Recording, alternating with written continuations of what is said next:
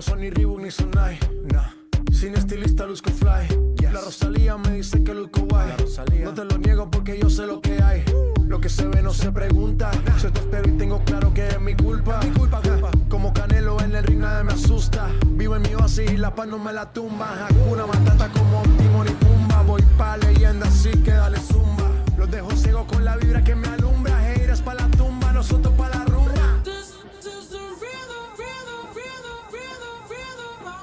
Toda la noche rompemos, al otro día volvemos. Tú sabes cómo lo hacemos, baby. Baby, tonight's like fuego. We bout to spend a dinero. We party to the extremo, baby. Toda la noche rompemos, al otro día volvemos. Tú sabes cómo lo hacemos, baby. Baby, tonight's like fuego. We bout to spend a dinero. We party to the extremo, extremo, extremo, extremo, extremo. Ritmo.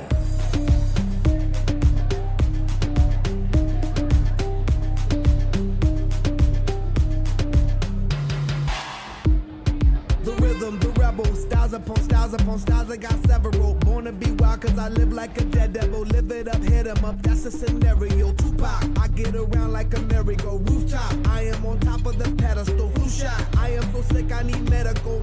I learned that down in Mexico. The rhythm, the rebel, new and improve, I'll be on a new level. That's how we do it, we build it. Well, welcome everybody to Remax Field and welcome to Saski night. We've got a ton of fun lined up for you this evening. My name is Graham Neal. I'm up here in the media center with our whole crew, and it's going to be a great night. As you're looking onto the field, you might be looking for the Riverhawks. The Riverhawks will not be playing tonight. It will be the Edmonton Green Onion Cakes. That's the alternate jersey. We have fun with the names once a year. So we have picked the Edmonton Green Onion Cakes. We're going to have a little bit more on that in a second. It's also Saski night. We are celebrating Saskatchewan. So there you go. If you're from Saskatchewan, if you know someone, if you're married to or cousins to, I am from Saskatchewan, living in Alberta, just like lots of all of us as well here. So lots of stuff to do for Saskatchewan-themed games and fun. We've got some green onion cakes coming up we'll talk about. But first, some more tasty treats. This one's on the concourse. We've got one of our on-field hosts, Chris Borger, standing by. All right, thanks, Graham. That's right. I'm here on the Ukraine's Kitchen. I'm joined here by Georgia. Georgia, how are you doing today? Good, how are you? I'm doing awesome. I'm so excited to have you folks here now. Tell us, what is Ukraine's Kitchen? So Danya Ukraine's Kitchen is the first and only kitchen in Canada where all the cooks are newcomers who left the war in Ukraine, making it the most authentic pierogies you can get anywhere. Amazing. Now, you folks were just on Dragon's Den. That's so cool. Tell us, what was that experience like? I did sign an NDA, so I can't share too much, but it was super surreal. We got to bring 4 of our staff members, first time seeing Toronto, Niagara Falls, and being on a set that big for a reality TV show like that was pretty surreal. It's good. So all viewers will have to stay tuned to find out how that all went. Now tell us, what are we serving here on the concourse today? What do we have? So we do have the pierogies, which is really the star of the show. I think you can smell them right now. They smell... And we also have sausage, we have salad, and we also have borscht, Ukrainian beet soup, with a garlic dill bun. All handmade, homemade, no preservatives. Amazing. Thank you so much, Georgia. Come out of the concourse, visit Ukraine's Kitchen. We got a tasty... All right, we'll set it down now to see what Donovan's doing. Hey, everybody. I'm out here in the front. People are streaming in. Look who I'm standing next to. The man himself, the inventor of the green onion cake, Shuto. How are you? Are you surprised by the success of the green onion cake? I'm very surprised, my friend. Give me a second. I'm eating a lovely green onion cake. In your life, how many green onion cakes do you think you've made and sold? At least about trillions. Trillions. There you go. Trillions of green onion cakes. He has paved the city with these delicious little mortars. What do you think about the reception of the green onion cake? And now tonight you are being honored of the green onion cakes. I feel very honored too, right? Because 40-some years I'm working on this green onion cake, now becoming the city's signature snack food, right? Yeah. Now, are you sick of green onion cakes now? Oh no. Oh no. Never. Sick of that.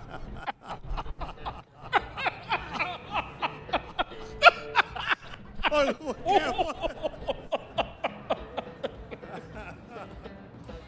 Yeah, well, you know, I can attest I've eaten many green onion cakes with Don. In fact, I've got some. I don't know if we can have them. I didn't bring any for DJ LaRock up here, but hang on. I myself, too. A green onion cake right here, yeah. And so where did I get it from? You're wondering? Well, I bought it on the concourse right by left field. Smash Burger, it says Smash Burger on it. But if you walk all the way down there, they will sell you a green onion cake as well. Delicious and sure to sell out. Also, if you were walking on the concourse and you saw a big lineup at our merchandise shop, the Hawk shop there, that's for special edition green onion cake t-shirts. The jerseys are going to be kept for a while, used for an auction later at the end of the year. However, these special edition t-shirts designed by a local designer, Flannel Foxes, on sale tonight, and there's already a big lineup, so if you don't have yours, you want to get one, don't be disappointed. The only place you can get them is right here at the Diamond.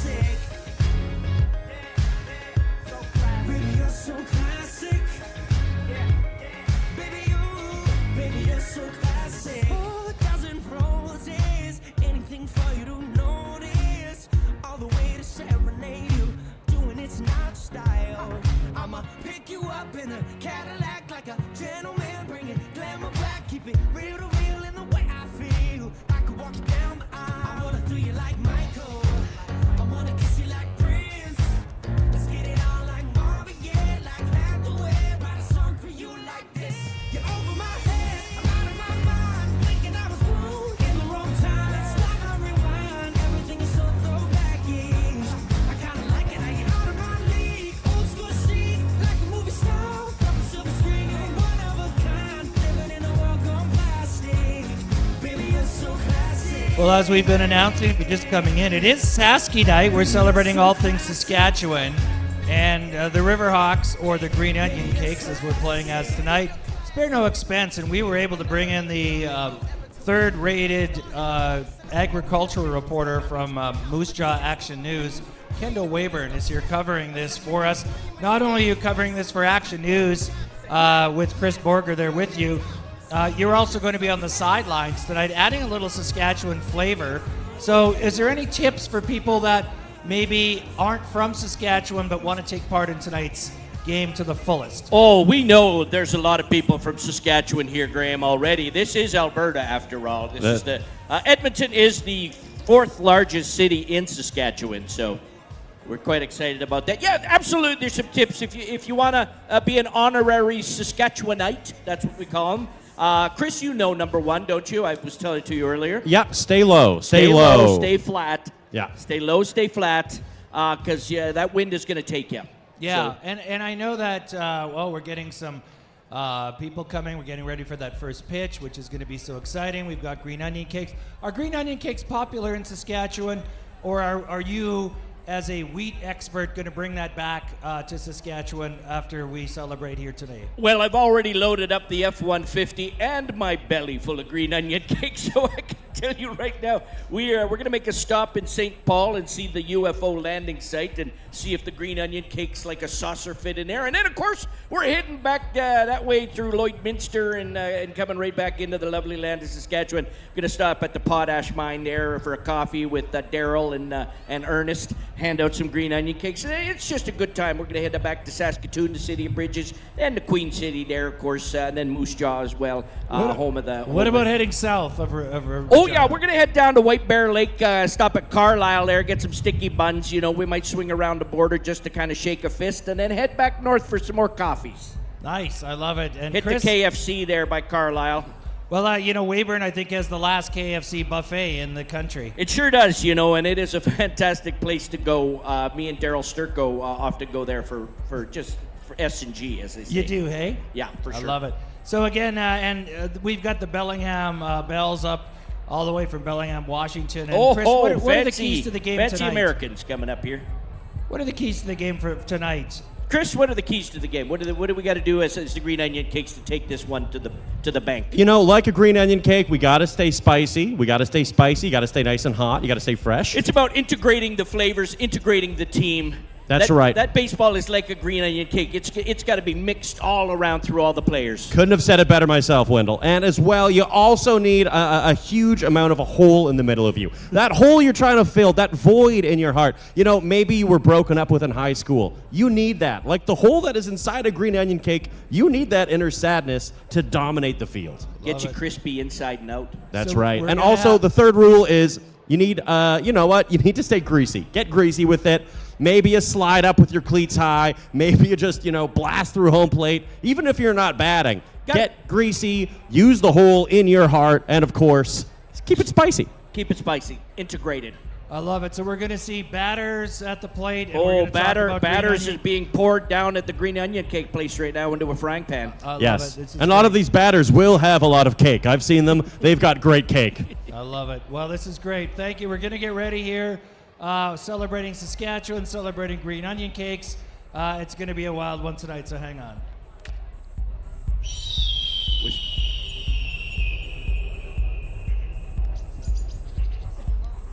We are on sacred land in Treaty 6 territory. We honor all indigenous peoples whose ancestors' footsteps first marked this land. Thousands of years ago, The Cree, Dene, Stoney, Soto and Blackfoot people. This is also home to Métis Nation Region 4. and a large community of Inuit. We now have people arriving here from all over the world. We all move forward together. In peace, friendship, and respect. We work together to build community. And remember, we are all treaty people. Chris is gonna talk. You talking to them? No.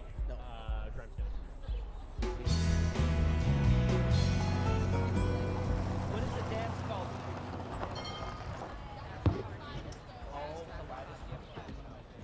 Want me to fill it up? Sure.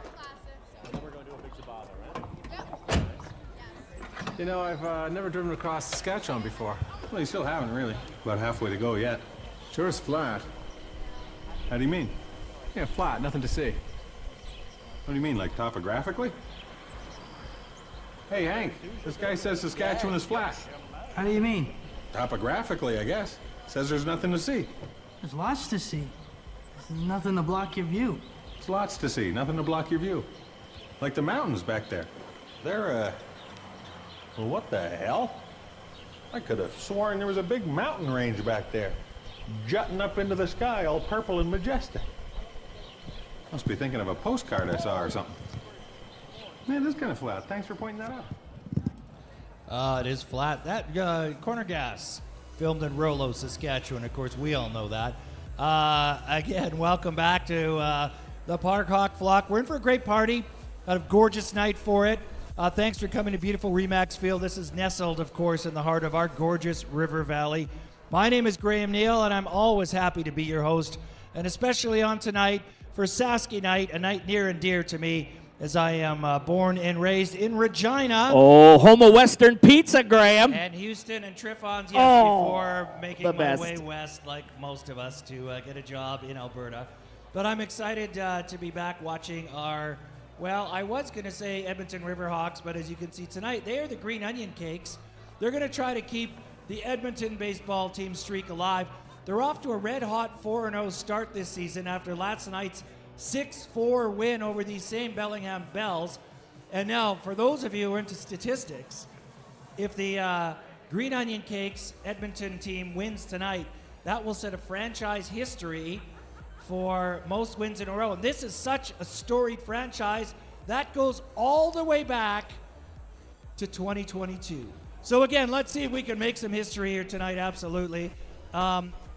We have flown in, of course, you've met them, our Saskatchewan expert from Moose Jaw Action News, Kendall Weyburn, and his partner in crime, Chris Borger, and we're going to hear lots from them tonight. But before we do, we also have some other very special guests joining us on the field. It's the crew from the Shumka School of Dance, and Shumka has trained thousands of young dancers to achieve a broad, dance-focused skill set, performance excellence, and a strong work ethic. The school provides Ukrainian regional character, Royal Academy of Dance Ballet, and Shumka-style training to 3 years of age and up. So please welcome the Shumka School of Dance.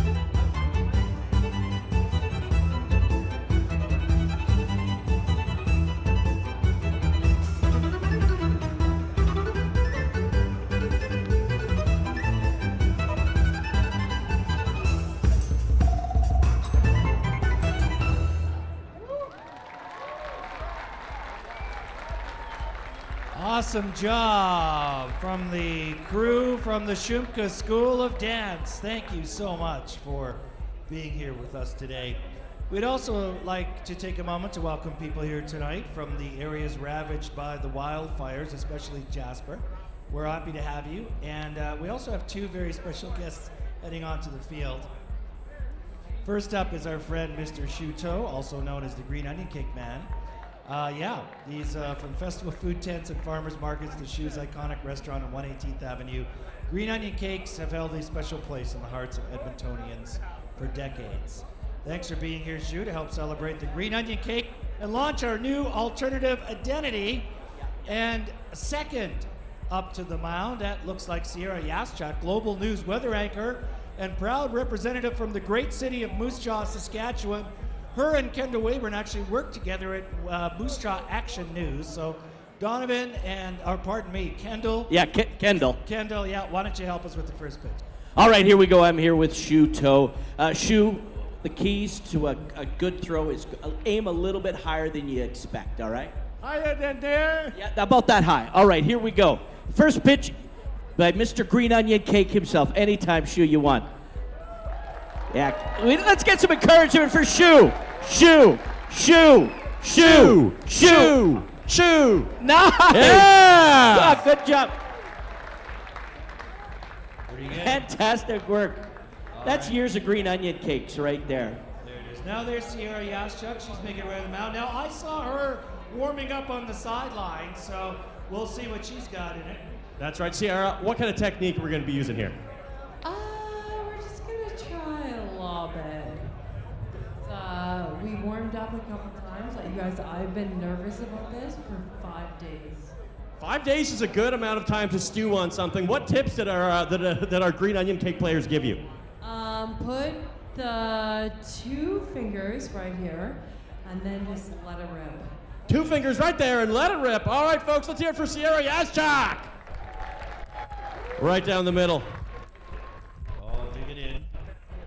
Looking up. There's the windup. There's the pitch. Oh! That's pretty good! Wow. Ringer. Arm like a cannon. An official handshake. Those were pretty good pitches. They were fantastic. All right, ready to play some baseball.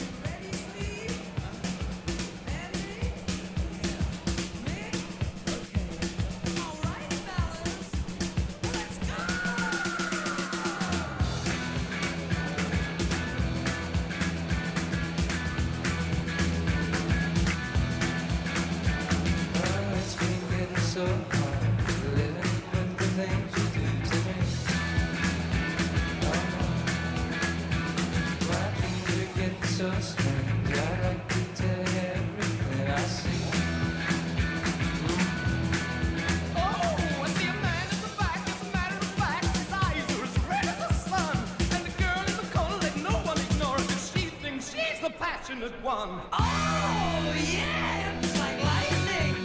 Everybody was frightening, and the music was soothing, and they all started grooving.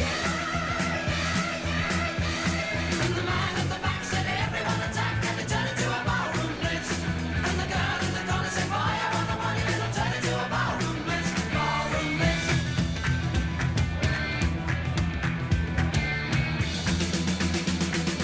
Oh, yeah, it was electric.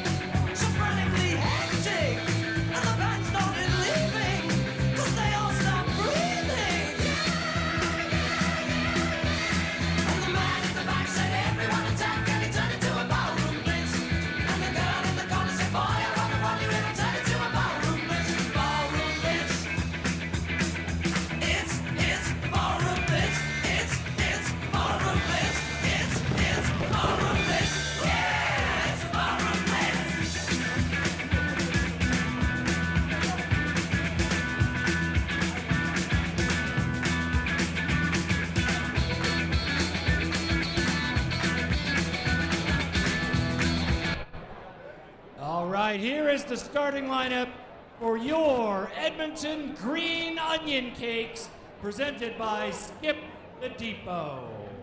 At shortstop, number 6, Robert Phelps. At catcher, number 16, Kyle Yip. At first base, number 35, Trent Lenahan. In right field, number 36, Mitchell Middlemiss. In center field, number 13, Grant Iserman. At second base, number 12, Stevie Waters. In left field, number 28, David Osana. Third base, number 1, Shiryu Sato. The designated hitter, number 48, Max Stagg. And the starting pitcher tonight, number 20, Reese Hemmerling. Now please rise for the singing of the U.S. and Canadian anthems by our Samantha Lee. Oh, say, can you see by the dawn's early light what so proudly we hail at the twilight's last gleaming, whose broad stripes and bright stars through the perilous fight o'er the ramparts we watch, they're so gallantly streaming, and the rockets' red glare, the bombs bursting in air, give proof through the night that our flag was still there. Oh, say does that star-spangled banner yet wave for the land of the free and the home of the brave?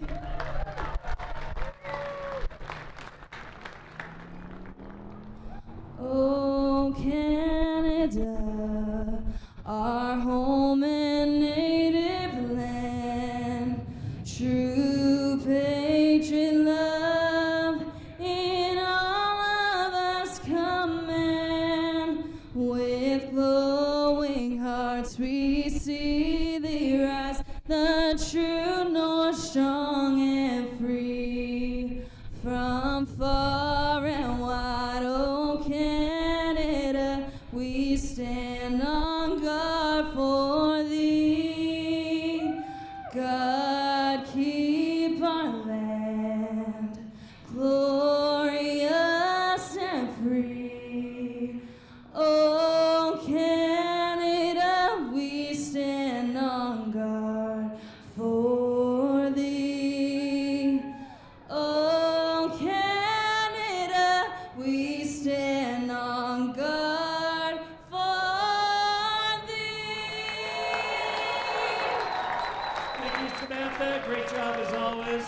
We also want to welcome back the Bellingham Bells to Remax Field. Our umpires tonight, Devin Redcock, Matt Beaudry, and Tyler Bourne. Our minor league partner tonight is from Leduc Minor Baseball and Softball.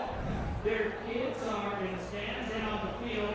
Today's guest coach from Leduc Minor Ball is It's time again to play some baseball. West Coast League baseball to be more exact. And Saturday night West Coast League baseball to be even more matter of fact. Here tonight it's game 2 of the series. The Riverhawks hosting the Bellingham Bells. And the Hawks are on a tear right now. They lead the league in combined batting average and team earned run average. Last night they scored 6 runs. They did it on 9 hits. They committed an error. They left 7. Bellingham with 4 runs on 8 hits, 3 errors, and they strand 8. So game 2 of the series, and here's the way Bellingham lines up tonight as penciled in by the field manager Brandon Newell. Bobby Pierce Jr., the shortstop, the starting batter. It'll be Chris Clement at second base. Alex Fernandez is the center fielder. And stepping into the 4-hole tonight, and he swung a great bat last night, is Nico Azpilcueta. Gavin Long, the left fielder. Nate Kirkpatrick is at third base tonight, hitting 6th. Caden Watipka, the right fielder. Camden Gillespie, the catcher. And Brock Sell is the designated hitter. Our mound matchup tonight will have Ivan Rodriguez pitching for the Bells, and it'll be Reese Hemmerling, a veteran Edmonton Riverhawk ball player, right-hand pitcher, and he will make his debut on the bump here tonight. So no statistics for Reese Hemmerling, but he is a local ball player. He's out of Beaumont, which is a little town just, maybe 10 minutes away from Edmonton. Beaumont is French for beautiful hill, in case you didn't know. Reese is a 6-footer, 155-pound junior out of South Carolina, upstate, University of South Carolina. And the ball game gets underway at 7:05 Mountain Time. We have a real nice crowd on hand here tonight. It's not a warm night, but it's not cool either, and there is a little bit of wind blowing. It's blowing across the field, as it just about always does, from the northwest to the southeast. That is from right towards left, and there's a ball that's hit out into short left field, and David Osana comes in. He was down on his knees, you saw that, and they put leather on that attempt at an opposite field single. And Bobby Pierce Jr. is erased. Yip is behind the plate. Sato is at third. Lenahan at first. Phelps the shortstop. Waters at second base. Left to right to net in the outfield, David Osana. Grant Isermans and Mitchell Middlemiss. That's your outfield, the picket line tonight. Tyler Bourne calls the balls and strikes. Devin Redekop at first base, and Matt Beaudry is the umpire working at third. Count of 0-1 here to Chris Clement, right-handed batting second baseman. And there, Emmerling dotted the eye with a breaking pitch. That's a curveball on the inside half of the plate for a called strike. And we sit at 0-2. Homestand and the series wraps up tomorrow afternoon. They're looking at 25 degrees centigrade temperatures. That's about 80 degrees Fahrenheit. Real nice sunny days set for the series finale tomorrow. There's a waste pitch in the count at 1-2. The kick in the delivery. And a breaking pitch is low. That was off speed at 75 miles an hour. Clement is hitting 192 on the year. His 7th game is 27th at bat. He's got 3 runs, 5 hits. 4 runs batted in, and an OPS of .442. Hits the ball on the ground to one hopper, right to Waters, the second baseman. He's up with it, and airmails it right on target. There's 2 away. And Alex Fernandez, the center fielder, batting .250. This will be Alex's 5th ball game, his 17th at bat. He's got 3 runs scored on 4 hits, a couple of runs batted in, no home runs, 1 stolen base, and a .583 OPS, which is the combination of the slugging percentage and the on-base percentage. And Hemmerling's delivery, a strike on the outside half of the plate. That was a fastball, 88 miles an hour from Reese Hemmerling. Out of Beaumont, Alberta, attending upstate South Carolina, University of South Carolina upstate. Strike 1 on the batsman. Here's the pitch to Fernandez. You can see he's a left-handed batter up there, deep in the box with a straight-off stance. And that'll even the count at a ball and a strike. That about 2,500 here last night up against the Oiler playoff game. That's pretty good attendance, as a matter of fact, when you're up against that. No doubt about it, that is superior forces. And we'll have a much better crowd here tonight, and a real good one for tomorrow's matinee contest. Fernandez swings through an 82-mile-an-hour off-speed pitch. The count of 1 ball, 2 strike on the batter. And here comes the 1-2 delivery. Ball hit back up the middle. Here's Phelps onto his left, makes the scoop. The throw to the bag will get it done. Can't do that any better in the big leagues. Phelps has got great range both ways, especially to his left side, his glove-handed side. So that ground ball out. We're half inning through on Saturday Night Baseball. The Silver City Dragons. This year we're happy to show off our new identity, the Green Onion Cakes. That's right, the Green Onion Cakes, inspired by Mr. Shuto, of course, the famous Green Onion Cake man from 118th. And making our jerseys also come with these really cool t-shirts as well, too. Our Green Onion Cake t-shirts, which are a collaboration with Mike Lundy and his company Flannel Foxes. You can snag these limited edition t-shirts in the Hawk Shop. Now, they might sell out. They probably will, but more have been ordered, so don't worry. And look at this. Who else is with me but reporter Kendall Wayburn, all the way from Moose Jaw, and Mr. Shuto himself. That's right. What a scoop. I am standing next to Shuto, the inventor, the man behind the Green Onion Cake. possibly, beside the pothole, there is nothing more Edmonton than your concoction, the green onion cake. When did you first start making green onion cakes here in Edmonton? I come to Edmonton 1975, but I started to making the green onion cake 1978. Right, and then they take off right away? They take off right away. And things never stop. You've got a fantastic shop on 118th Ave. What do you think of all these people celebrating the green onion cake and you here tonight with the baseball team? I think it's a great opportunity to bring this green onion cake from Edmonton to the whole world wide. I agree. This is an international way to bring peace to the world is dough. Yes. All right, thank you so much. Amazing. We'll enjoy a little bit more. Let's get to some baseball. Up on the hill tonight is a right-hander, Ivan Rodriguez, or Ivan Rodriguez if you like. He's out of San Bernardino, California. 5'10", 185-pound drop and drive pitcher, a junior out of Cal State San Bernardino. Gillespie completes the battery. Kirkpatrick is at third. Pierce at short. Clement is the second baseman. As Pilquea is the first baseman tonight. That is Azpilcueta. Left to right in the outfield, it's Gavin Long, Alex Fernandez, and Caden Watipka.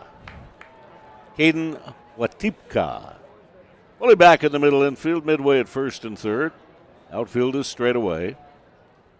As Robert Phelps swings and hits a one-hopper wide at third base, Kirkpatrick is up with it, fires across the diamond. And you got two pitches in and one away. And the batter will be Kyle Yip, hitting .267 on the year.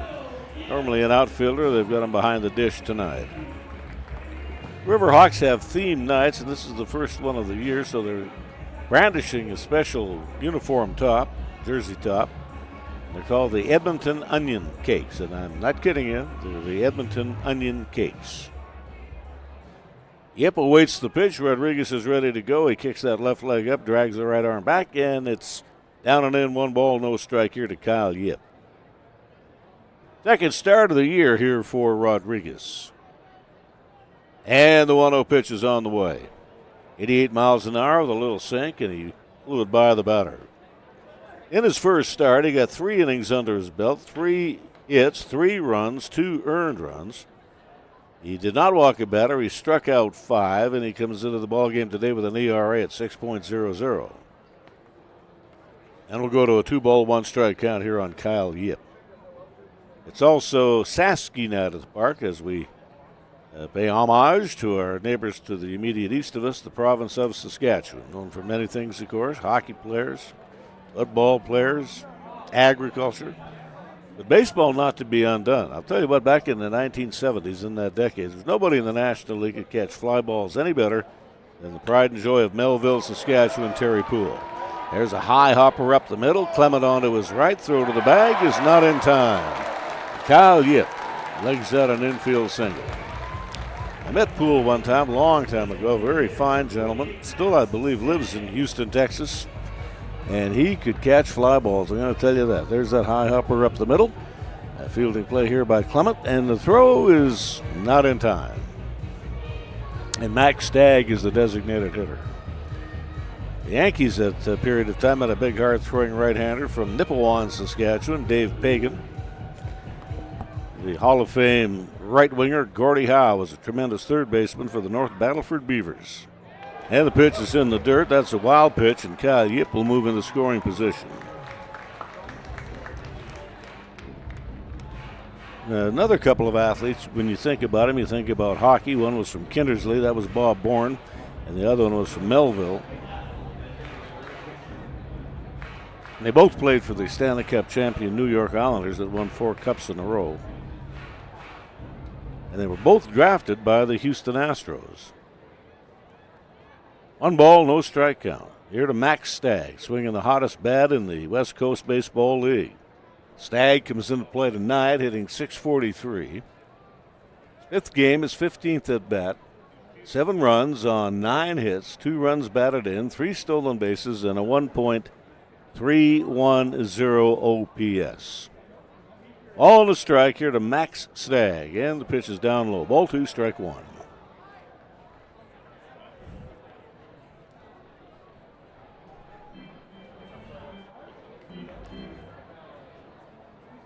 In our batter tonight is Trent Lenahan. What a night he had last night. He exploded a ball over the wall in left field, a rising drive about 370, 380 feet, a 3-run shot in the first inning. And here comes the pitch. On the fists, fouled off, down the right side and out of play.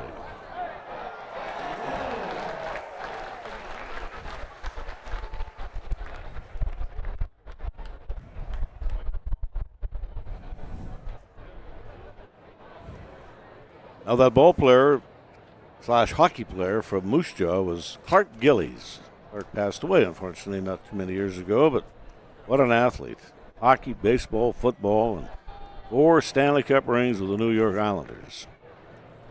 All but one game will be Pacific time starts tonight in the West Coast League. The Cowlitz Bears are in Yakima to play the Pippins. The Wenatchee Apple Sox are in Nanaimo tonight. Port Angeles Lefties, that short ferry ride across the drink, and they're in Victoria tonight to play the Harbor Cats. Ground ball to the left side. Pierce Jr. comes into the hole. He throws it on a bounce, and it's good enough. That will erase Max Stagg. Maybe we can get that on the replay. That's great range going away from the throwing target as he ranges on into the hole. Comes back up. He throws the ball on one bounce, and Stagg is erased 6-3.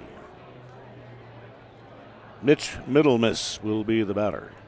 Richfield Raptors are in Walla Walla tonight. The Kamloops Northpaws are in Kelowna. Vallis Knights will play the Bend Elks in Bend, Oregon. There's a ball that's slapped out into right field. Is that going to hang up? Fielded on one bounce. They're going to try to score the run. Here comes the throw, and it's good as gold. Not in time. In to score is Kyle Yip. And a run-scoring single by Trent Lenahan. That is good opposite field power. So Lenahan will get a run-scoring single. He'll go to second on the throw to home plate. And Mitch Middlemiss is going to be the batter. Hit that one a little bit into the eye of that wind. Now the wind isn't blowing as hard as it was at game time. There you see it. It's a one-hopper to Watipka. And the throw, pretty good throw, but not in time. And Middlemiss is the batter. It's a 1-0 Edmonton lead here in the bottom half of the first inning. Our Saturday night presentation of Riverhawk baseball. Ground ball back up the middle. Clement onto his right. Catches the ball, throws the ball, and Middlemiss is erased on to third. Well, Lenahan, but it won't matter. The half inning is over, but still in all, a productive inning for the Hawks as they played a run. And we're through one inning, and it's a 1-0 Edmonton lead.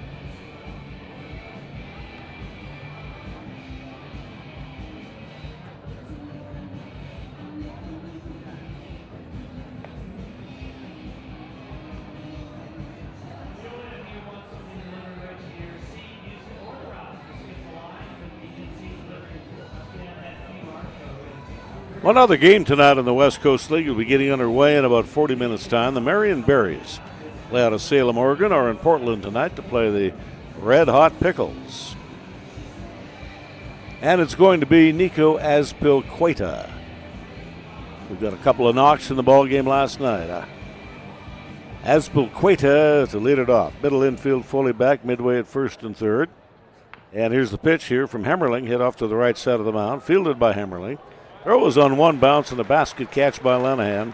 He wasn't going to let that one get by him for love nor money. So it wasn't textbook, but he got the job done. 1-3 on the putout. And that is the third ground ball out on the night off the Bellingham bats. And Gavin Long is going to be the batter.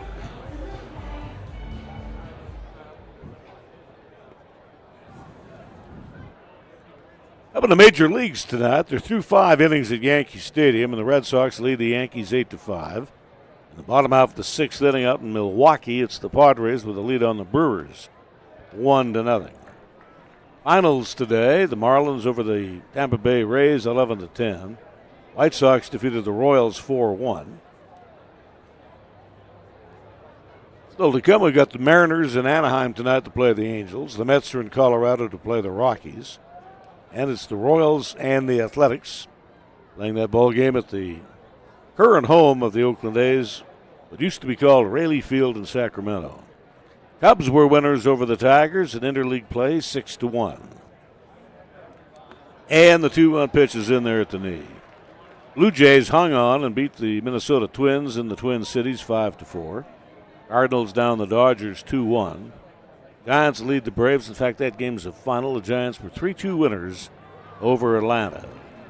Texas Rangers were winners over the Washington Nationals 5-0. And in the all-Penn State matchup, the Pirates with a 2-1 win over the Philadelphia Phillies. Here there's one gone, bases empty, count on Gavin Long at 2 balls and 2 strikes. Hemmerlich rocks on the rubber and the pitch is in there at the knee. Just a tad under 90 miles an hour with a little bit of sink. That one was at 88 miles an hour, the fastball. And the pitch is a strike, so there's 2 away. Here's the pitch. Yeah, that's a strike. It's in the rectangle. So a called third strike on Gavin Long. And Nate Kirkpatrick is the batter. Tonight the Bells are wearing a sort of a baby blue top with blue trim, dark navy blue trim. Powder blue, you might want to call it. As Kirkpatrick looks at the pitch, it's a breaking ball strike. And the count goes to 0-2. I think we're somewhere in the 4,500 range at the ballpark tonight. Theater seats just about all sold out. Big representation in the field boxes. We got 30 of them here at the ballpark. They run around the horseshoe of the diamond. And 75 miles an hour, the velocity on that curveball thrown by Reese Hemmerling. And pitch too high. Straight change up in there at 74 mph. The 1:05 start tomorrow. Gates open up at noon, and we'll have it for you right after the national anthems. And the pitch is low. Count runs full, 3-2. 5 in a row have been set down by Reese Hemmerling. And the payoff pitch. That's going to miss inside. And that is the first walk of the game issued by Hemmerling. And ends his string of putouts at 5. Tyler Bourne tonight is the ball strike umpire. Devin Redekop at first base. Matt Beaudry is the arbitrator working at third. And Caden Watipka, the right fielder, is the batter. Hitting .333. Second ball game here tonight. His 4th at bat. Got a hit and an .833 OPS. And the pitch to him is high. 1 ball and no strikes.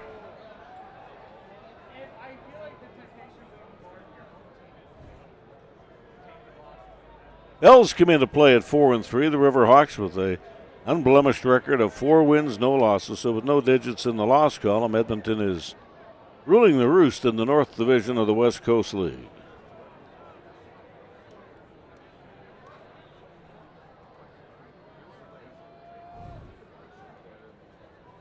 And the 2-0 pitch is on the way. There's a spinner, and it's low, ball 3.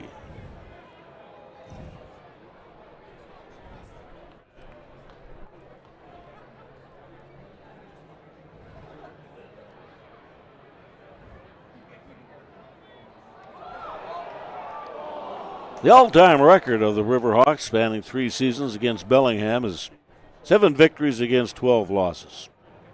Against Victoria, we're 10-14. Against Wenatchee, 6-9. Not so bad against the Kamloops Northpaws, 10-8. Kelowna, 7-11. Port Angeles Lefties, we pretty much had their number, 15-3, is the all-time one-loss record against that ball club. And that pitch is good to miss.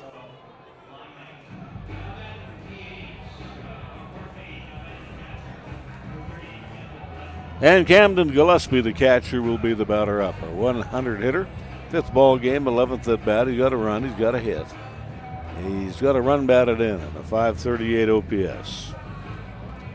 Gillespie hitting out of the 8th spot in the Bellingham order. And we had a brief meeting, the catcher Yip and the shortstop Phelps out here to talk to Reese Hemmerling.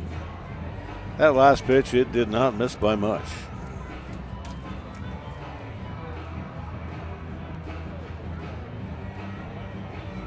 Gillespie hitting out of the 8th spot in the order here tonight. Out of Vancouver, Washington, just across the Columbia River from the city of Portland, Oregon. 6'3", 215-pound junior.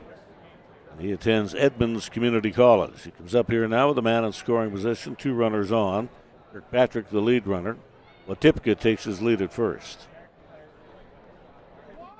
And the count of 2 balls and no strikes here to Gillespie. Camden Gillespie.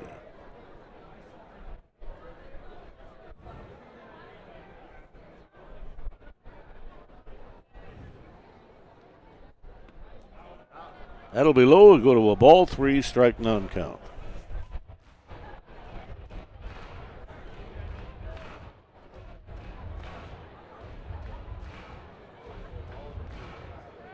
Four runs last night for the Bellingham Bells. They did it on 8 hits. They did not play great defensive baseball. They committed 3 errors, 2 of them throwing, 1 fielding, and they left 8.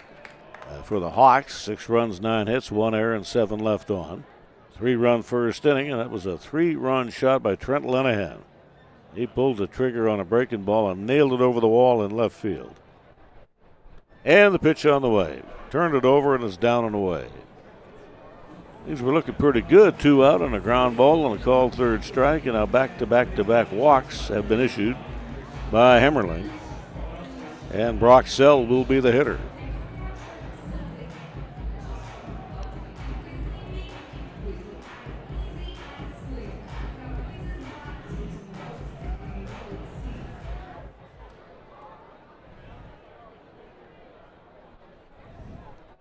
Hemmerling will work out of a bases-loaded stretch of the pitch inside. He missed at the knee, 1 ball and no strikes. That was 81 miles an hour. The way it broke, it looked kind of a little bit like a slider. And there will be another meeting at the mound. Jamie Wilson, the pitching coach, on his way out. Edmonton heads out onto the road Tuesday morning, bright and early. It'll be about an 8-hour drive, I would think. The highways are in good shape into Kelowna to start a 3-game series. That'll be Tuesday, Wednesday, and Thursday night. And next weekend, Friday, Saturday, and Sunday, it'll be at Norbrook Field in Kamloops.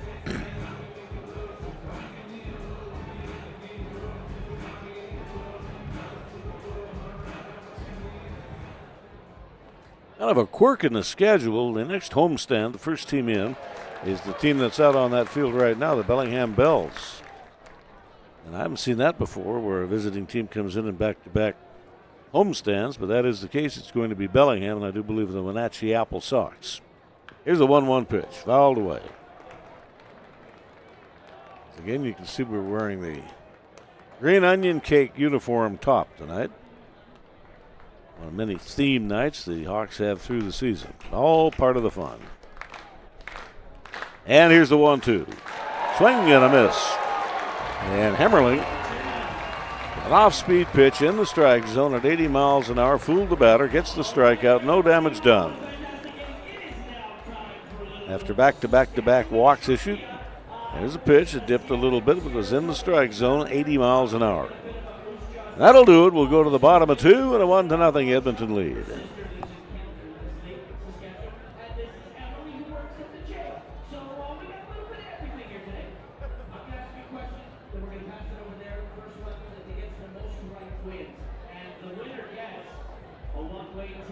To Regina, Saskatchewan on the bus.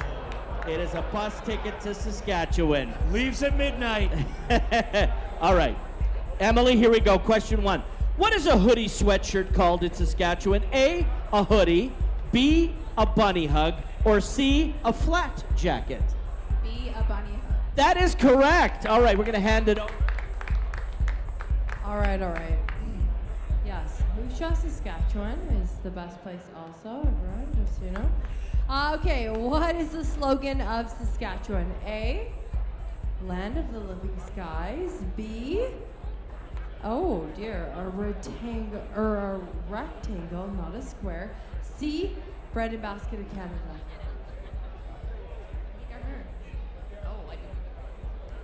It is A, the land of the living sky. That is correct. All right, here we go. Oh, here we go. The final question. Oh my gosh, I'm so nervous. Here we go. Saskatchewan has the world's largest what? A, T-Rex fossil, B, tractor, C, porta potty. T-Rex fossil. That is correct. His name is Scotty. He is gigantic. All right, here we go. You're way quicker. Keep going. Saskatchewan has more of what per capita than any other city? Plaid shirts, Tim Hortons, or NHL hockey player? That is also correct. You guys are going to have to fight this for this ticket to Regina. Emily Renee, congratulations. Edmonton Green Onion Cakes, the center fielder, number 13, Grant Iserman. Iserman's to lead things off here in the last of 2. Hitting in the 6th position in the batting order. And here comes the pitch to him. Iserman takes a cut at it. He was under it, and he popped it up on the right side of the infield over on the infield skin. Here for Clement, the second baseman. 1 pitch, 1 gone.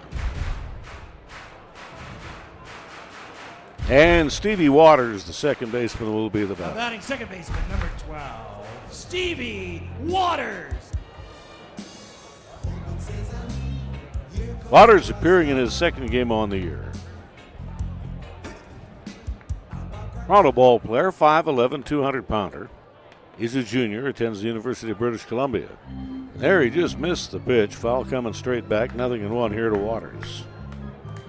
Looking for his first hit as an Edmonton Riverhawk. 2 in a row have been set down by the starter tonight, Ivan Rodriguez, making his second start. Worked the 3-inning distance in his opener this season. Fly ball out into right, high fly ball, and a lazy pop fly and an easy play for Watipka, and you've got 2 away. And we'll go to David Osana. David Osana. Down in the Phoenix Valley, Phoenix, Arizona ballpark. What a great city. I always loved going to Phoenix. 5'11", 185-pound junior out of Phoenix Community College. And here's the pitch to Osana. He shows the bunt. He drags the bat back, and he takes a strike, 0-1. Out in left field tonight. Rodriguez draws a beat on the target, and the pitch is down the middle for a strike. Change up at 76 miles an hour.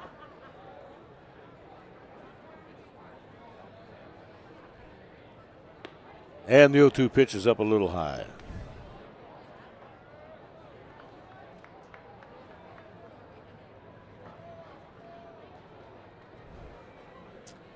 Well, the Hawks Nest, what we used to call the home plate lounge. There you see the patio seats of the home plate lounge and the lounge itself in back of that. And it was a sea of humanity last night after the game. People watching the overtime in the Oiler-Florida Stanley Cup Finals. Of course, it was about the 8-minute mark of the second overtime period that Florida did, in fact, win the game. And that could very easily go 7 games. 2 outstanding teams. They'll be back at Sunrise, Florida on Monday night.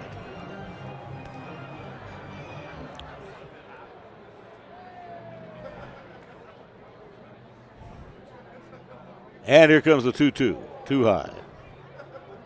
This is not a complaint, it's just an observation of mine, but the hockey season, the NHL season, goes on just too long. Not a thing you can do about it. Players want more pay. Television spends all that money. They want their piece of the pie, so you're going to have that long season. There's a high pop fly into short left field. Gavin Long ran a real nice route to that ball. And with the glasses down and the sun on his back, he makes the running catch.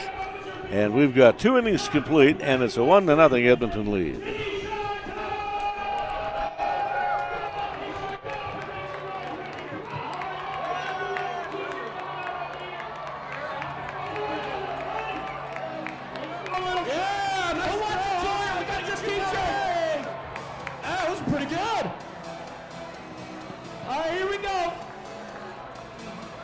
T-shirts cannon ready to blast.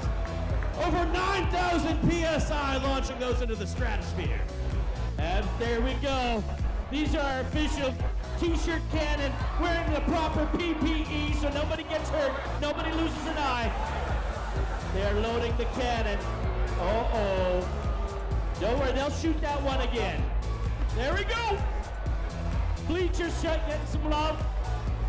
Just getting calibrated. We got Saskatchewan win. Make some noise for those T-shirts! Yeah! We got the Bucket Hat Brothers launching them out here.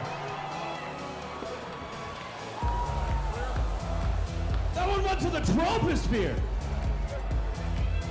Very precise. The cannon's being loaded with the beer bat. What control?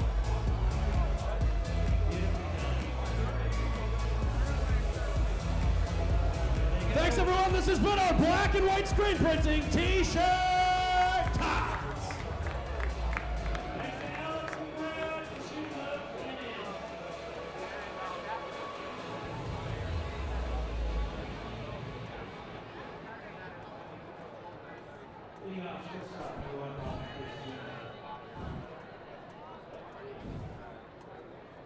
Shortstop Bobby Pierce Jr. leads things off here in the third inning. As you see, he's a left-handed hitter deep in the box, slight knee bent, front foot is just very slightly open. Here's fly to left field his first time through. Fully back on the middle infield. The second baseman Waters is drawn fully back and midway between the bags of first and second. 2 balls and no strikes here to Pierce. Chris Clement and Alex Fernandez due up here in the Bellingham third. And the 2-0 pitch. Strike in the outside block. A little less velocity on that pitch. It was a changeup at 76 miles per hour. Emmerling rocks on the rubber, and the pitch down and away. Go to ball 3. He had had 2 outs in the second inning on a ground ball and a strikeout. And then, for whatever reason, kind of lost his command. Back-to-back walks were issued to the bottom end of the Bellingham order before Brock Sell swung and missed a breaking pitch. And here's the 3-2 delivery. That was a strike and a defensive swing by Pierce. He fouled the pitch off. It was close enough to foul off, and he hits it off the screen off the left side.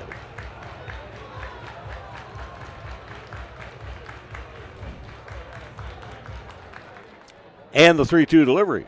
He reached for that pitch, and he pops it up into short center field. On the run back is Waters, and he's got this one on radar. He really read that off the bat very well. And hauls in that humpback line drive for the first out of the top of 3.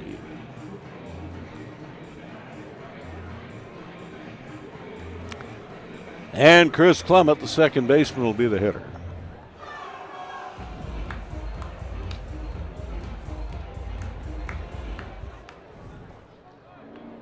There's a bunt and a pretty good one back on towards the mound, fielded by Hemmerling, and his throw is straight and true, right into the glove of Lenahan. And there's 2 away. Probably bunted it just a little too close towards where the pitcher could get it back straight to the mound. Maybe you wanted to put it to the third base side or maybe push it up the right side. And that is an out, and there's 2 gone. That's the second assist on the night for Reese Hemmerling. Good fielding pitcher. The other one was a ball hit to his right, and he got it. made it not even a close play at first base. Alex Fernandez is the batter up, and the pitch is high and wide. 1 ball and no strike here to Alex. Batting .250 on the year.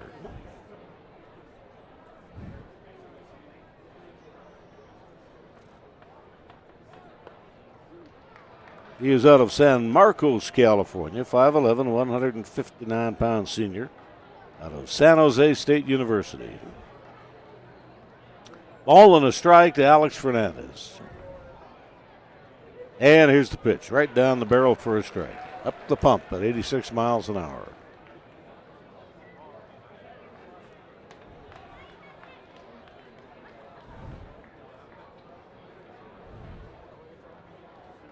And we're ready to go. Here's the 1-2 delivery, down low.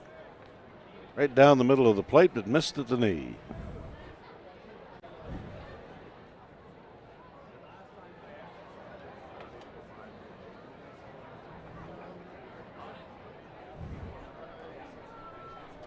Lined up here by Hemmerling, and the pitch. He ran a fastball in on the fist, a full swing, but he didn't get around on the pitch at 86 miles an hour. Popped it up back of the screen and on towards the theater seats, strung up along the left side of the diamond.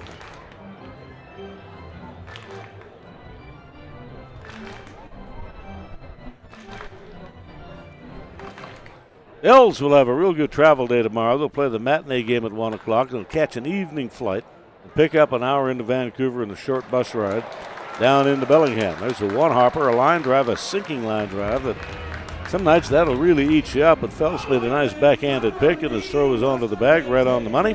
And we're through 2.5 innings tonight as you get a look at that line drive. Those are not easy to play. Phelps made it look easy. And we'll go to the bottom of 3. The Hawks are up by a run.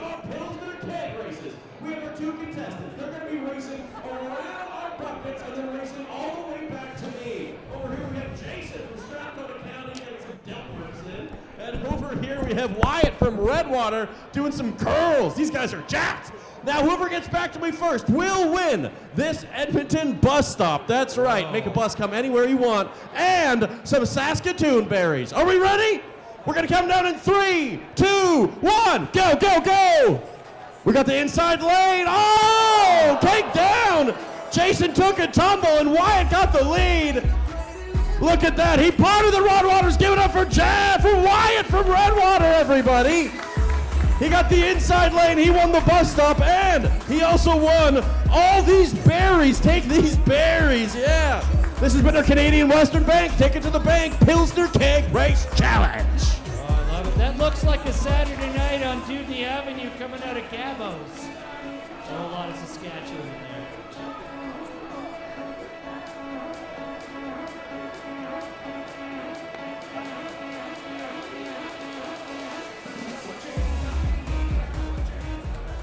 Leading off for your Edmonton Green Onion Cakes, the third baseman, number 1, Shiryu Sato.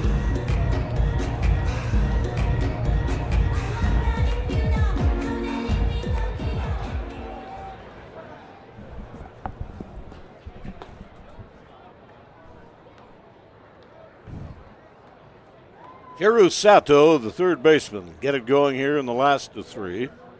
Rodriguez is ready to go. The pitch, he ran a fastball up and in on Sato. He hammers this one a long way, deep to left field, both feet on the warning track for Gavin Lang. And he ran a country mile to get to that ball. And it was not an easily hittable pitch. It was tied up a little bit. That's one strong ball player. He's not tall, but he is strong. One away. 6, Robert Phelps. And the batter will be Robert Phelps.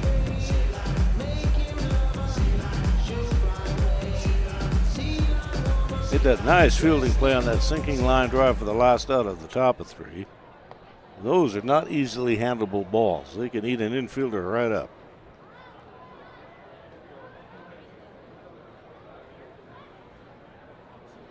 Strike 1 to the batter. 1 out, base is empty. 1-0 Edmonton leads. Phelps, a player out of Pittsburgh, Pennsylvania. And the strike 1 pitch, breaking ball misses.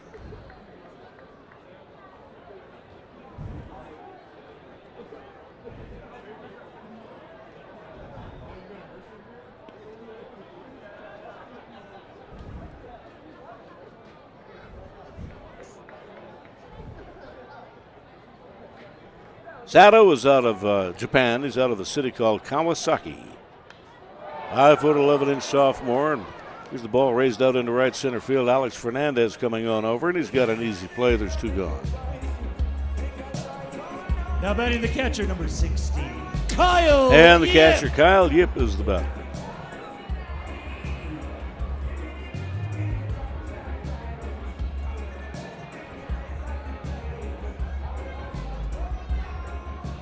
Calgary ball player, 6 feet, 190-pound junior. And the right-handed batsman takes a strike.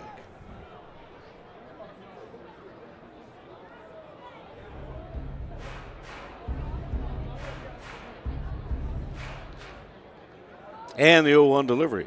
Earned it over, and the pitch will miss at the knee. And we have a right-hander tuning up in the Edmonton bullpen as we speak. The Bellingham pen is idle. And here comes the pitch. Foul back.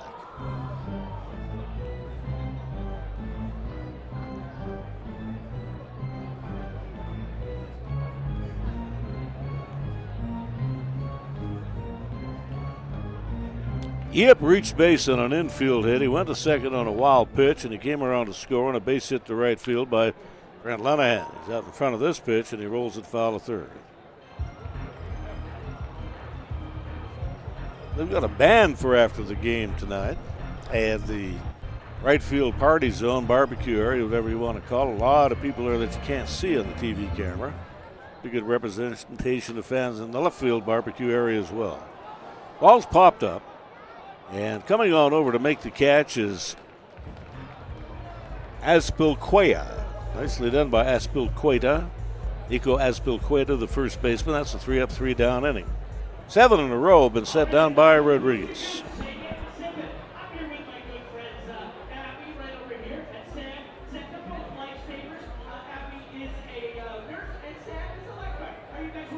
We're singing a little Joni Mitchell because she is from Saskatchewan. Let's watch the big chorus. We're going to sing along. Here we go.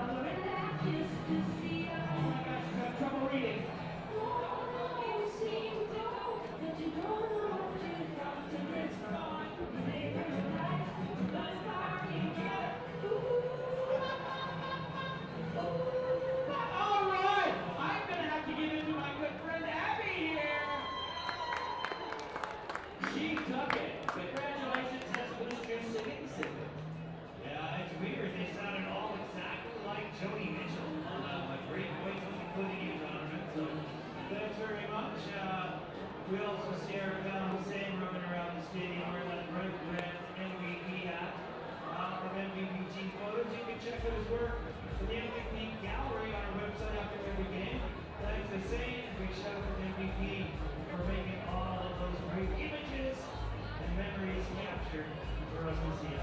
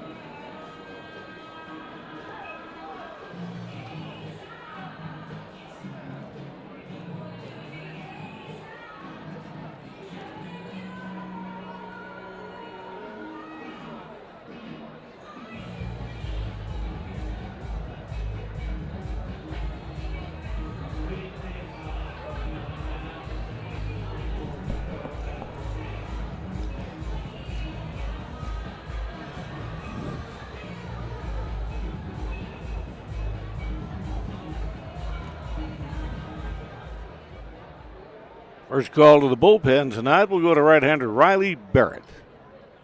And here comes the pitch from Barrett. A fastball misses high. Reese Hemmerling tonight, a 3-inning shutout. No runs, no hits, 2 strikeouts, 3 base on balls. Obviously on a pitch count, and he is done for the night. Pitched well. Barrett rocks on the rubber on the pitch. Full swing and a foul tip.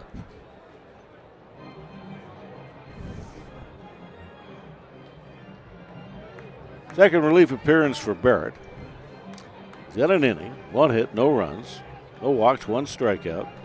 He's yet to surrender an earned run.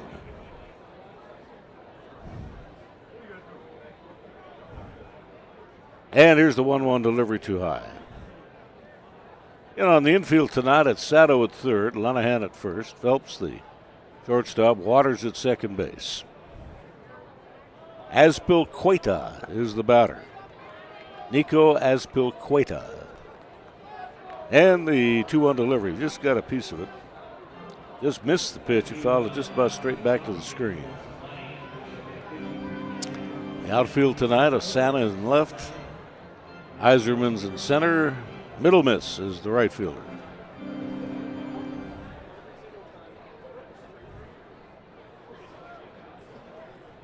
And Barrett's pitch, breaking ball, 74 miles an hour with a great bit of late life, they call it. That thing really bent over to the right.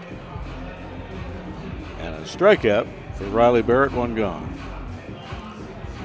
Gavin Long will be the hitter. The recorded speed of that pitch was 74 miles an hour, but it had a big break on it and a real nice dip on the pitch. And Barrett's first pitch is going to be high, 1 ball and no strikes.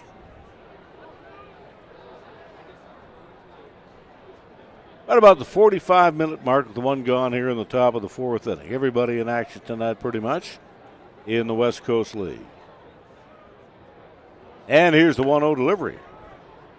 That's a fair ball at first base, fielded on 1 bounce by Lenahan, and you've got 2 away. And it was a fair ball, no question about it. It kicked up a little bit of chalk. And Nate Kirkpatrick will be the hitter. Cowlitz tonight is in Yakima Valley. Wenatchee is in Nanaimo. Port Angeles and Victoria. Kamloops is in Kelowna. Ridgefield at Walla Walla. The Marion Berries play out of Salem, Oregon. An expansion club in the league, and they're in Portland tonight to play the Pickles. Bells from Bellingham, of course, right here in Edmonton, and the Corvallis Knights, who are off to a tough start. And that is uncharacteristic of that ball club, but they're in Bend tonight to play the Bend Elks. Here comes the 0-1 delivery. 5 Canadian teams, and then the rest of the league made up by cities in Oregon and in the state of Washington. 1 ball, 1 strike here on Kirkpatrick. And a pitch. Kirkpatrick turns this one around deep into the left field gap. Diving for it is Osama. He wasn't diving for it, he jumped for it, but that ball is crushed. And that P-Rod into left field, that'll be a double. And the first hit of the ball game for the Bells. And he hit that one right on the screws. Right on the sweet spot of the bat. There it is. And he pulls the trigger on a 2-base hit with 2 away.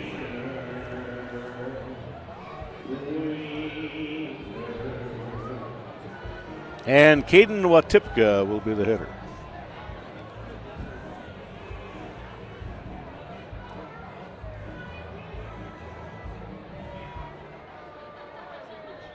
Watipka out of Everett, Washington.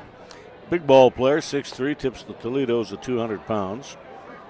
And a senior at Upstate University of South Carolina. 1 ball, no strike on Watipka.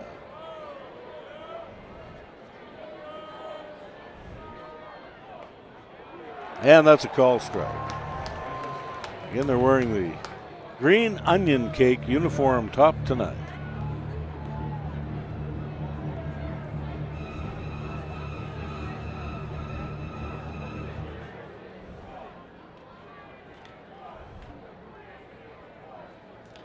Watipka awaits the 1-1 delivery from Riley Barrett, and here it comes. Went right at him with an 89-mile-an-hour fastball. Pretty good location, middle of the plate, in on the hands. 1-2.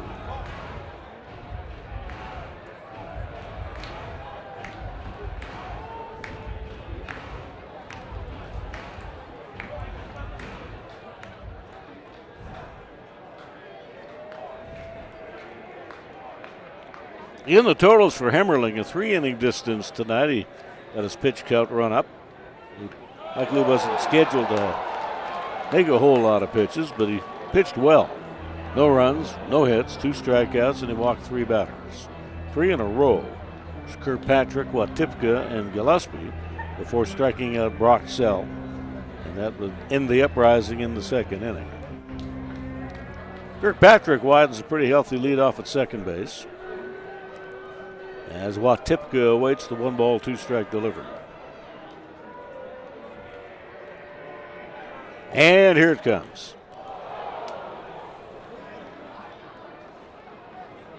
Well, we certainly would love to see you down here at the ballpark tomorrow. Gates open up at noon. First pitch scheduled to go at 1:05. The weather looks absolutely magnificent. It was kind of a blustery, overcast day today, but not now. The clouds have left the premises and the sun is shining. Wind is blowing from right to left field. More in favor of the right-handed hitters than the lefties, especially if you get that ball up in the air, up in the jet stream. Too high, we go to a 2-ball, 2-strike count.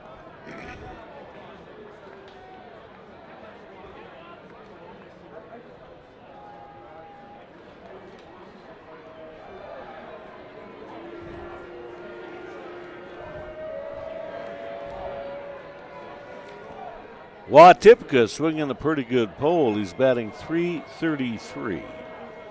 And here's the 2-2 pitch to him, too high. Watipka appearing in his 2nd ball game.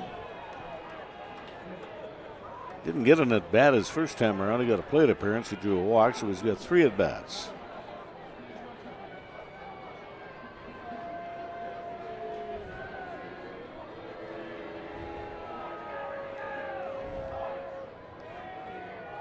And here comes the 3-2 delivery.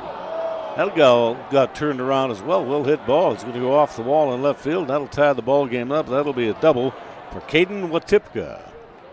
And that 3-2 pitch, it was a strike thrown by Barrett, and Watipka was looking for it. So back-to-back doubles later on. Yeah, that's belt high and down the middle, and balls like that tend to get hit a fair long way. As you saw Osana chasing that ball off the wall. Camden Gillespie will be the batter.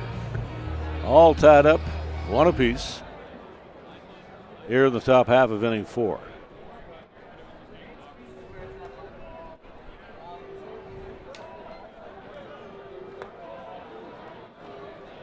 Here on Saski night of the ballpark as Riverhawks are our neighbors to the east in Saskatchewan.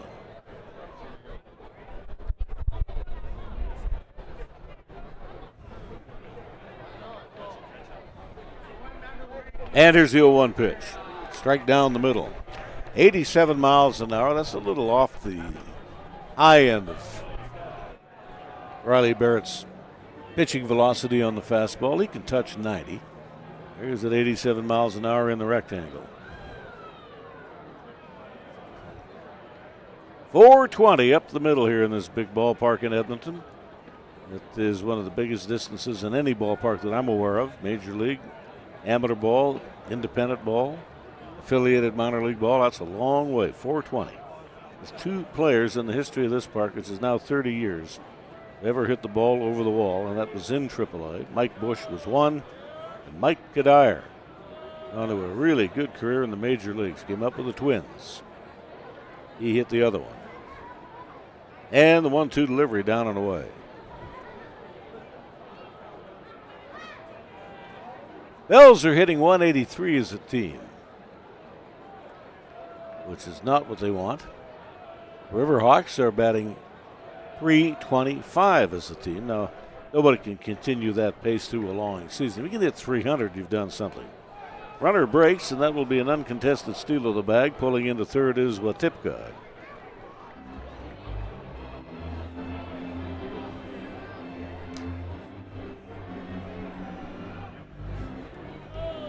And another deep count as Barrett is going to have to go to a 3-2 count here on Camden Gillespie. Yip gave the umpire a real good look at that last pitch, but it was judged to be out of the strike zone. And the pitch, breaking ball, gets it done. and that won't matter. Strikeout number 2 for Riley Barrett. The back-to-back doubles cashes in a run. So 1 run on 2 hits and 1 man left aboard. We're through 3.5. Saturday Night Baseball from Remax Field.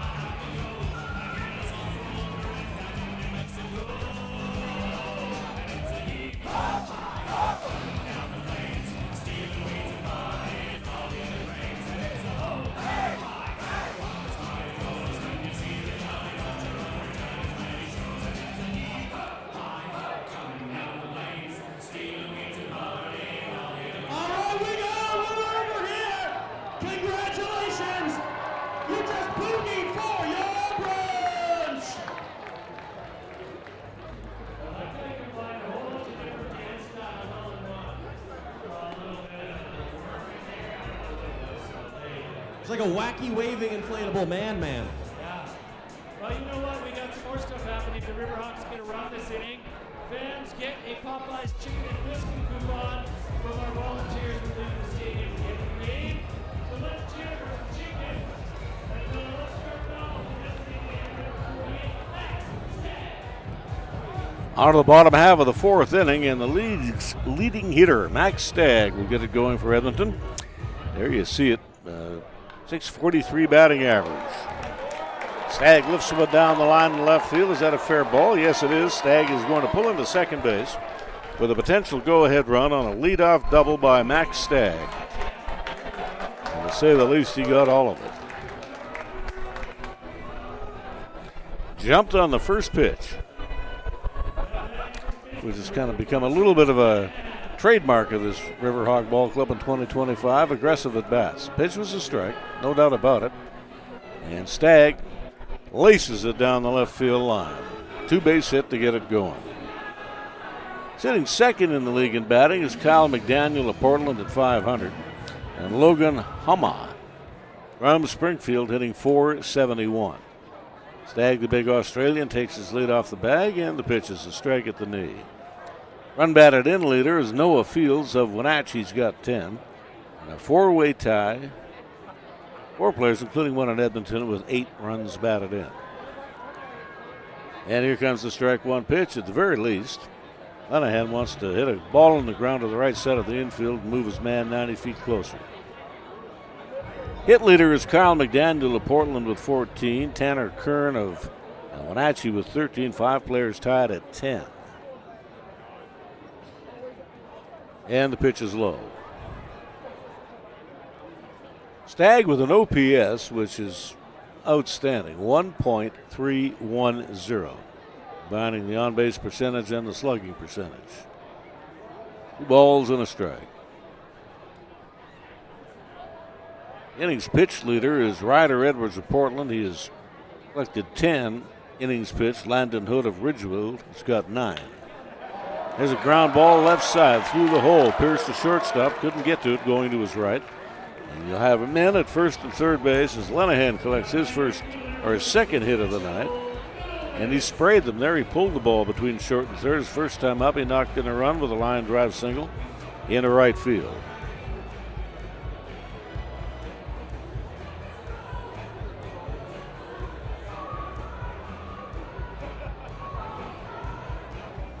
Going through the middle of the Edmonton order, here's the 5-hole batter, Mitch Middlemiss, who ground out his opening time through. Middlemiss hitting .364. Shorten that middle infield up to a double play depth. That ball is hammered up the middle. That'll easily be deep enough to score the run. Alex Fernandez gets on his horse. And that ball was hit 379 feet according to our computer. Out maybe 10 feet shy of the warning track. No time at bat and a run batted in for Middle Miss.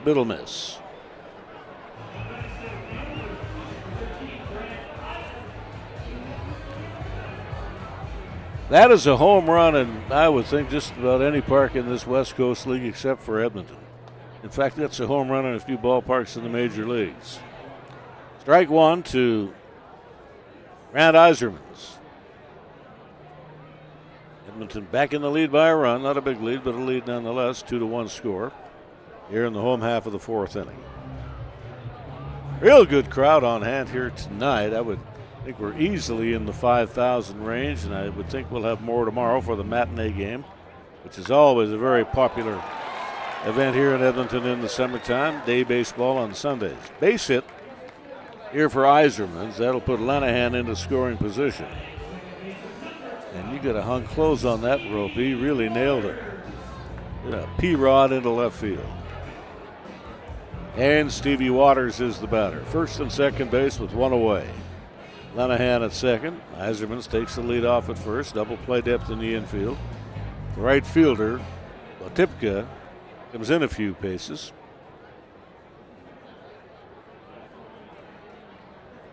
And here's the pitch. That's inside. 1 ball and no strike from Ivan Rodriguez. His second start on the year.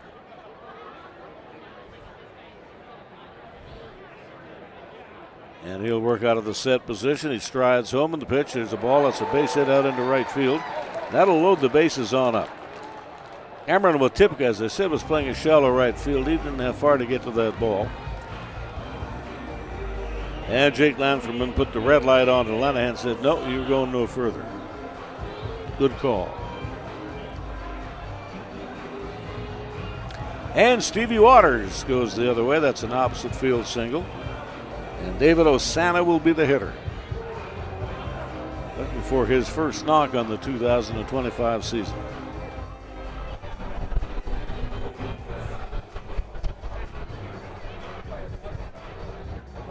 So we got a run on the first inning and one more here in the fourth, a double and 3 singles. You take those 4 hits and it's been parlayed into 1 run.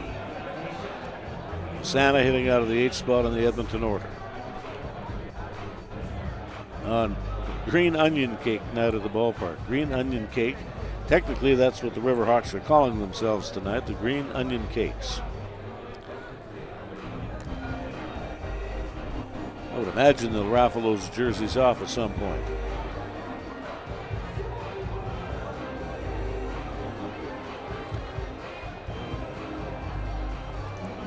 Okay, they will auction those Green Onion Cake jerseys off. Pretty good souvenir for a ball fan.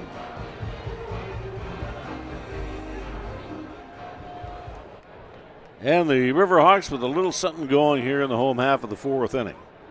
And the pitch popped them up, is in on the hands below the label, fouled away up onto the roof here at Remax Field.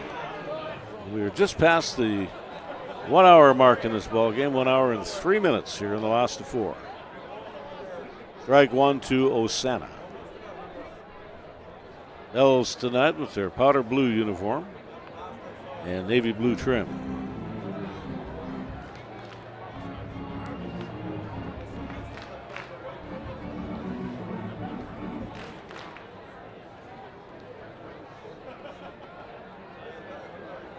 Sharu Sato, the third baseman, in the on-deck circle. And the 1-2 pitch missed at the knee.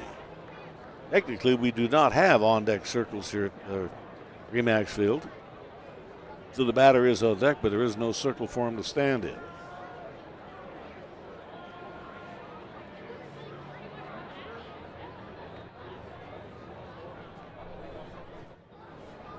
And the 2-strike pitch, ground ball to the left side of the infield. We'll see if they get 2. This is Pierce on to Clement. He comes off the bag, and they'll turn the double play. Save a run, 6-4-3. A 2-hopper to Pierce. Quick transfer and a perfect flip to Clement off second base. And the relay on to Azpilicueta playing at first base tonight. 2-1 Edmonton.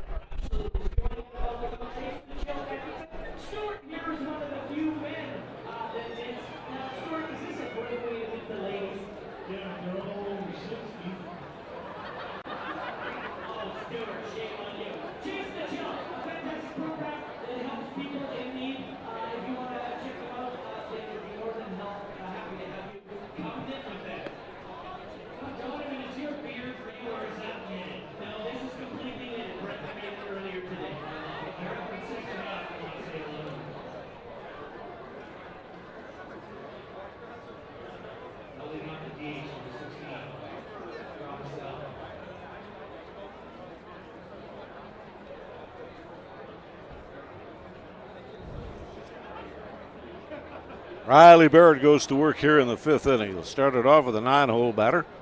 Designated hitter Brock Sell. On at bat tonight, and he struck out swinging. Here he drops down a pretty nice little bunt. Here's the throw from Sato. It's up the line, and it's right on the money. Good idea, just wasn't executed quite right, but give Sato credit. He ranged in. He saw he had enough time. He didn't have to try to barehand it. He made the transfer and threw a perfect strike onto the bases. At first, there's the bunt, push bunt. Sato come in. He is lightning quick on that transfer. I do mean lightning. And Bobby Pierce Jr. is the batter. Tonight he's fly to left field, and he popped up on the infield to the right side. A pop up to the second baseman, Waters. Waters playing him to pull the ball, fully back in between the bags of first and second. And the pitch on the hands, fouled away.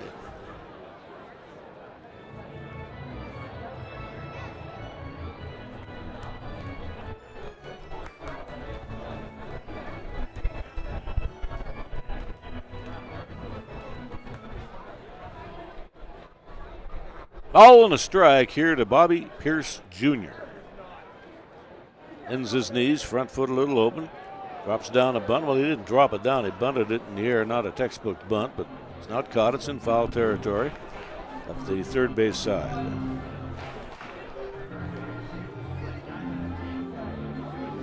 Here's a Chandler, Arizona ball player, 5'8", 146-pound sophomore of South Mountain Community College.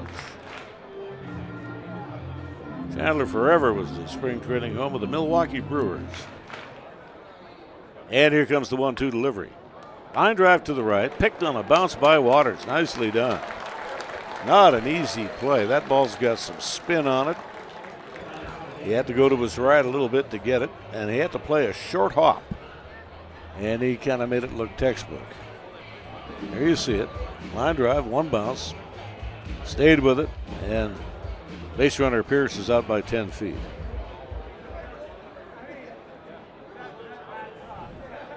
And Chris Clement, the second baseman, is the batter.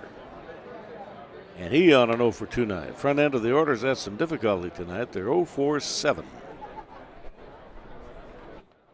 Clement with a couple of bounce outs is a 192 batter.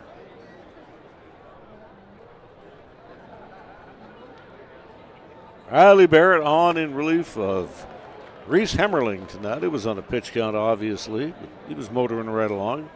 3 innings of shutout baseball, 2 strikeouts, and then back-to-back walks that were issued in the second inning.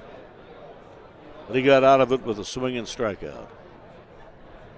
And here's the 1-1 pitch, up a little high.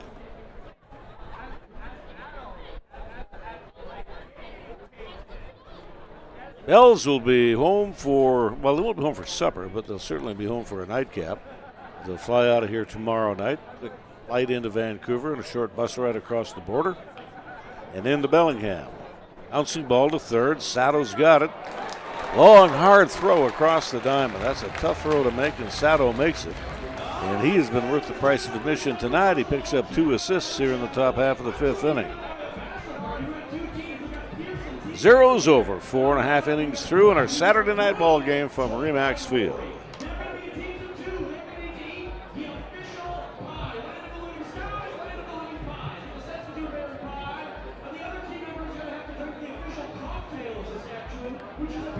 Filled with full milk. Whoever does that faster is going to get a $100 gift card to Central Social Hall. Let's get him down from 3, 2, 1. Go, go, go!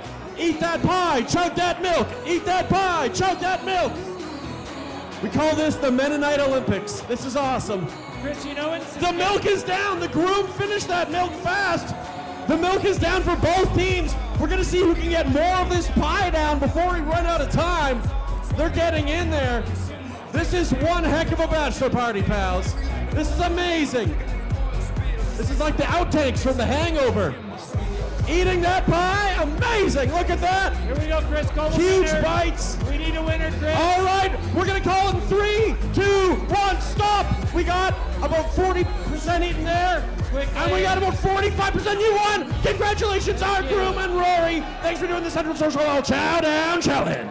Leading up are your green onion cakes. Third baseman Shiryu Sato.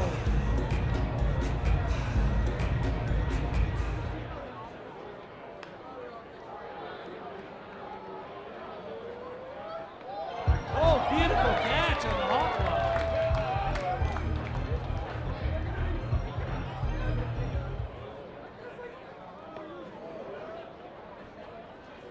Underway here in the last half of the 5th inning, a 2-strike count on Shiryu Sato.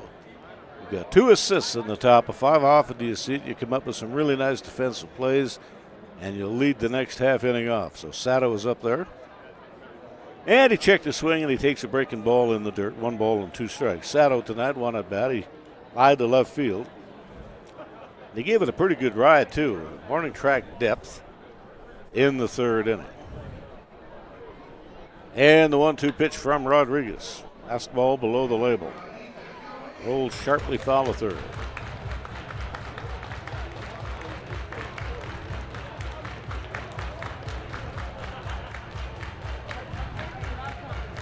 And the 1-2 delivery. That'll miss low. That was 79 miles an hour. Palm ball changeup thrown here by Rodriguez. And a right-hander getting loose now in the bullpen of the Bellingham Bells. Fully back up the middle, midway at 1st and 3rd. Here comes the pitch. Sato gives this one a ride into short left field. On the run in is Gavin Long, and on his knees he reached across his body and makes a beautiful catch. He just stole a base hit away from Shiryu Sato. You're going to see that play. You'll see Long coming in. Ball started to knuckle on him a little bit, and he went right down on his right leg, not his knees, but his right leg, reamed across his body and made the catch. 1 away. There's been some fielding gems here tonight in the infield and the outfield, both teams. And a strike down the middle to Robert Phelps. .353 batsman with an on-base percentage of .429. Slugging percentage at .706. Slugging percentage is the total bases attained divided by the at-bats.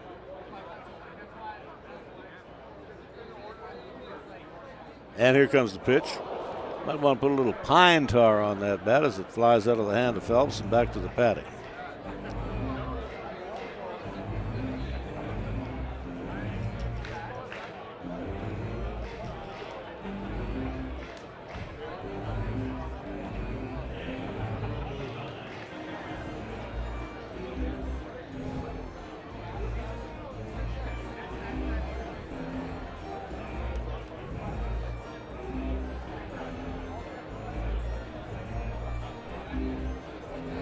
Edmonton with a run on the 1st and another one in the 4th. In the 4th, they got the 1 run, and they did it on a collection of 4 hits. Bounced into a double play to retire the side.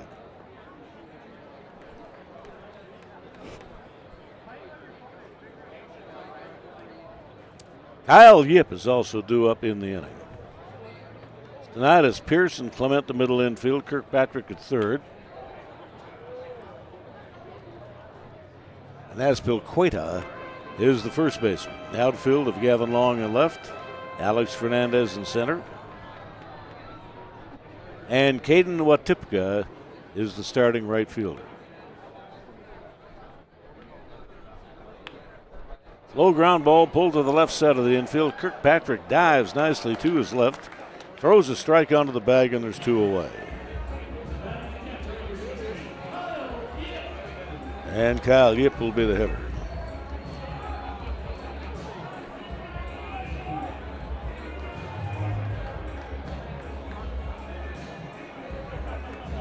Top half of the 9th inning in the big leagues tonight. The Red Sox holding on to a lead at Yankee Stadium, the lead of 1, 8-7. They lead that very, very good, powerful Yankee ball club. Brewers 3, the Padres 1 in the top of 9. Mariners 4, the Angels 2 in the top of 3. At the ballpark down on State College Boulevard in Anaheim. That beautiful park, it's hard to believe it's the 4th oldest park in the major leagues. Kyle Yip shortens up a swing. He goes the other way. That's textbook 2-strike hitting. And that little quail will fall in for a base hit.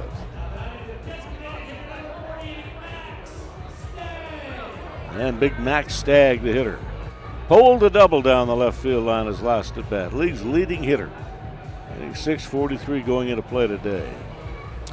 They're underway in Denver. Mets and the Rockies scoreless after 3. The Orioles lead the A's 1-0 in Sacramento tonight. That has play in the middle of the first inning. It was the St. Louis Cardinals, a 2-1 win over the Dodgers today at Busch Stadium down in Missouri. The Giants 3, the Braves 2, played in San Francisco. Rangers were winners over the Washington Nationals 5-0 in the U.S. Capitol. And the Pirates down the Phillies 2-1 in the All-Penn State matchup. And the Astros were winners today over the Cleveland Guardians 5-3. Reds had a win over the Diamondbacks, walloped them today, gave them a pretty good whooping, 13-1. And the Marlins won a squeaker, 11-10 over the Tampa Bay Rays. All game played at the spring training home of the New York Yankees, George M. Steinbrenner Field. Runner goes and he got a real good lead on that. The ball is hit on one bounce straight up the middle, here to the center fielder. And the throw on the third base from Fernandez isn't in time. Big jump for Kyle Yip. He's now at third with 2 away. On the second knock of the night for Max Stagg.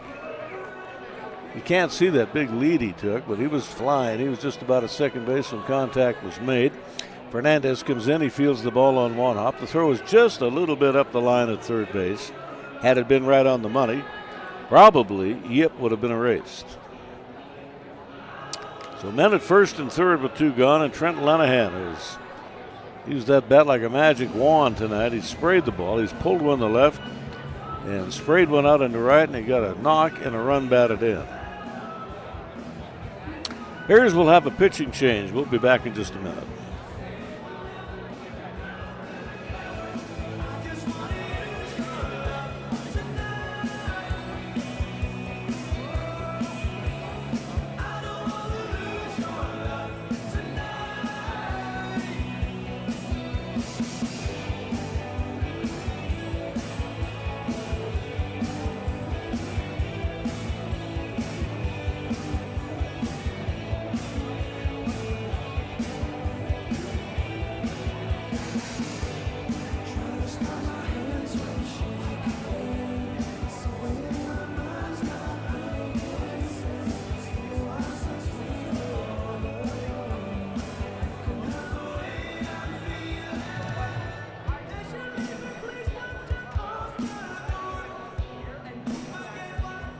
No pitching change. Ivan Rodriguez will stay in the ball game and go to work on Trent Lenahan.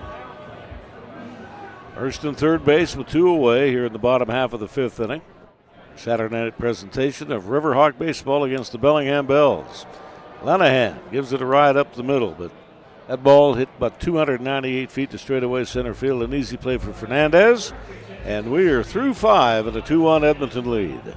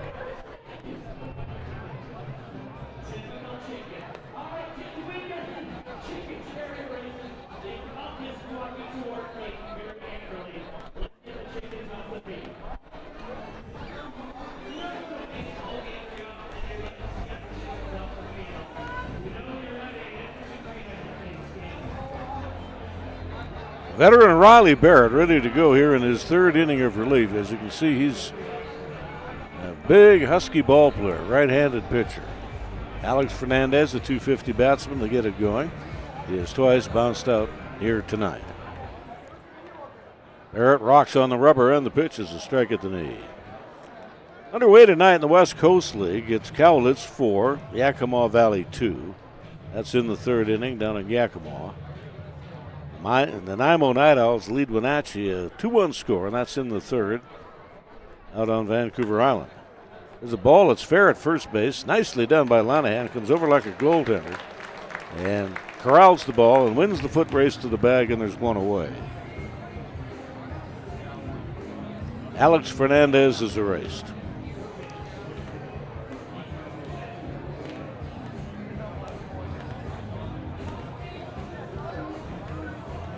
There you just get the tail end of the replay, but that is Lanahan coming to the bag and winning the foot race. Azpilcueta is the batter up. Nico Azpilcueta. And the pitch. Breaking ball, and the bottom fell right out of it. Swing and a miss. Port Angeles 2, Victoria no score in the third. And Kamloops with a 3-0 lead in Kamloops tonight. No, that's in Kelowna. In the Okanagan matchup as they lead by 3. And that's going to the fourth inning. Ridgefield Raptors and Walla Walla Sweets, no score to report. Bend Elks 2, Corvallis 1 in the third. And just underway, no score, the Marion Berries out of Salem, Oregon, and the Portland Pickles.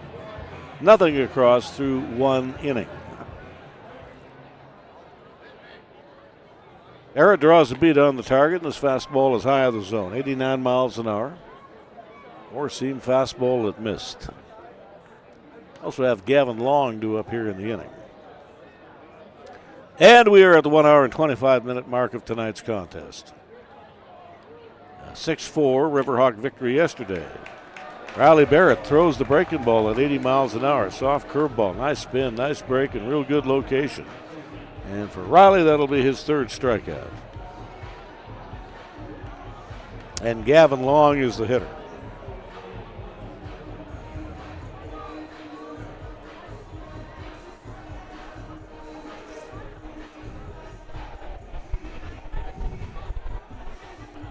They've got Barrett listed at 5'11", 205 pounds. That looks to be just about where he is. Big, beefy ball player. Drop and drive delivery. Gavin Long tonight has been called out on strikes and bounced out. We've got a collection here of right and left-handed batters inundated through this Bellingham lineup tonight. Strike one on the batter, fully back in the middle infield. That ball ran away from the left-hand hitter. Swung on and he missed it on that changeup. Just cut it a little bit. 0-2.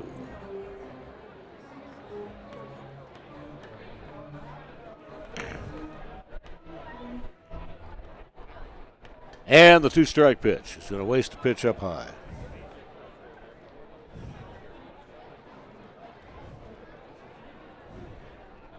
Well, the promotions tomorrow, they're going to have a bobblehead now. They get a little dog that comes out here and fetches the bats every Sunday game. Iceman is the name of the dog. He's a nice little guy. So they're going to have a bobblehead for Iceman tomorrow. This Riverhawk promotions, they run the gamut from some of the old tried and true stuff to 21st century things. The dog retrieving bats. It's been around for quite a while. Fans just love it. Here's the 2-2 pitch. Fly ball, left field, hit the opposite field and into the gap. Camped under this is David Osana. He got the sunglasses down to make the play and retire the side. That's a pretty good 3-inning stint tonight for Riley Barrett. Zeros across, and we'll move to the bottom half of the 6th, 2-1 Edmonton.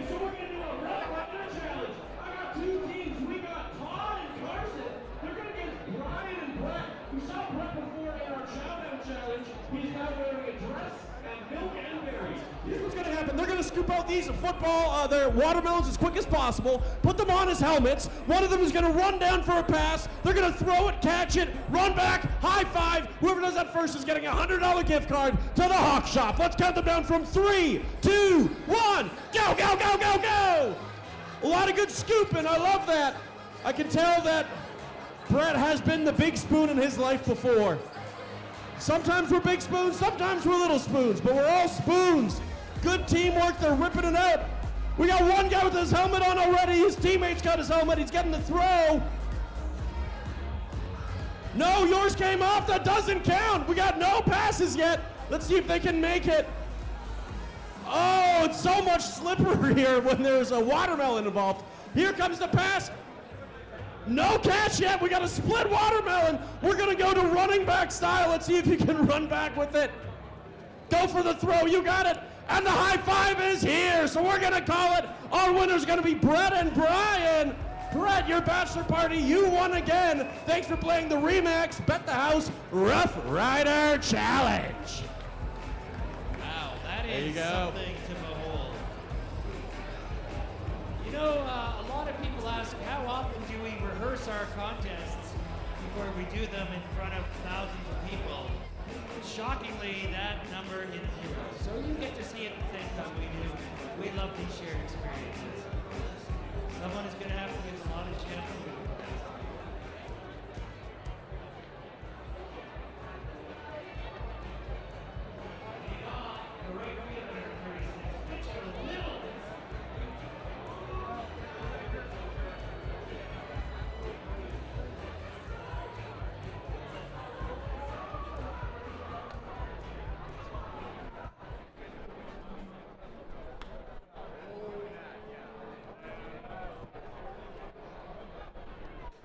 New pitcher of the ball game is the right-hander Preston Watkins. And the first pitch is popped up. Foul ground off first base. Middle miss is erased. Middle miss. And Grant Eisermans will be the batter. 5 innings tonight. 2 runs earned for the starter Ivan Rodriguez. 8 hits. Did not walk or strike out a batter, and he threw 1 wild pitch. Watkins is out of Deer Park, Texas. 6'3", 205-pound right-hander. Senior out of Texas AU Corpus Christi. Preston Watkins into pitch.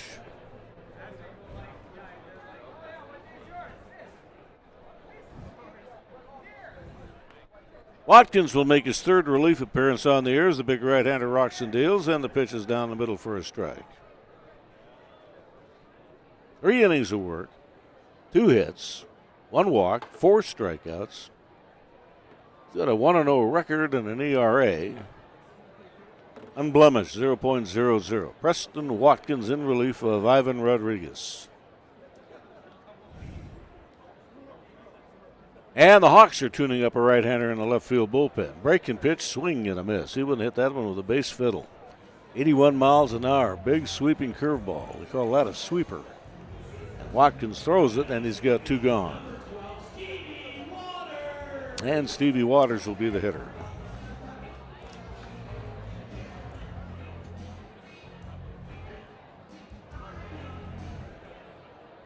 On a 1-for-2 night, and here's the pitch to Waters. He'll take one middle of the plate in, right at the knee. Strike 1 on the batter. Real nice crowd on hand here tonight at Remax Field. Last 2 seasons, the Riverhawks have set new attendance records in the West Coast League. Would not surprise me in the least if they get the weather this year, they'll do it again. 0-2. And Waters has been tougher than a nickel steak. That pitch, line drive, climbing the ladder is Clement. Makes a beautiful play. That was 97 miles an hour off the barrel. And he timed that jump just perfectly. With the left hand up, and he flags that hot potato to set down the side. And we'll take a look at it. Nice fielding play. Smoke rings across, and we're through 6 innings in our telecast tonight. Here from the Remax Diamond, 5th game of the 6-game homestand. And we have seen some absolutely scintillating plays, especially on the infield by both teams, including that one you just saw. That catch on the line drive. That came off the barrel at 97 miles an hour, and you're sitting maybe 90 feet away, tops, standing. But he timed his jump. That's the big key. He timed that jump, left arm up, and he makes the catch to set down the side. So we got a good one here tonight, a 1-run ball game. 2-1 score. The Hawks are in the lead at Saski night here at Remax Field.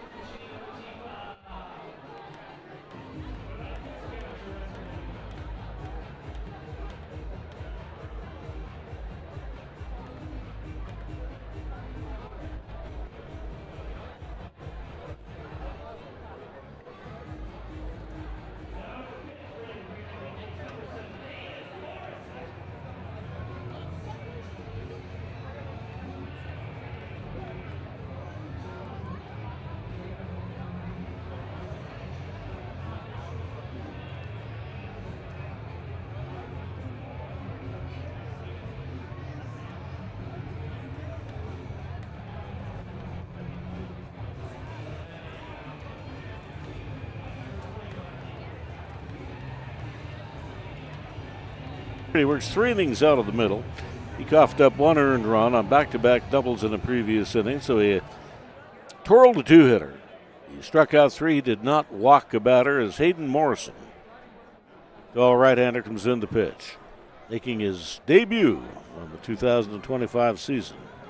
Out of Boney Lake, Washington, 6'3", 195-pound junior.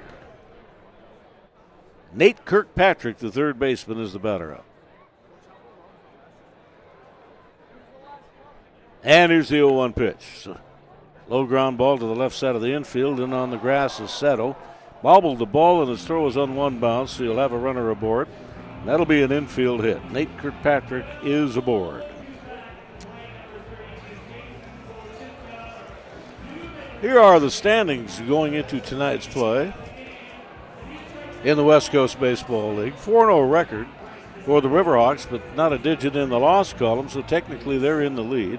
A half-game lead on the Kamloops Northpaws, who are 5-2. Bellingham at 4-3, a game and a half out. Nanaimo is a game and a half out at 4-3, as are the Wenatchee Apple Sox. So you could throw a blanket over those ball clubs. They're that close. 2.5 games back, Victoria. They've lost 4 straight. Port Angeles lefties have around a 2-game win streak. They're 2-5, 3.5 out. And the Kelowna Falcons are 1-6, off to a tough start. 4 1/2 games out of the roost in the North Division of the West Coast Baseball League. And Caden Watipa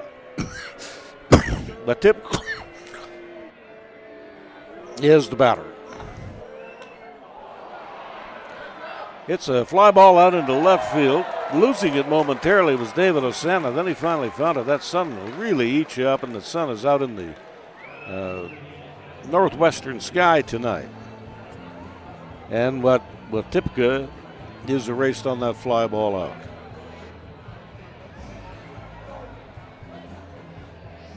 Nice catch by Osana. 1 out and 1 on. And Camden Gillespie, the catcher, is the batter. Phelps and Waters shorten up to a double play depth. Sato plays fairly deep at third. And the outfield is straight away. Here comes the pitch. Strike on the inside corner. Portland Pickles at 7-0 have yet to lose this season. And a 3-game lead on the Walla Walla Sweets at 4-3. 3.5 out. The Springfield Drifters, they're a 500 ball club. 3 victories against 3 losses. Marion Berries are 2-2, 3.5 games out. That's the expansion club. They play out of the college ballpark in Salem, Oregon. Yakima Valley Pippins are 3-4, 4 back, as are the Bend Elks, 4 back. Ridgefield Rifters are 2-5, and they are 5 games back of the pack. Cowlitz Black Bears are 1-3, as are the Corvallis Knights, 4.5 games out. And here comes the 1 pitch, and it's down and in, ball 2.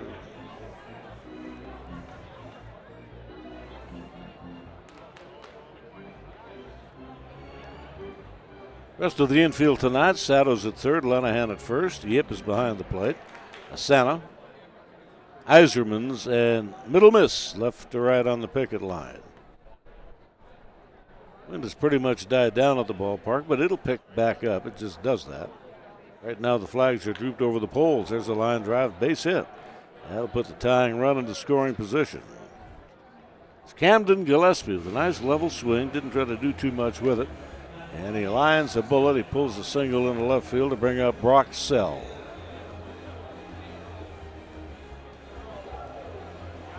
He has struck out and bounced out tonight.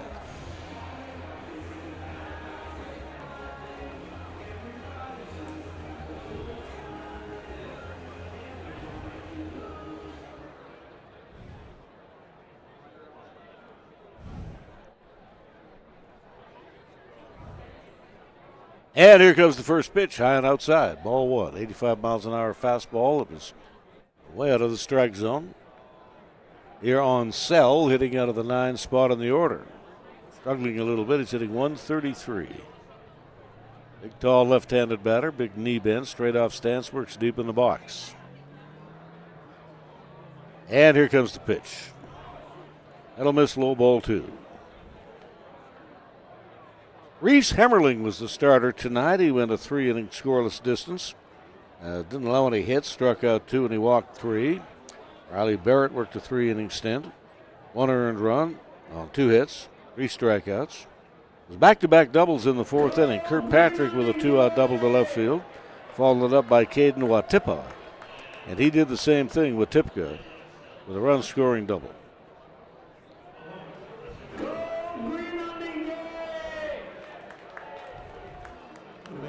And Austin Eden is starting to heat up in the Edmonton relief pen. 1 out in the inning. That was with Tipka, that knuckling line drive that the left fielder Osama made a real nice play on, battling the sun in his eyes.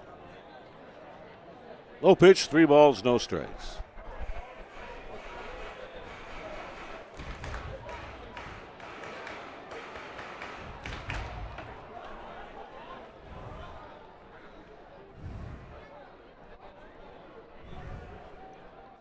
And here comes the pitch. It's a strike down the middle.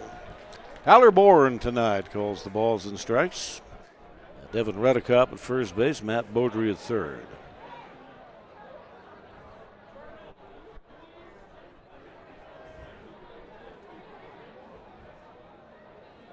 And here comes the 3-1 delivery. That'll load the bases. Walk issued to Brock Sell.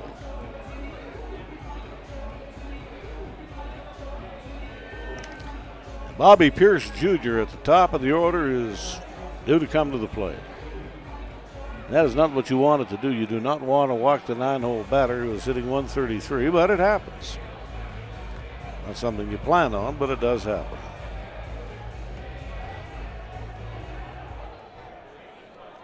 Pierce tonight has got an 0 for 3, a pop-up, a ground ball out, and a fly ball out to left field.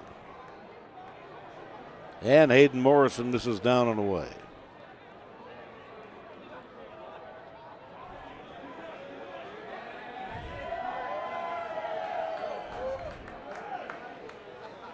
Again, the homestand finale is set to go tomorrow. Matinee ball game, 1:05 opening pitch. Gates open up at noon. And the weather looks real fine for tomorrow. Warmer day than today. No forecast of clouds whatsoever. As you get a look at that beautiful downtown right here in Edmonton, and you can see it's a downtown ballpark. How often do you get those? Not often. And here comes the 1-1 pitch. Gives this one a ride, wheel deep out into right field. On the way to the warning track is Midlamis, and he'll make the running catch. That ball, I think, hung up a little bit in the wind. It left the bat with a little something on it. That'll tie the ball game up. Kirkpatrick comes in to score. Gillespie moves on to third. No time at bat, and a run batted in for Bobby Pierce Jr.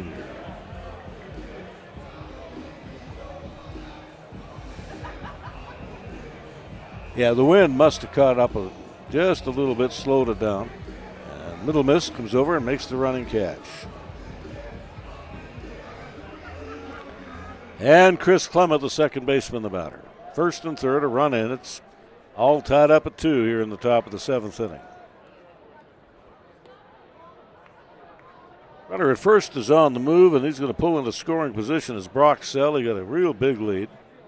Yip came out of the crouch. He had his arm cocked. He had no intention of throwing to second, and he looked his man back at third. 1 ball and no strike.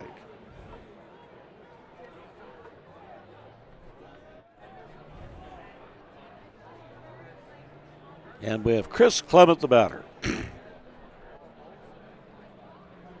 And here's the 1-0 pitch. Turned it over, and it's going to miss low of the strike zone, ball 2.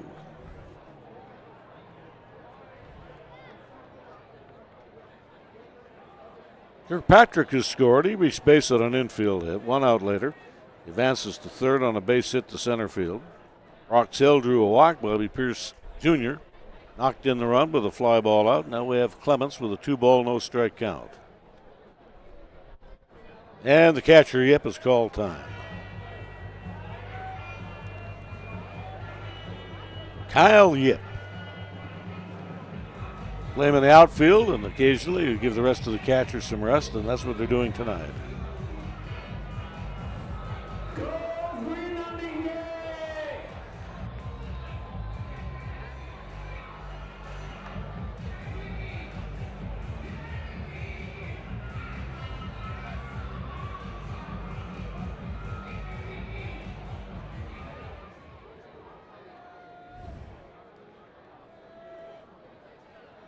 Right off the first base side of the pitching rubber works this right-hander. And the pitch at 85 miles an hour in the zone, strike one.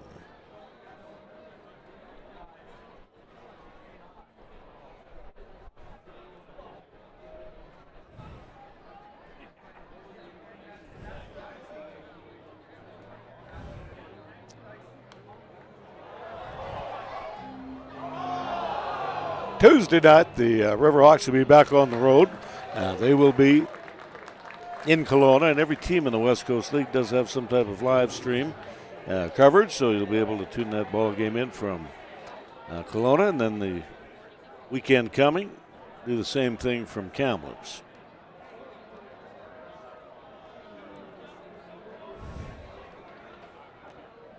Two runners in scoring position with 2 out and a 2-2 count. And here comes the pitch. That'll run the count full.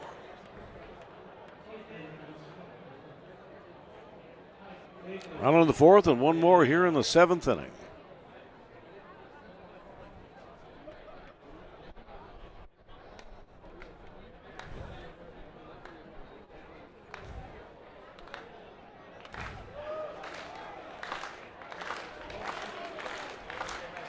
Morrison is ready to go. He's locked and loaded, and he's going to throw the pitch and a bounce to the plate for ball 4.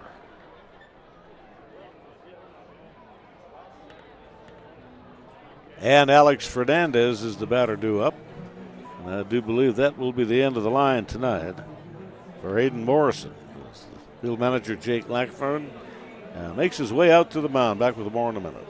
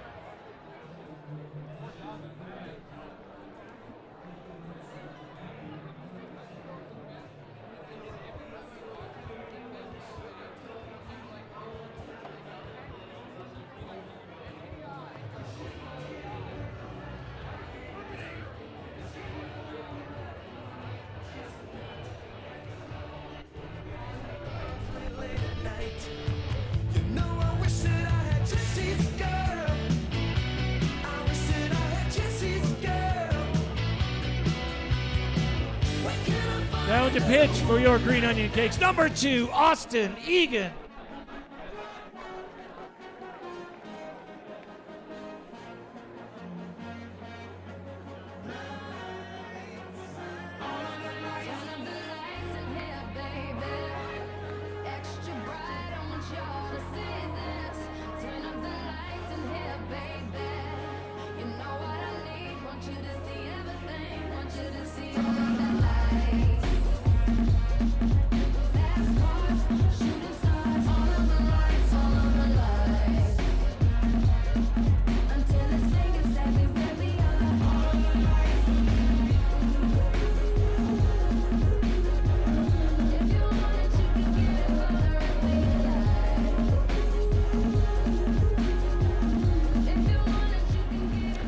There you get a look at the new pitcher in the ball game, Austin Egan.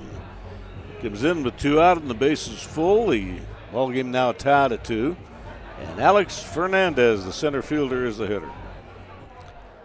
Egan rocks and deals, and the pitch is a strike at the knee. 1 relief appearance, 1 inning of work on the season. 1 walk, no strikeouts, no record, and has not given up an earned run. Austin Egan with an 0-1 count here to Fernandez. And the pitch. Strike call right down the dish. 5'10", 180-pound drop and drive right-hand pitcher. He's out of Puyallup, Washington. Chandler Gilbert Community College is the college assignment for Egan, the 4th pitcher on the night for Edmonton. They went 6 deep last night to pick up a 6-4 victory. Ball is slapped back on towards the mound. Fielded here, and the throw by Austin Egan is just in time. He had a little trouble making the transfer from glove to throwing hand, but he'll get the required out, and we're a 2-2 ball game as we head to the stretch half of 7.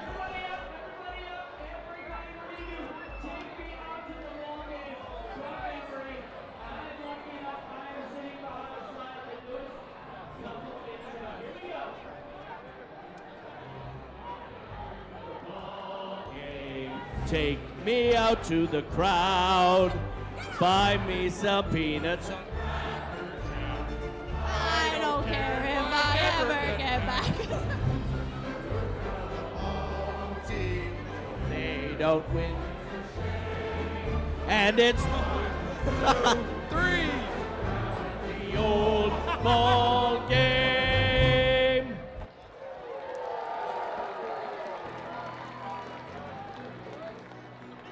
All right, we got some beach balls going around. Or for those of you from southern Saskatchewan, those are some Regina beach balls out there.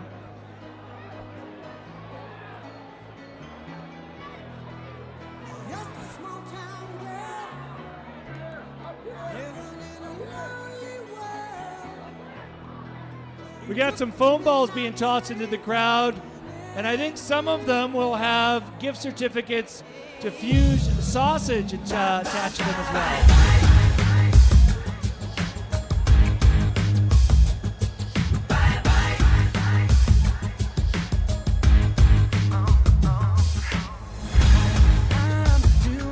If the Edmonton Green Onion Cakes get a run this inning, that triggers the Lloyd Sad Insurance run of the game. Someone gets handed a $100 gift certificate to the Hawk Shop. So let's go Green Onion Cakes.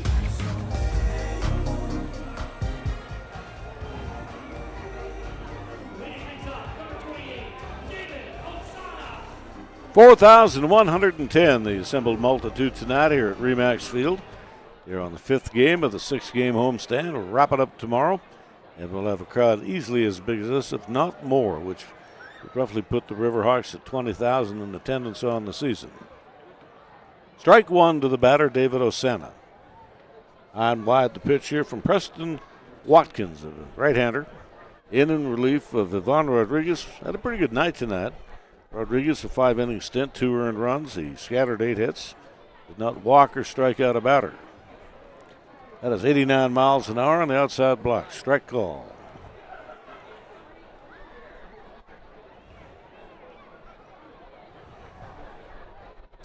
Asana bounced into a double play his last time out. Big knee bend from this left-handed hitter, and the pitch.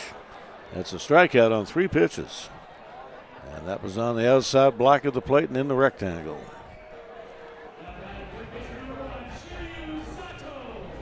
And Shiru Sato is the batter.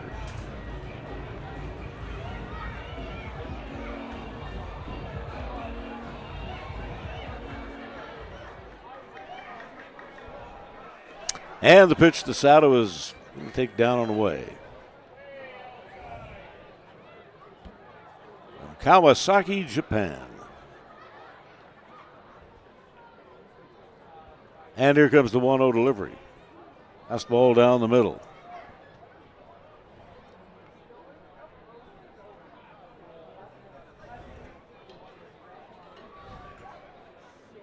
And the pitch, just a little high. That was not a fastball, that was a palm ball changeup at 76 miles an hour. 4 in a row have been set down here by this right-hander Preston Watkins. And evens up at 2 apiece. On the infield tonight, Kirkpatrick at third, Pierce at short, Clement at second base. Espilcueta is at first, and there's a called third strike to get it done, and it's 2 gone. And Robert Phelps, the batter.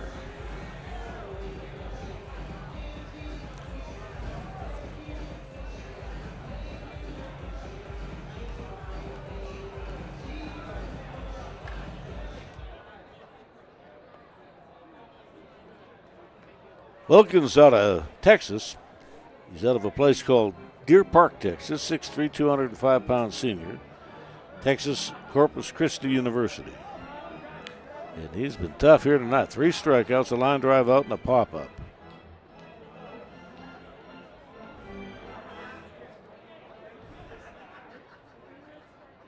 Watkins rocks and delivers, and the strike is on the outside half of the plate, inside half of the plate, about belt high. And he is now ahead in the count at 0-2. We're in the last half of the 7th inning, and it's a 2-ball draw in the middle of the 3-game series.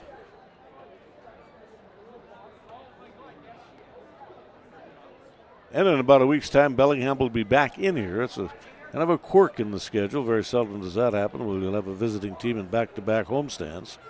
But Bellingham is slated to be here. Week following this one coming. And the pitch is a called third strike. Phelps is set down. And that's 4 strikeouts. He strikes out the side. Here does Watkins in the 7th. We've got a groomsman. It's really the night of love. So we've got Mitchell, Graham, and Travis. Travis, where are you? Travis is the groom. No, Mitchell is. Mitchell, get over here. The way it works is you guys are going to put the bat on the ground, put the forehand on the bat, do 5 spins, run out the river, come back. The first one across the line wins a fabulous. Let's do 10 spins, all right? Because you guys can handle it. 10 spins. Here we go. Head down. 3, 2, 1, spin. 1, 2, 3. You guys did not even go. 3, 4, 5. Oh gosh, the groom is going to throw up. 6, 7, 8, 9. Keep going. 10. Now run. Oh, run. Oh, they are down for the count. Run all the way. Coming around. Oh, the groomsman's not even going to make it down the aisle. He can't make it across the field. Oh my gosh. What a dismal. The groom has come up short. Let's hope that doesn't happen on a very special day. The Leopold's Dizzy Bat Race, we're just going to give you guys prizes because this young man is getting the prize of his life with a beautiful fiancée. Oh my gosh. That is the Leopold Dizzy Bat Race. What's the key to successful marriage? Exactly. Oh, we're all in a lot of trouble.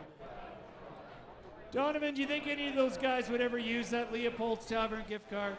I doubt it. Not tonight, anyway. Yeah.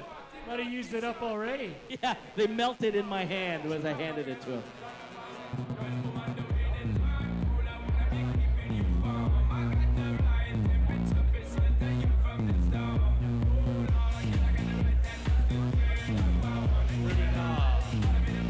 First baseman Nico Azpilicueta.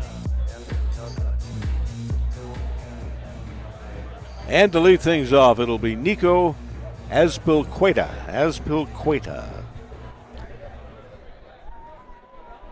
Big first baseman. Took a big cut up the pitch. It was a breaking ball, and the bottom fell right out of it. 73 miles an hour here from Austin Egan.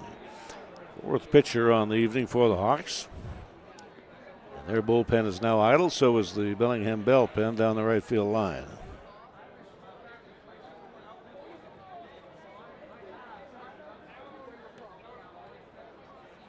Egan is ready to go. Here's the pitch. Right down Broadway. Through that fastball. Down the dish.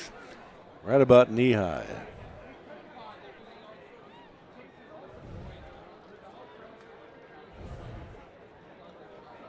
And here comes the 1-2 delivery. That's a defensive swing. He knew it was a strike. Probably too close to take the pitch, so he fouled it away. Good defensive swing.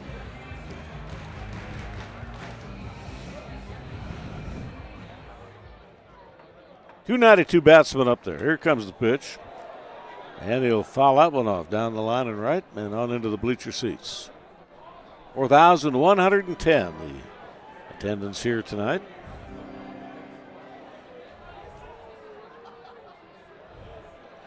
And the fans have been treated to a pretty good ball game. Pretty good pitch and duel. 1 ball, 2 strikes. Here comes the pitch.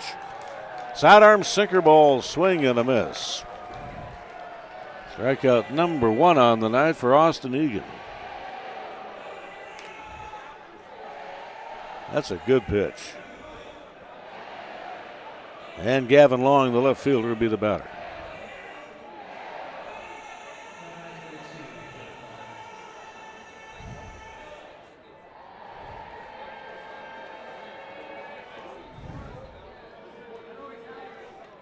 Egan out of Puyallup, Washington, which is about an hour and a half down the road south on I-5 from Bellingham.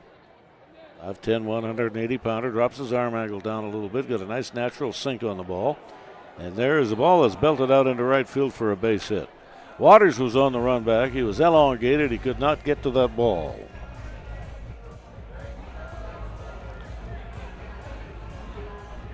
And Kirkpatrick will be the hitter. Update the scores tonight in the West Coast League. After 5, it's Yakima Valley leading Cowlitz by 2 runs, 5-3 score. Wenatchee Apple Sox are up on Nanaimo in the 5th inning, 3-2. Port Angeles leads the Victoria Harbor Cats 2-1 score, and that's in the 4th inning. North Paws from Kamloops are up on the Kelowna Falcons in the 5th, 4-3. Nothing to report from Ridgefield and Walla Walla. Bend is up on Corvallis, 5-2 score in the 5th. And the Marion Berries and the Portland Pickles. Portland at 7 wins, no losses on this young season, but it's a scoreless ball game, playing the 3rd inning tonight down in the Rose City.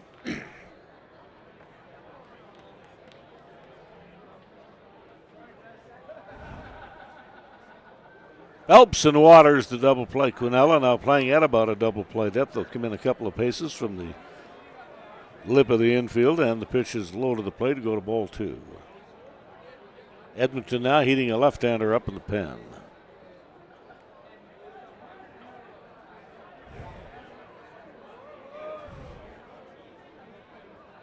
Runners on the move, and the 2-1 pitch on a hit-and-run play is fouled off.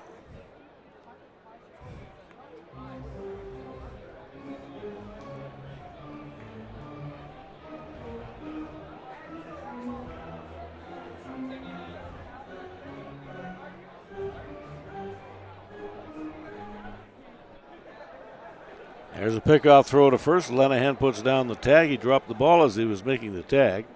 The runner over at first base, Long, he hitched up just a little bit, but he does get back to the bag in time. Did not have a real big lead off at first base. There's going to widen it out. Might have a 3-step lead. And the pitch, bouncing ball foul, back towards the screen.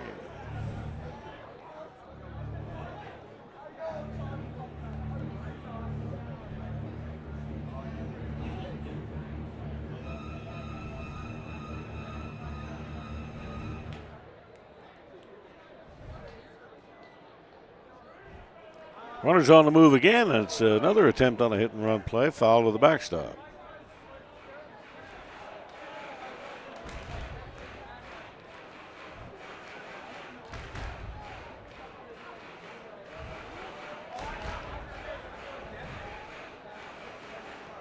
Starters tonight, Reese Hemmerling, 3 scoreless innings. Riley Barrett pitched well. He allowed 1 run over 3 innings. Aiden Morrison got a little bit of hot water in the 7th inning. He was relieved with 2 out and the bases loaded. And he is on the hook for 1 run earned.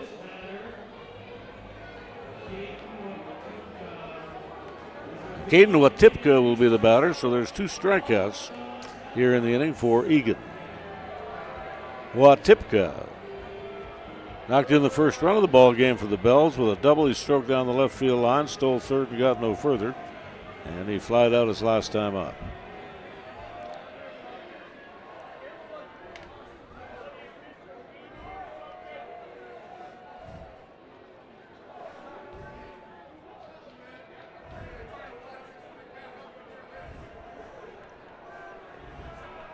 And we are at the 2-hour and 5-minute mark. Again, the runner goes. Here's the throw on 1 hop, slap tag put down, and stolen base for Gavin Long.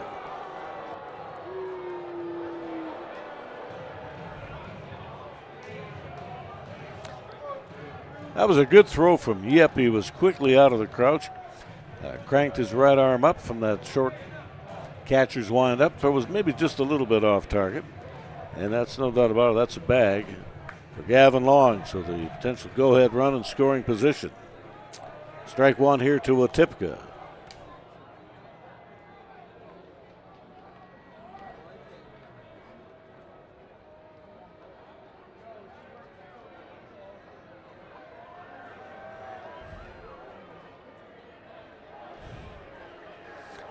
And the pitch is a strike right down the middle.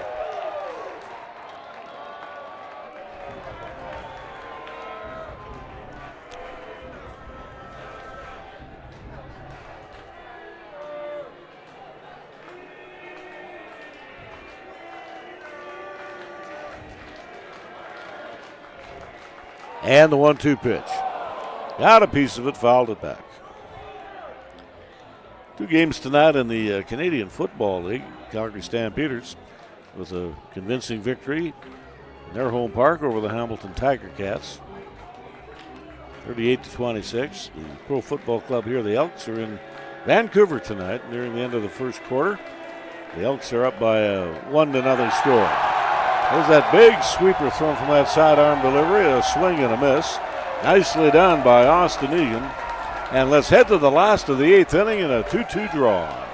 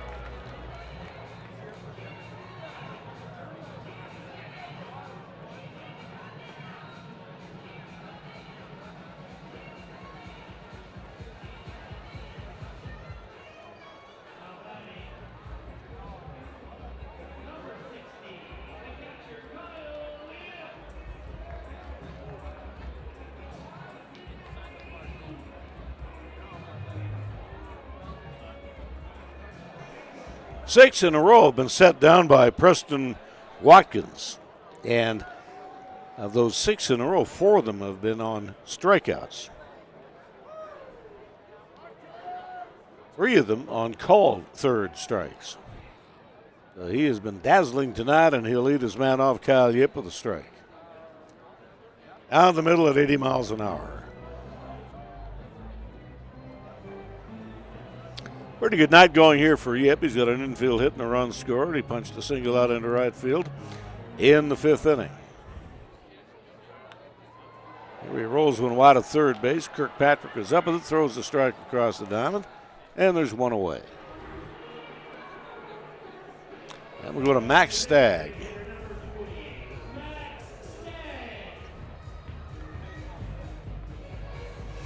Leading hitter in the West Coast League as we speak. Look at those numbers, .643 batting average. He'll be a little more than that now. He's gone 2 for 3 tonight. And his on-base percentage will also be a little better when we take a look at the statistical story for tomorrow's matinee contest. And Stagg looks at a low pitch, 1 ball, no strike.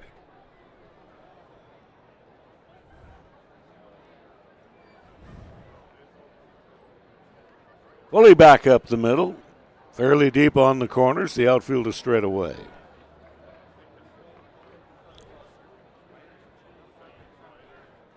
And Lenahan is also due up in the inning. So you've got some real good, powerful right-handed batters due up. Fastball is high.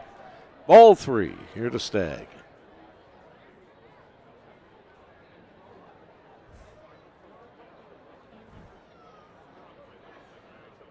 And the pitch is a strike on the inside half of the plate. Stagg out of Adelaide, Australia.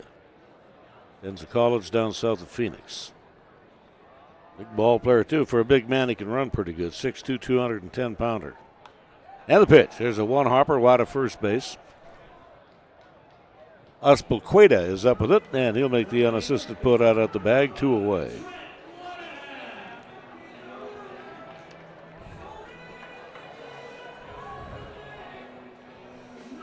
And Lenahan will be the batter. Again, the Hawks tonight wearing the green onion cake tops, which will be auctioned off sometime this season.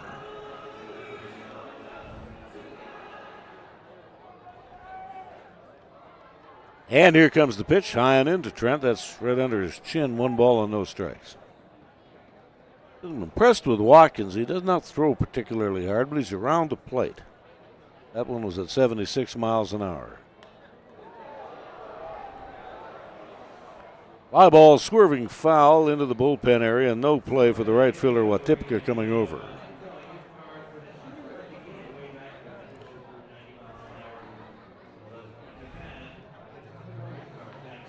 Last half of the 8th inning. Ball game at the 2-hour, 10-minute mark. A cleanly played ball game tonight. There's been no errors and good pitching. And runs have been at a minimum, not at a premium. And the pitch, straight changeup, swing and a miss. 80 miles an hour.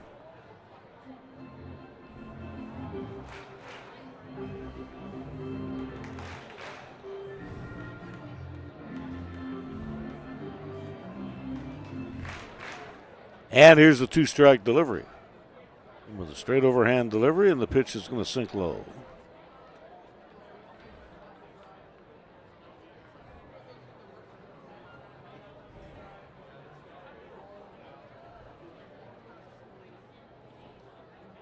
Watkins draws a beat on the target. Here comes the pitch and a hard ground ball to the right. Fielded on 2 bounces by the second baseman Clement, moving on to his left. 4-3 on the putout, sets down the side. That's moved to the top of 9. Nothing decided tonight.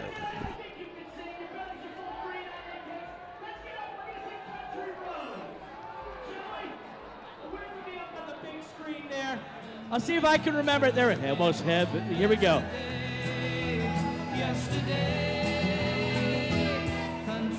Road, take me home to the place I belong, West Virginia, Mountain Mama, take me home, country road. This is the good part here. All night, man. Take me home to the place.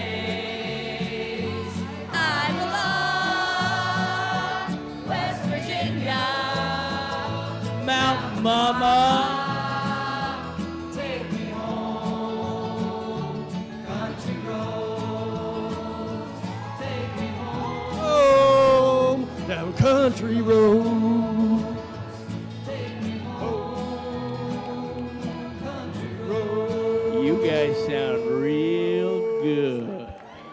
Way to go! Let's go Green Onion Cakes!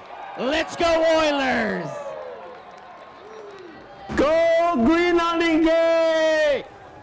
Cake, cake, cake, cake!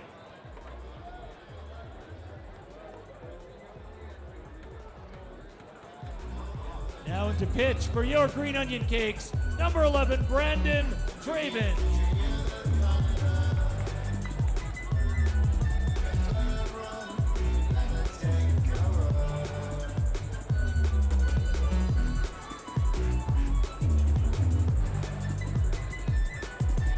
Leading off for Bellingham, the catcher, number 38, Camden Gillespie.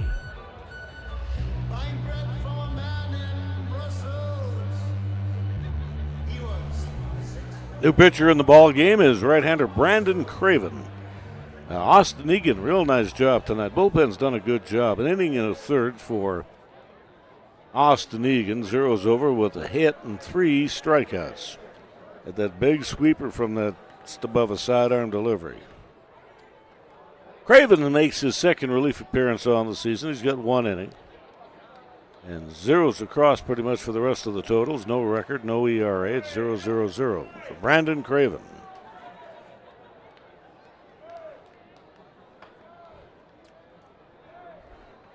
Out of Whitman, Maryland. 5'10", 170-pounder. That's what they got him listed at.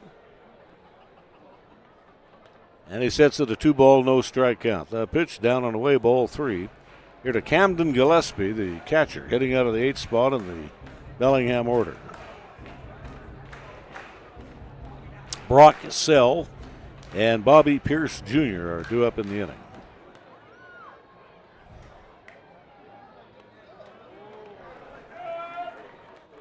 And tomorrow the gates open up at noon. You might want to get there a little early because I have a feeling it'll be a very big house for the matinee game tomorrow. The weather looks great, and we'll have it for you, all the pictures and descriptions, right about 1:05 Mountain Time. And the 3-1 pitch, he fought him off, and it's popped up in the infield skin. Easy play here for the second baseman, Waters. Good pitch. It was 88 miles an hour, but great location, right in on the hands. And Brock Sell on an 0 for 2 night is the batter.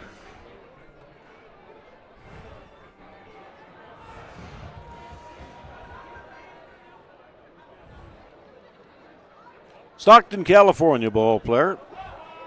6'1", 185 pounds. Stanford University. The college home for Brock Sell. Stanford Cardinals. Strike one to Sell. Got him penciled in here tonight as a DH. And he is listed in the infielder category. He was the shortstop last night.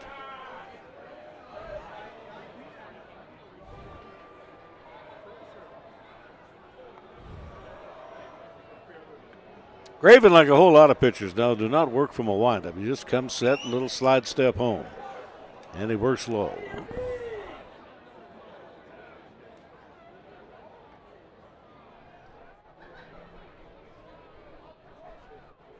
And the Riverhawks have got a left-hander tuning up in the bullpen. We have activity in the Bellingham pen as well, a right-hander getting loose. And the pitch, a strike, or no, it's a ball. Just missed low and away, ball 3.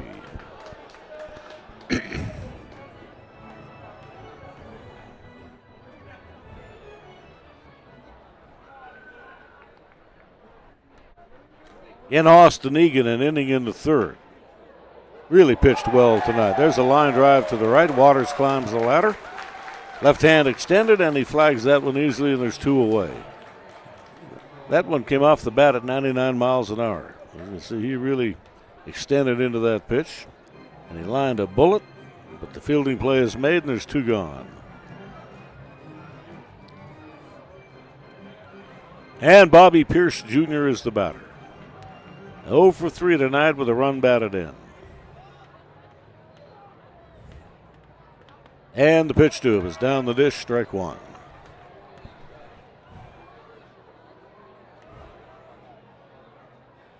Riverhawks will have Monday off and will saddle up bright and early Tuesday morning for the bus ride into Kelowna. And a 3-game series down there at Athletic Field. 2 strikes up on the batter now, Bobby Pierce.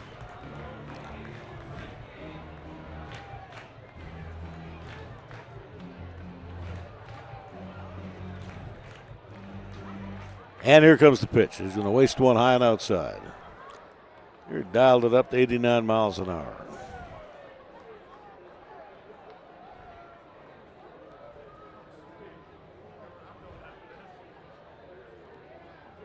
One, 2 pitches on the way, down on the way. Go to an even count of 2 balls and 2 strikes.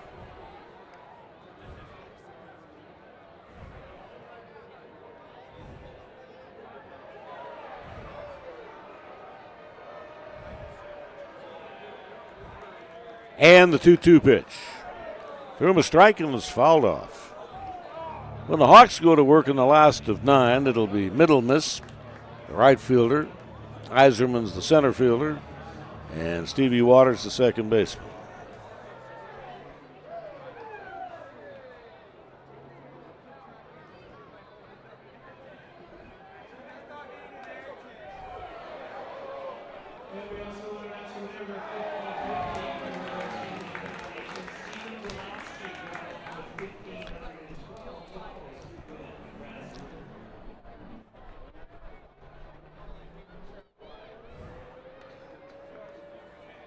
And here comes the 2-2 delivery.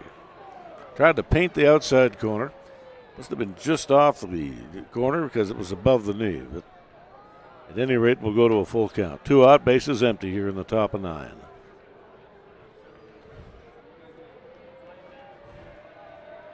Pierce with his front foot slightly open, very slight knee bend as the left-hand batter swings into a pitch and fouls it away.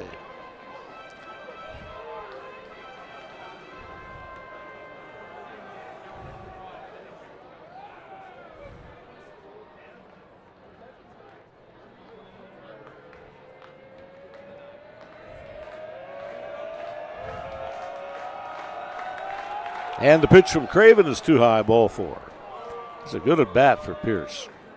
It was down at one point in time, 0-2. He fought back and drew the base on ball to bring up Chris Clement, the second baseman.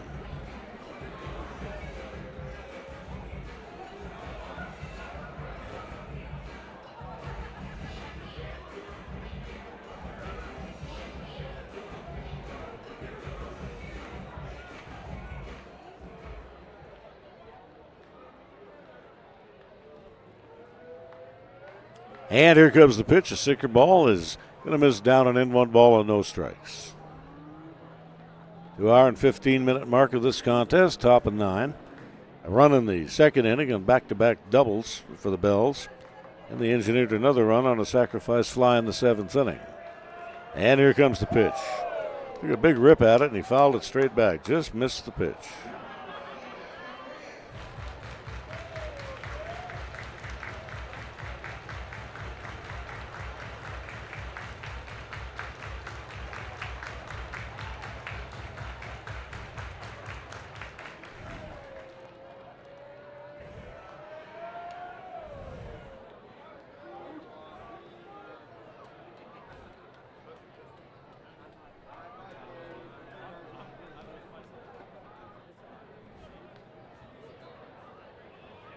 The outs in the inning. Camden Gillespie popped up to the second baseman Waters, and Brock Sell lined out to the second baseman Waters. Runner goes. Here's the throw on 1 bounce. Won't be a tag. And Pierce pulls into scoring position. And the count of 3-1.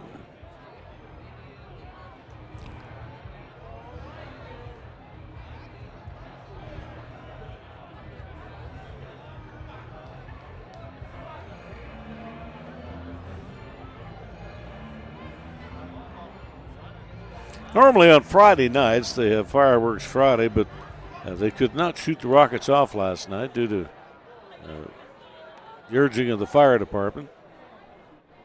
As we're back into that tinder season here in Alberta. Forest fires raging in Manitoba and Saskatchewan. Not as bad here in Alberta, but there are a couple, and you just can't mess with that.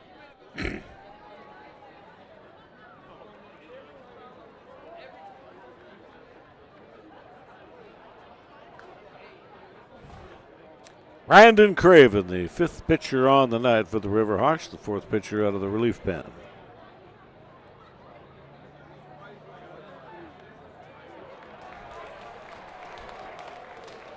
And that'll even the count up at 2 apiece. Pitch was in there at 87 miles an hour.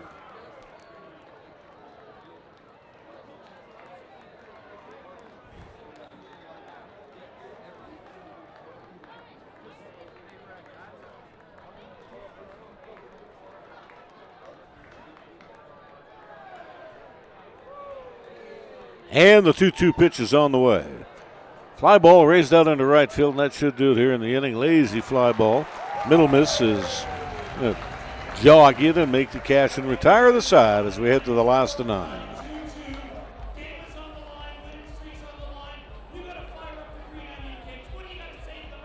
can tell you this, Green Onion Cakes. You've been out there, you've been hitting, you've been catching, you've been running, you've been pitching. But now it's time to dig deep. You got to put your best foot forward, just like Shuto did when he came here in 1975. This was a land filled with pierogies, the other delicious doughy treat. There was nothing called a green onion cake, but that didn't stop him. He made his green onion cakes and he sold them. He sold them hard, and soon he won over those people, and they started to love it.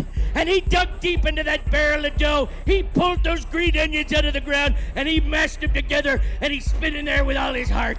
And he made the green onion cake, and that's what you got to do, green onion cakes. And I'm going to finish it off. I'm going to finish off with Chris. You're going to do a little poem about the green onion cakes, aren't you, Chris? Yeah, okay, I'll do a poem. That's right, an improvised poem about green onion cakes. Okay, you want a poem? Well, here's a rap. Just like Saskatchewan, my butt is flat. Now my heart goes on for Saskatchewan. I need a room in Saskatoon. We're all so fried, we're all so baked. Say with me, let's go, green onion cake! Green onion cake! Yeah! That hurt my brain.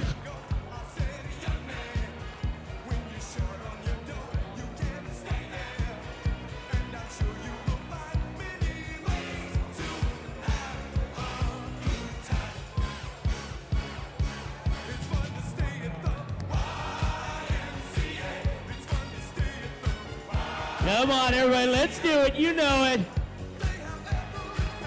Oh. Nice. We got to clean that. Here we go. Got to clean the camera lens off. You spit all over it, Donovan. Oh, yeah.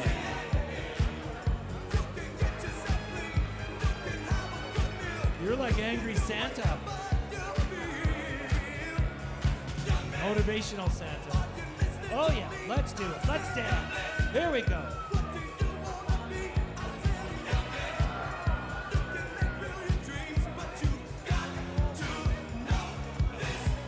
Yeah.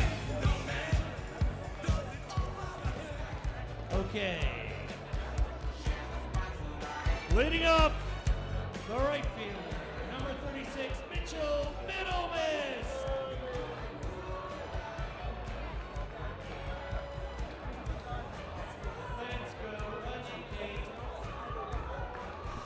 New pitcher in the ball game is Tyler Bittinger, making his third appearance in relief, and he strides home and he delivers a strike, 0-1. Bittinger, 3 innings to work on the year. Got a couple of walks. He's got a strikeout.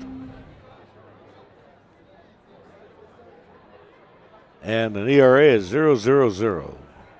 His relief pen's done a nice job tonight. Preston Watkins, 3 innings. And he was 9 up, 9 down, 4 strikeouts, a lot of ground ball outs. And he'll get a no decision tonight. And here comes the pitch. Big breaking ball to Middlemiss. He swings and he misses it. Strikeout number 1. Grant Eisermans will be the hitter. Bittinger out of Newport, Oregon, 5'10", 175-pound senior. Out of Bushnell University. And the pitch. Ground ball back up the middle. Won't be a play for Clement going to his right. And Eisermans is aboard as he jumps on the first pitch offered up. Figured he's going to get thrown a strike. And he figured right.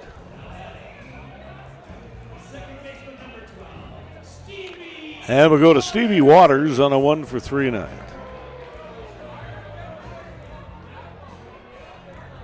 That hit that he got in the 4th inning is first on the year. Harrison Clement will shorten up the middle to a double play depth. Kirkpatrick's going to play about midway at third. As Waters awaits the pitch, and here it comes. It's low, 1 ball and no strikes.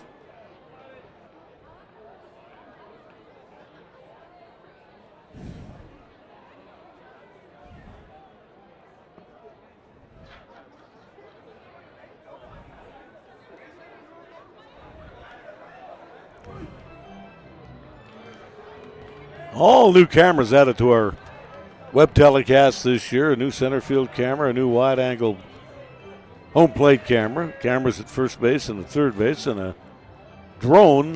We didn't use it tonight, but we have a beautiful drone camera. What a great job that drone camera does. Gives you a totally different perspective of the ball game.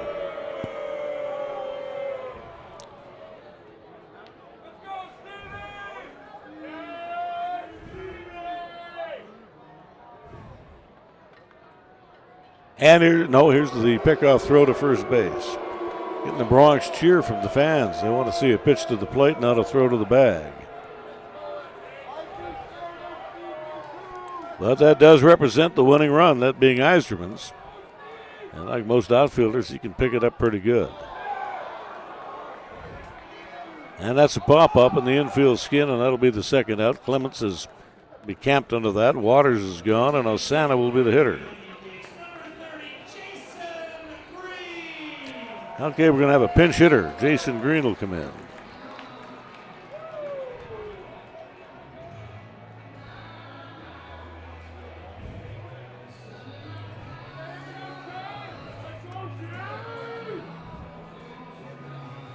And you can certainly understand that. You're going to go to a .438 left-handed power hitter.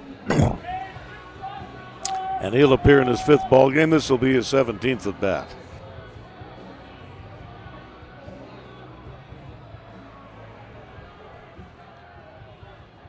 Occupying the 8th spot in the order, that had been occupied by David Osama. So Green comes in, and the pitch to Green, he takes a rip at it and fouls it away, strike one.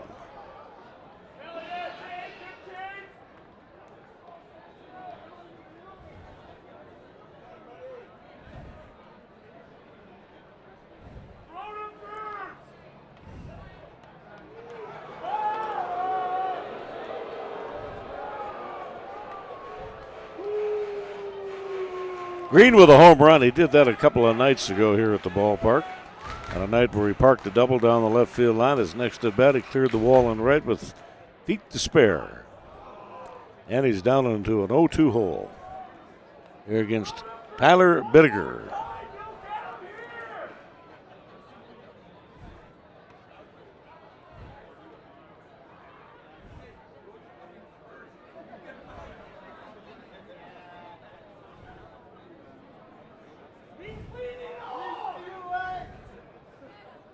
And here comes a 2-strike pitch. He's going to waste the pitch high and outside.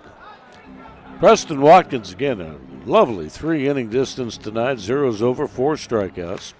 Ivan Rodriguez did a nice job out of the starting blocks. 5-inning distance, 2 earned runs. He scattered 8 hits.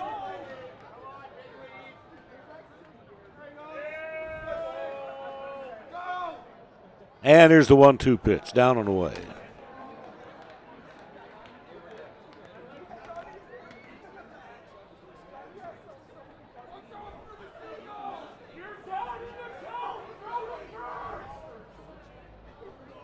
And the 2-2 delivery. That'll miss low.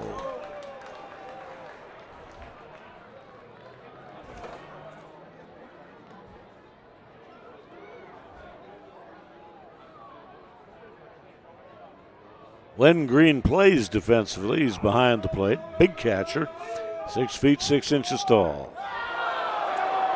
And this time around, the pitcher, Bittiger, made a pickoff throw to first base, and the first baseman was not holding the runner on.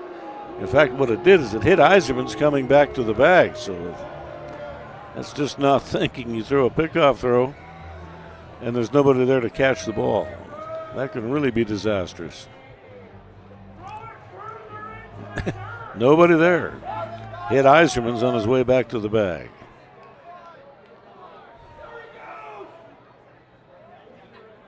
Runners on the move, and the pitch is a called 3rd strike. So we're headed to bonus frames tonight. We'll go to the 10th inning, and the game all tied at 2.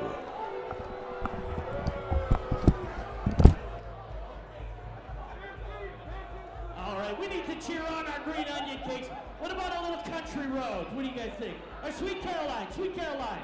Let's do Sweet Caroline. Everybody, let's get up. Let's do Sweet Caroline. I'm going to sneak in here in this group.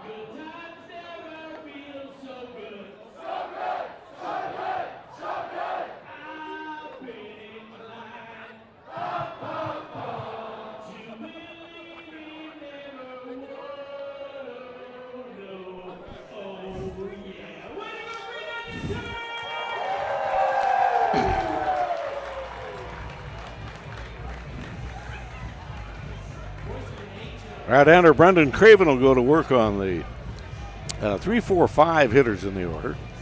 We have a defensive change, and we'll get to that in a second.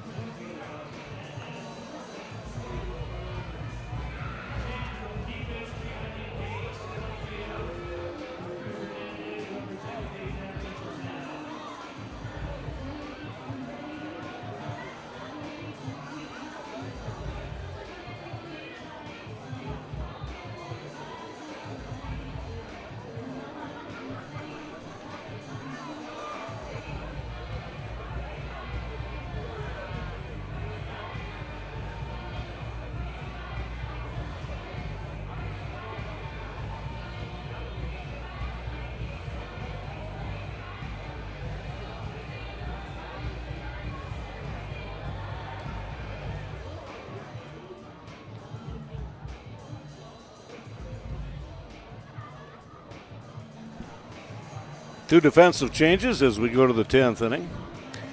Cruz Hernandez now in left field. Waters is out of the ball game, and Anthony Kadama will replace him at second base.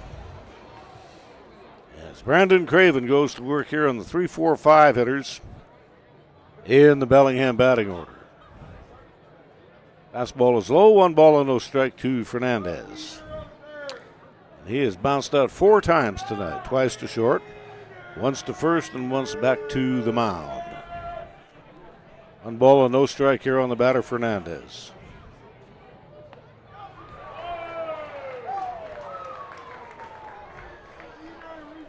.250 batter on the regular season. Again, Kadama now in the game at second base. Cruz Hernandez in the game playing in left field. And the 1-1 delivery is in there for a strike.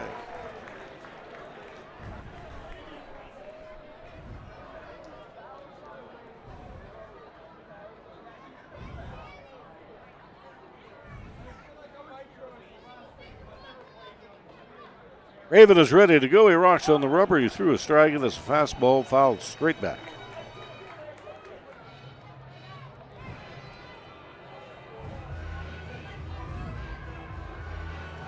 Bells are a game better than 500. They're 4-3. The Riverhawks are playing 1,000 baseball right now. 4 wins against no losses. And they sure would like to propel 4 wins into 5. Here's the 1-2 pitch. Hopped up, foul, back at third, down the line and on towards the barbecue area here at Remax Field. You see there's a pretty good representation of fans in that barbecue area. Same up the right side. They'll have a band after the game tonight.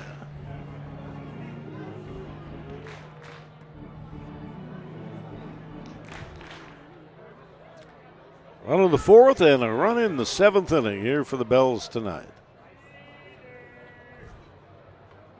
And the pitch.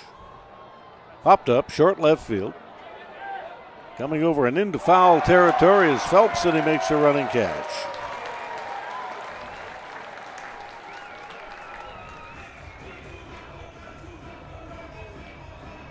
Fernandez is erased. Got a good jump on that pop-up. And he was just about out of real estate when he made the catch.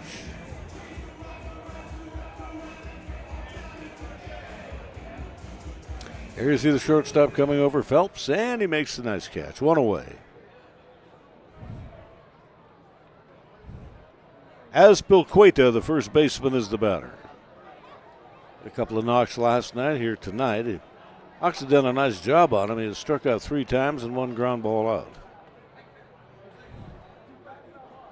Azpilicueta. Nico Azpilicueta. Hauled off the backstop.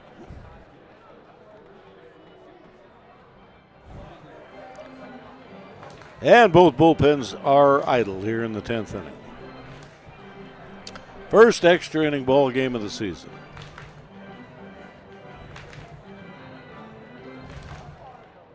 And here comes the pitch. High ball raised out into right field. It hangs up. There's that ball going to get caught? No, it's not. It'll fall in at the feet of Midlamis. And pulling into scoring position with the bloop double up the right field line is Azpilicueta.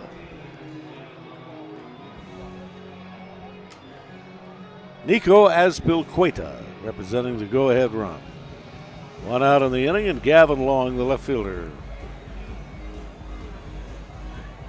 As you can see, the ball was hit off the softwood on the high end of the bat, and it falls in. Had it got a little bit more hang time on it, a little more height, that probably would have been caught. And Gavin Long is the batter.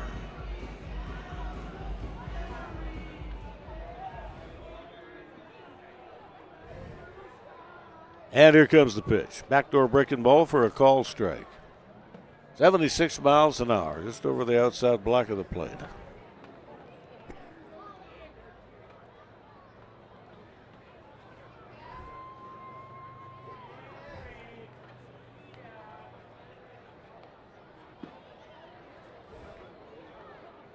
Nico Azpilicueta takes his lead off at second base. 0-1 on the batter. The pitch is low. And run a ball of the strike.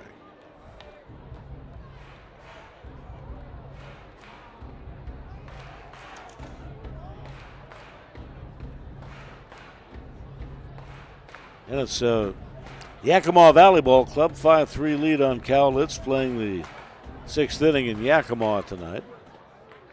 3-2 lead for the Wenatchee Apple Sox on Nanaimo. That's in the 5th inning up in Vancouver Island. Well, the Vancouver Island ball clubs are home at present time. Victoria trails 2-1 to the Port Angeles Lefties in the 4th. Kamloops leads the Kelowna Falcons 4-3. Nothing to report between Walla Walla and Ridgefield. Bend is up on Corvallis 5-2 in the 5th inning. And the Marion Berries, who play out of Salem, Oregon, are in Portland tonight, scoreless after 3 with the Pickles. And a strike to the outside half of the plate.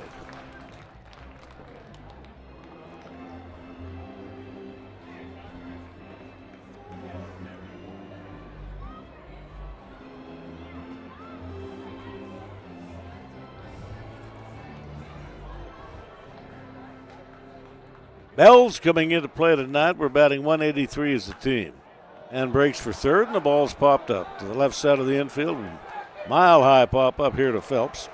Asquileta had to reload to get back to second base. He broke for third, but he snuck a peek, and there's no double play.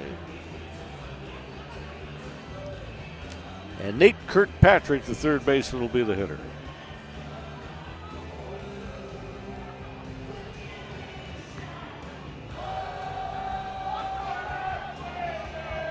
He has swung as good a pole as anybody in the Bellingham lineup tonight. Pulled a double into left field and scored in the 4th inning. Put a ball into play, got an infield hit, and he came around to score a run. So he scored both runs tonight for the Bells. And he'll take a pitch high and hot. 1 ball, no strike on the batter.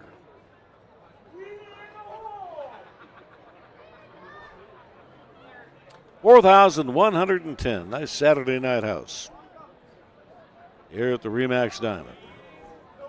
And the 1-0 pitch. Foul to the backstop.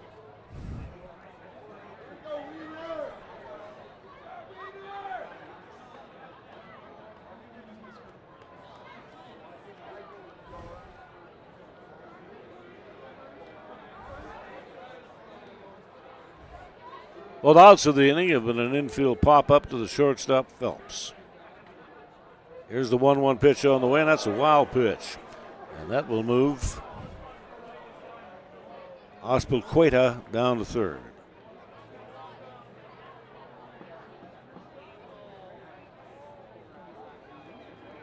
Here off Brandon Craven.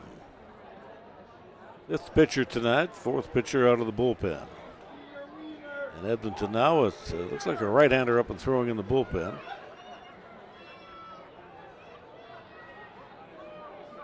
And at third, here's the 2-1 pitch. Room a changeup, and way out in front of that pitch, 76 miles an hour was the velocity, was Kirkpatrick.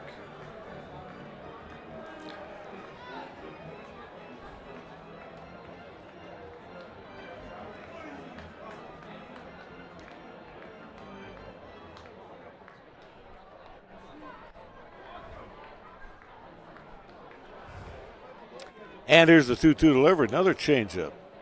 Again, Kirkpatrick out in front, 79 miles an hour this time on the palm ball.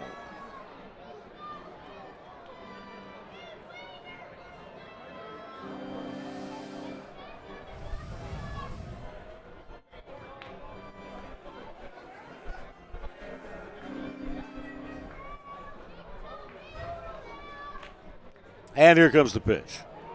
This is a good at bat here for Kirkpatrick. He's fouled a few off. He was out in front of a couple of changeups.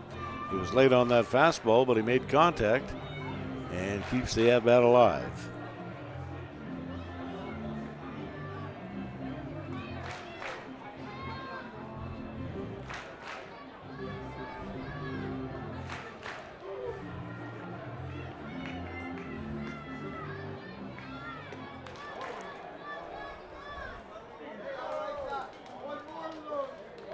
Starter tonight was Reese Hammerling, a 3-inning distance on a pitch count, but he put up the zeros with 2 strikeouts. Riley Barrett had a real nice 3-inning stint this evening, 1 earned run on a pair of hits, 3 strikeouts, didn't walk a batter. And the pitch, a strike at the knee to get it done. As Kirkpatrick, that is kind of a mar on what was a really good at bat. And we'll take a look at the replay of that pitch. I don't think so. All right, let's go to the last of 10.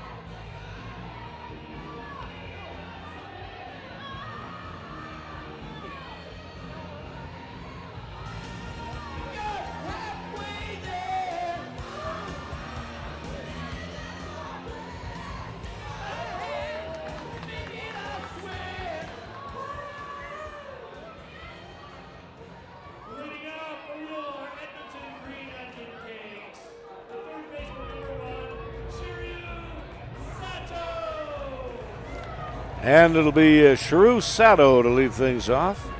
Shiru tonight has got a couple of fly ball outs to left field, and he was called out on strikes.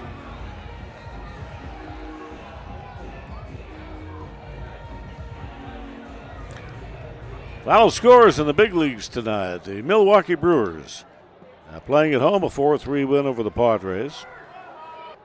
And the Mets are up on the Rockies in the 8th inning. 7-1 is the score. And the pitch, it's a fly ball straight up the middle. Lots of room there. It's about 370 feet, and camped under that is Fernandez. There's one away. Ball hit 336 feet. Top of the 6th inning in Sacramento tonight. It's the Orioles and the Athletics tied at 4 apiece. Cubs 6, Tigers 1 today. These are all final scores.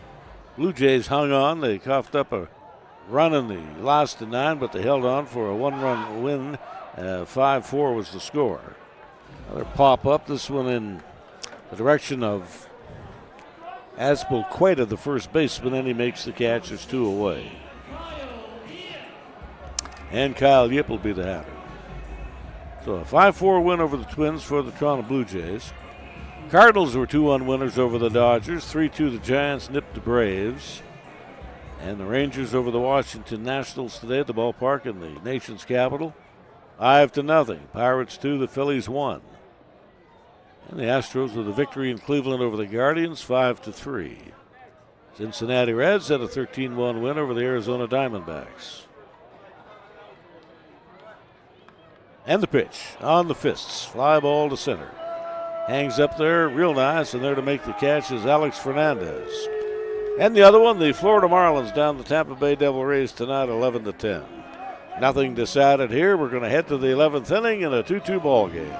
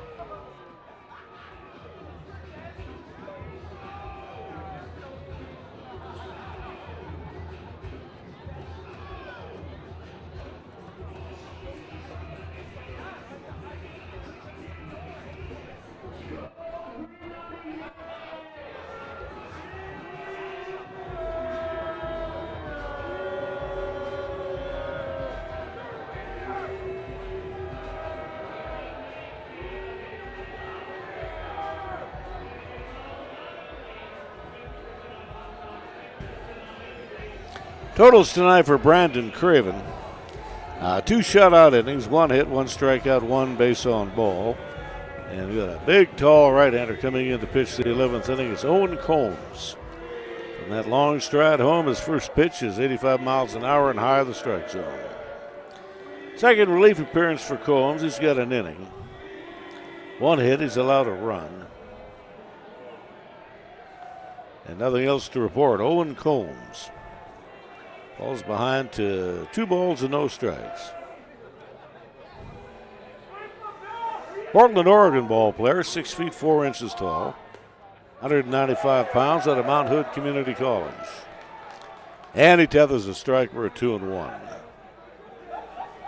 They went 6 pitchers deep last night in the Edmonton win. They'll go at least 6 pitchers deep here tonight. So they're both clubs, not so much Bellingham, but Edmonton airing their bullpen out and getting people some work.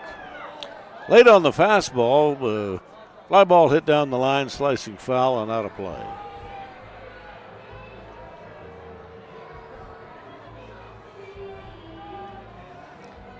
Caden Watipka is the batter. And here's the pitch to Watipka. It's under his chin.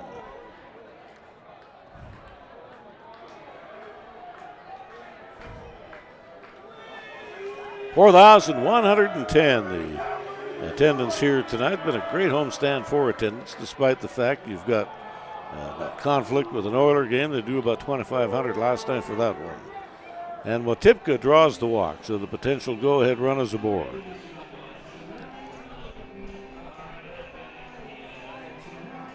No doubt about it, that one missed. And Camden Gillespie will be the batter. Well, you're working in the bottom end of the order. Would not surprise me in the least if Gillespie tries to drop down a bunt. shows the bunt and the pickoff throw.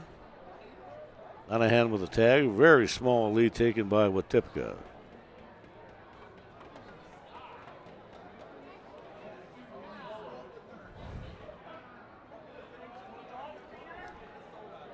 Squares off for the bunt, and he bunts it foul. Back off the backstop.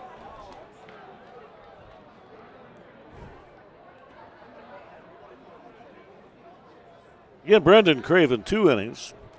Allowed no runs. He allowed 1 bloop double down the right field line. He struck out a batter and he walked the batter.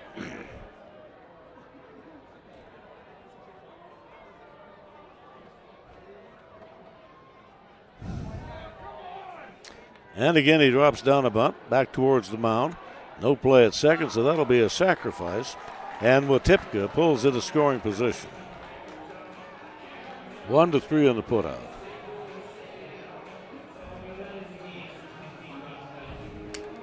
And Brock Sell, the designated hitter, the batter. Again, these were the 2 clubs that hooked up in the Northern Division semifinals last August. Edmonton won the first one. Bellingham came back in Bellingham and took the final 2 to advance on against Wenatchee. They would lose that game to Wenatchee. They would go to the league championship series, and they would lose to the Portland Pickles. 1 ball, no strike here on Brock Sell.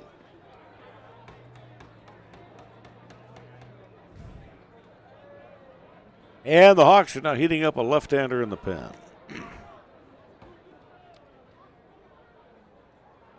And the bullpen is idle for the Bells.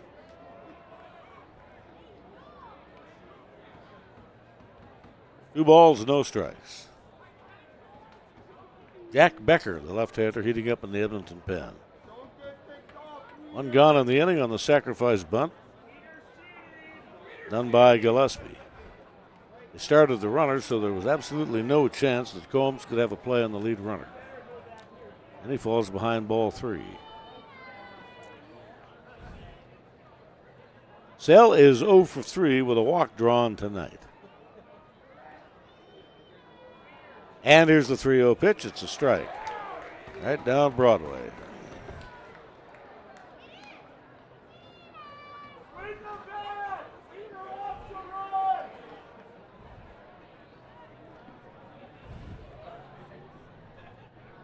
And here comes the pitch. Foul tip on a full swing.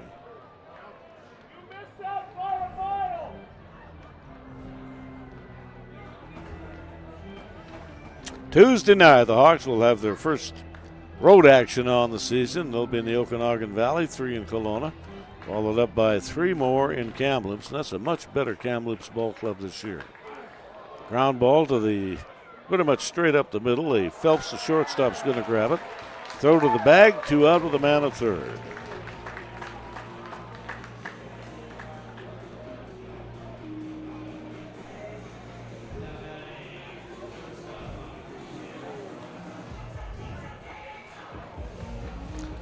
And the batter up will be Bobby Pierce Jr.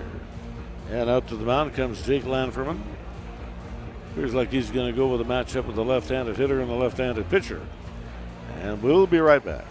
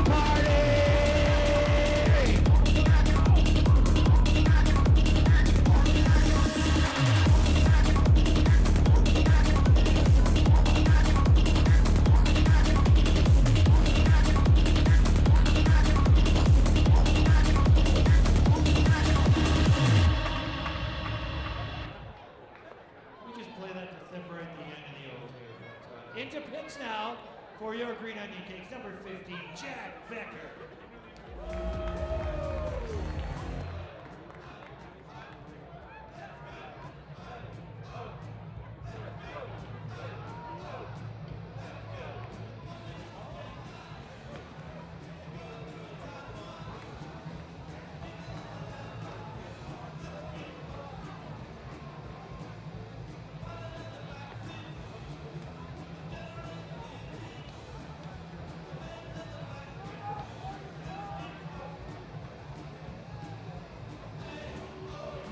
Go-ahead run is 90 feet from scoring, that being Caden Watipka. He's at third base, and the new pitcher in the ballgame, Jack Becker.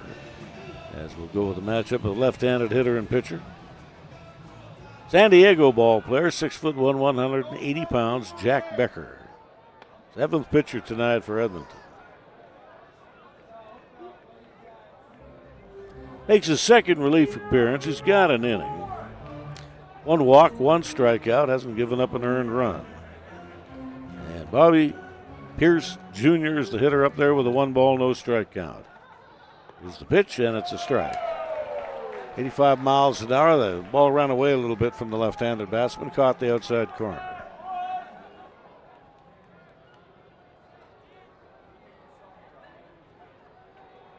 In the defensive replacements, Gadama's in the ball game at second base.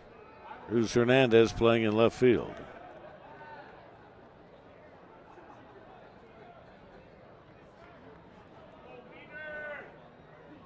Owen Combs works 2/3 of an inning. 1 walk, no hits, no strikeouts. And here comes the pitch. There's a ball that is fair at first base. Lanahan is up with it onto the bag. Gets the unassisted put out. And we shall head to the bottom of 11. Good one here tonight.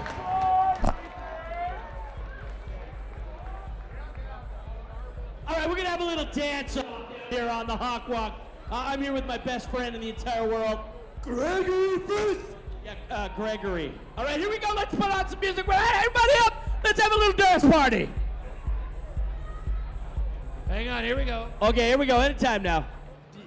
This part of the show is free because we're in extra innings, so nobody's getting paid. Oh, we got it. We got one for you. Here we go. Here it comes. Oh. Yeah. Yeah. Go ahead. Oh, yeah. The bigger they are, the harder they fall. Oh. Diggity boys are diggity dog. I have them like mad as clothes off, twerking in their bras and thongs. There it is. Face down, booty up. That's the way we like the wood. I'm sicker than an oil spill. She say she won't, but I bet she will. Timber. Swing your partner round and round. End of the night is going down. One more shot, another round. End of the night is going down. Swing your partner round and round. Yeah, go, Donovan. Go, dance partner. One more shot, another round. End of the night is going down. Going down. I'm yelling timber. You better move. You better dance. Let's make a night. Donovan, are you proposing? Was that a proposal? Gregory and Oh, he won. Woo! Let's go.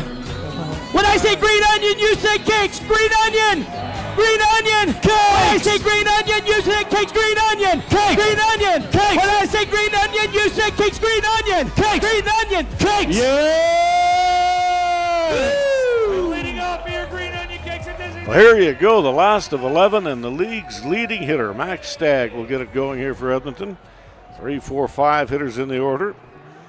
Here against Tyler Bittiger. Bittiger is ready. He rocks on the rubber. He comes to the plate, and it's a called strike. 0-1. Here to Stagg, who's got a 2-for-4 night going. Pulled the trigger on a double down the left field line. Came in to score in the 4th inning. Slapped a single up the middle his other time along where he got a hit. And the pitch outside. Nobody up in the Edmonton bullpen. The Bells have got a pitcher up and throwing. Can't see who it is, but they do have a right-hander throwing. And the pitch, the 1-1 out in front of it is Stagg. He hit it a ton, but it's just foul. Knocked it out of the park, but foul of the pole.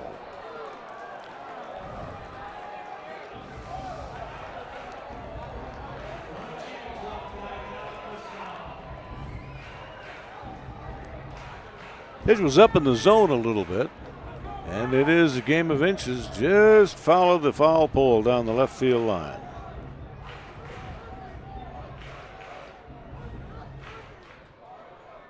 And here comes the 1-2. Swing and a miss. Breaking pitch gets him. Stagg is out of business.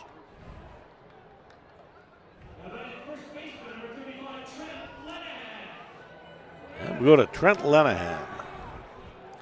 Good night going. He's 2-for-4 with a run batted in.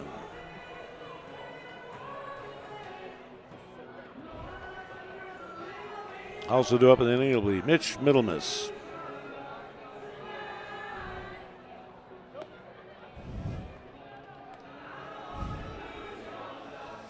Extra innings, of course, and a matinee game tomorrow, 1 o'clock, first pitch. We'll have the pictures and the descriptions for you here on Riverhawk TV. And the 1-0 delivery fouled straight back.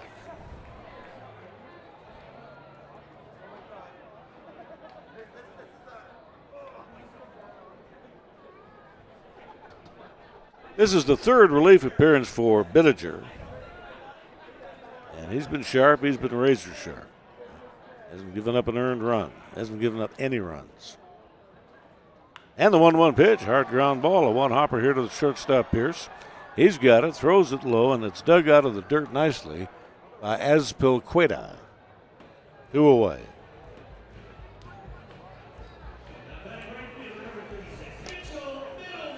Middlemiss tonight for 3 with a run batted in.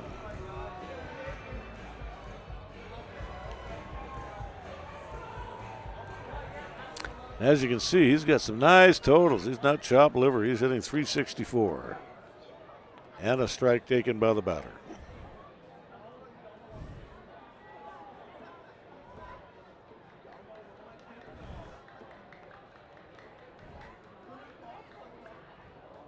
Here's the kick in the 0-1. He changed speeds on it, 80 miles an hour on the changeup.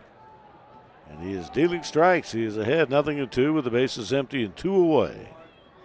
Here in the last half of the 11th inning.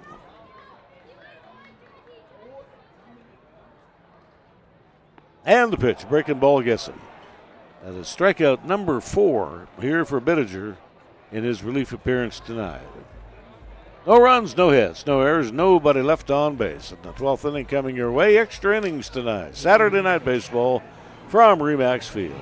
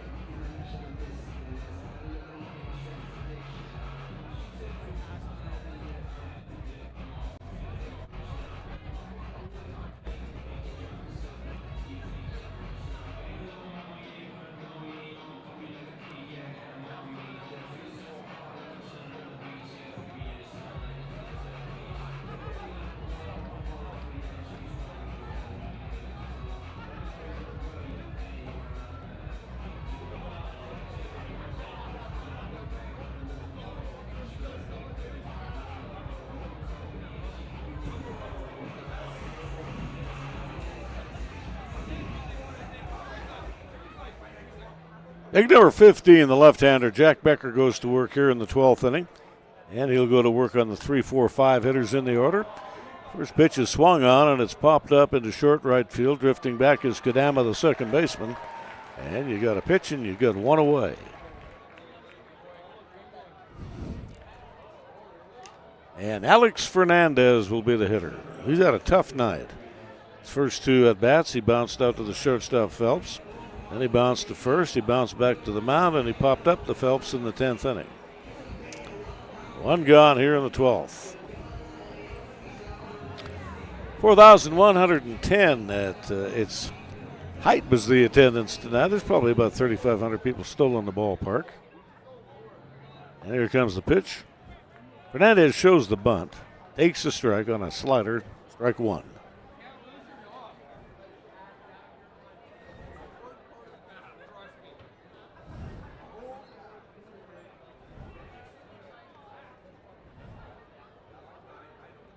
Saddle's going to play up wide of the bag at third base, fully back up the middle. And Lenahan is deep at first. The outfield is straight away. As you look at that western sky here tonight at Remax Field. All on the strike. And the kick and the pitch on the way. Strike call. And Tyler Bourne, the ball strike umpire tonight. Evan Radikop at first. Matt Beaudry, the umpire, working at third.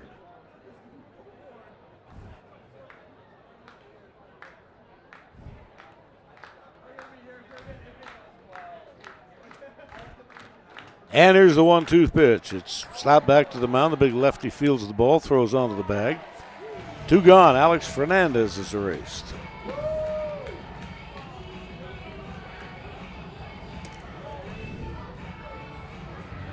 And Nico Aspilcueta is the batter up. Aspilcueta.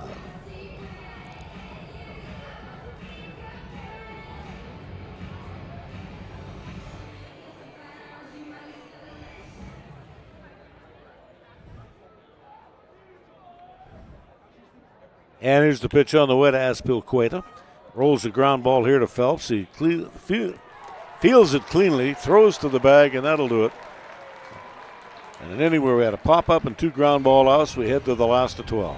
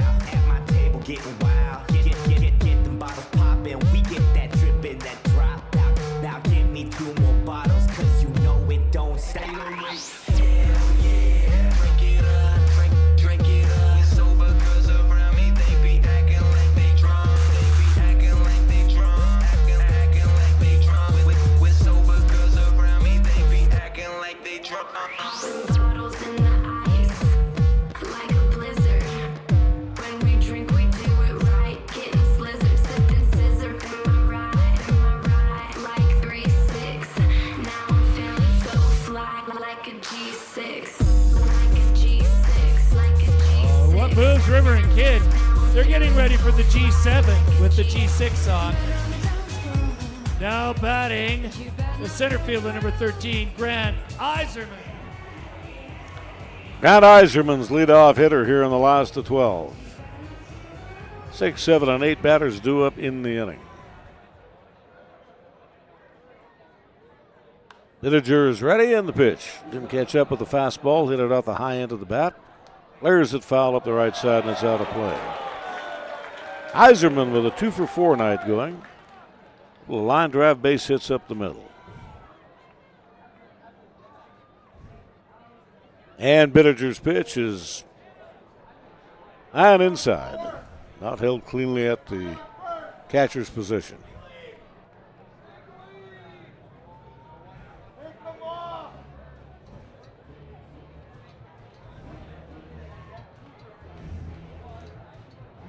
And here's the 1-1 to Iserman's.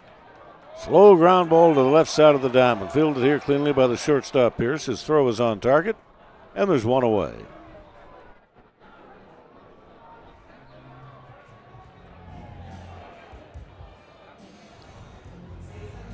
Over 3 1/3 innings, Bittinger has faced one batter more than the minimum. That was a single by Iserman's in the 9th inning.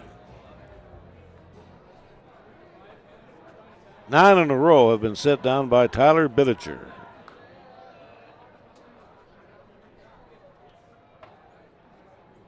And here comes the pitch. Pulls the ball foul at first base. Strike 1 on the batter.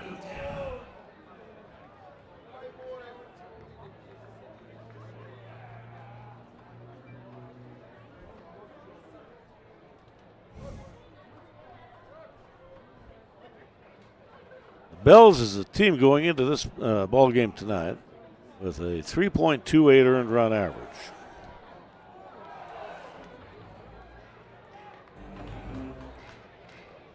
And the Riverhawks with an even better earned run average as a team, 1.38. 2 strikes up here on Stevie Waters. Beg your pardon, that is not Stevie Waters. That'll be the pinch hitter, Padama. Well, not a pinch hitter. He came in as a defensive replacement.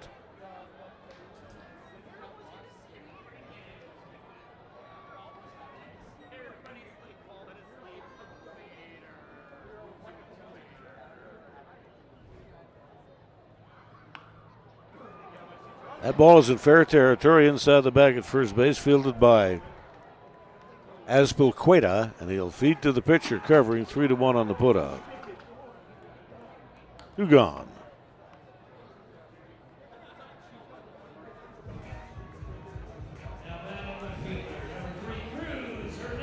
And it'll be Cruz Hernandez.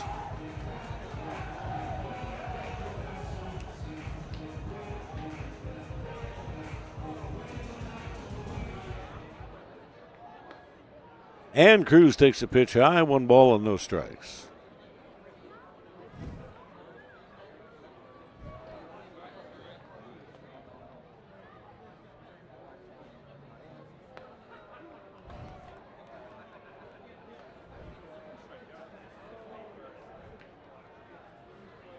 Hernandez with no batting average. He's looking for his first hit on the season. And he goes around on a high fastball.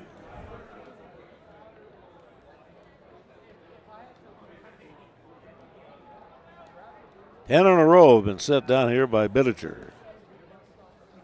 A lot of them have been ground balls. You make that 11. There's a swing and a miss on an 81-mile-an-hour hook and a good one. Head to the 13th inning in a 2-2 draw.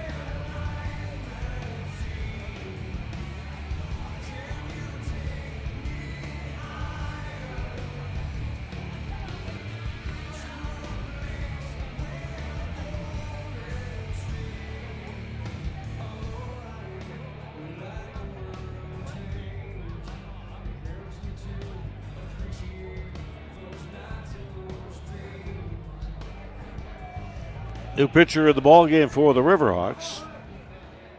And that's their 8th on the night. It is Mason Chamberlain, Victoria, British Columbia right-hander. 3rd relief appearance. He's got 3 innings, 4 hits, no runs. 1 strikeout, 1 base on ball, no record. And here comes the pitch, and the ball is belted out into right field over the head of Lenahan. And that'll be a long single for the leadoff batter, Gavin Long. Base hit to right field off Chamberlain.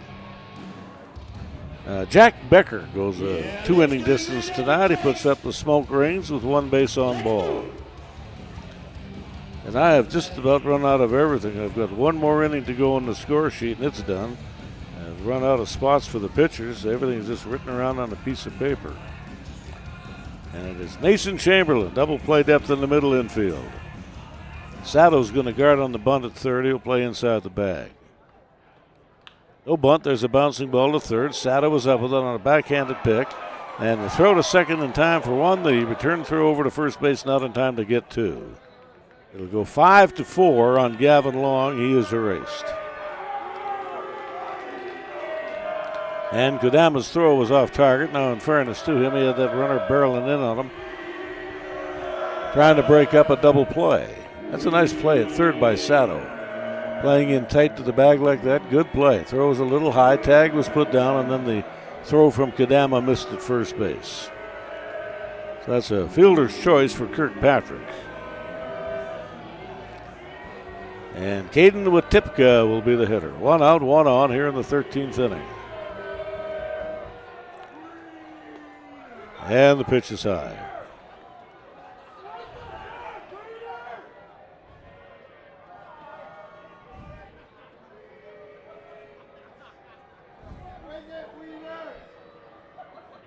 Six foot, 180 pounds, Miles Chamberlain. Missouri Valley College, where he attends school. So again, Jack Becker, the big left-hander, works a 2-inning stint. Zero's over with 1 walk.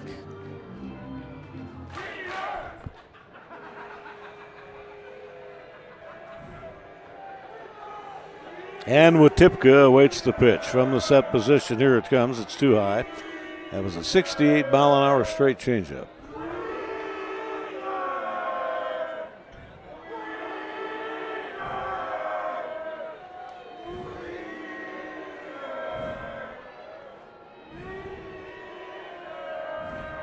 Caden Watipka, a right fielder standing in. Takes a rip at the pitch. He was late on the fastball, pops it up foul, back at first base, down the line and right, and on into the seats.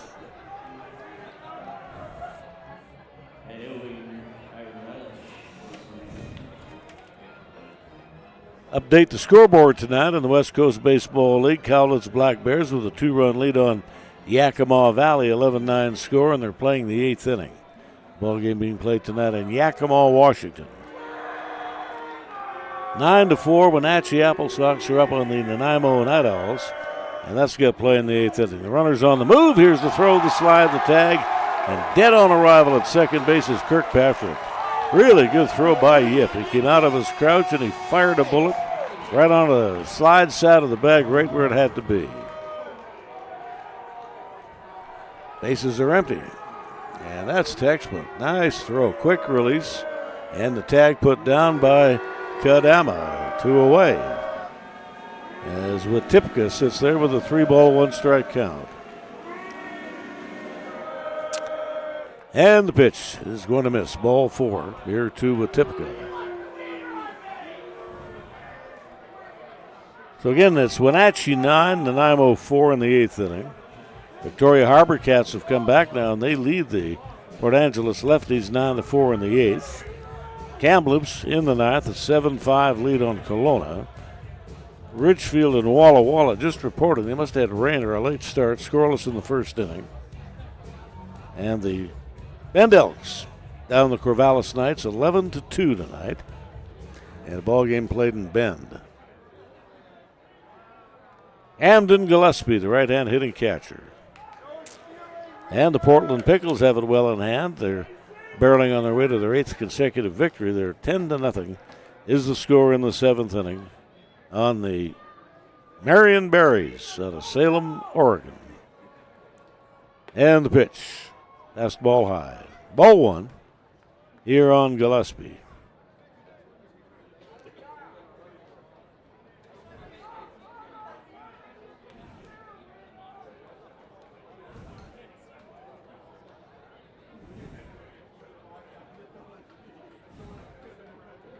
And here comes the 1-0 delivery. Throws a spinner into the strike zone, 68 miles an hour on that soft curve. 1 ball, 1 strike.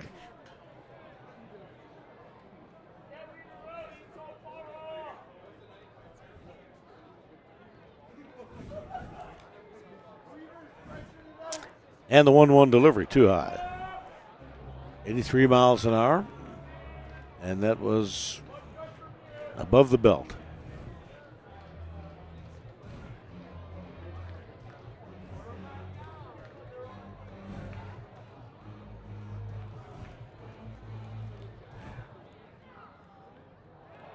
And that pitch is between the wickets of the catcher, yipping onto the backstop, so that'll be a wild pitch scored on the play.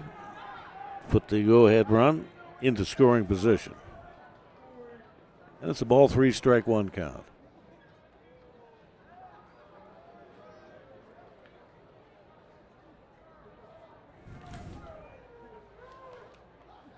Amden Gillespie is the batter.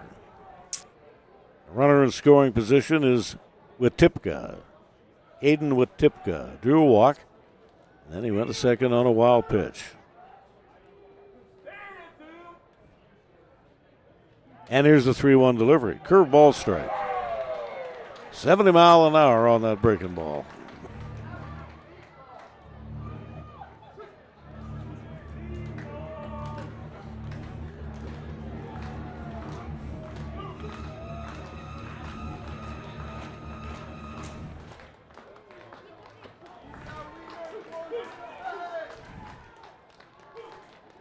Miles Chamberlain rocks on the rubber, throws another pitch in the dirt, and taking the base will be Witipka. We'll score that for the moment as a wild pitch.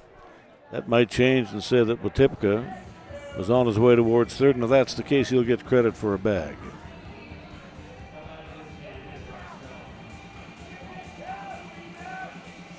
So men at first and third on the base on ball, and Brock Sell, the DH, will be the hitter.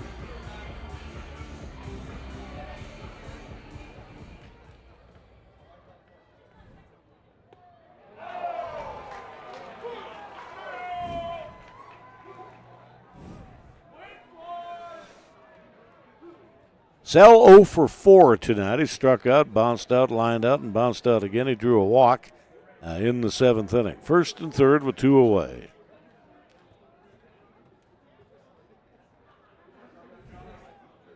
And the 0-1 pitch over at first base. This is Gillespie. He's on the move. He'll get an uncontested steal of the bag. It's almost like a free one when you've got the runner at third. However, Lenahan was holding him on, so you pretty much got to give him a stolen base. And it's a 1-1 count here to Brock Sell. Fastball misses outside.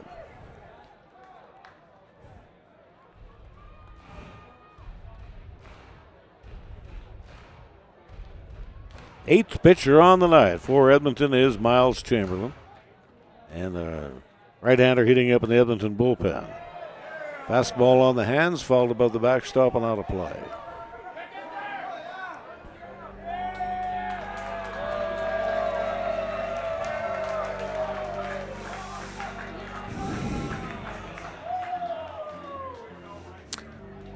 Two balls, 2 strikes, 2 out and 2 on.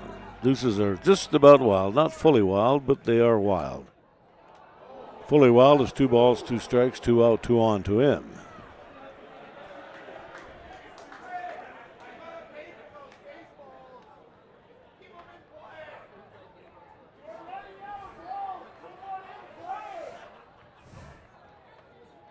Green onion cake jerseys tonight worn by the Riverhawks.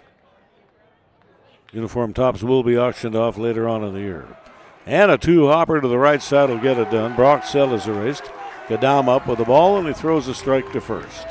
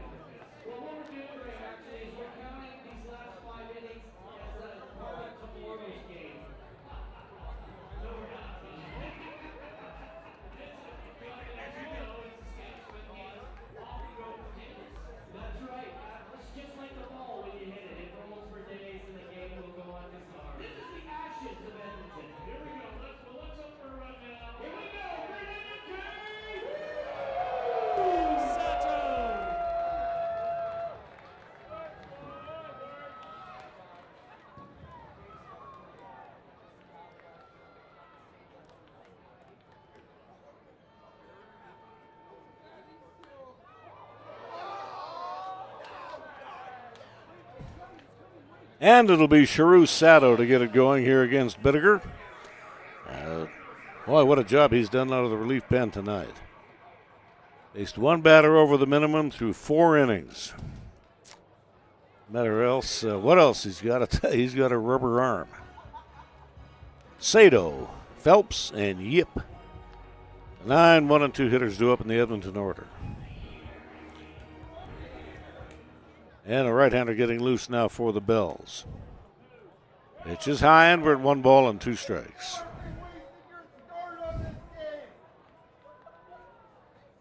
Five strikeouts for Bittiger tonight.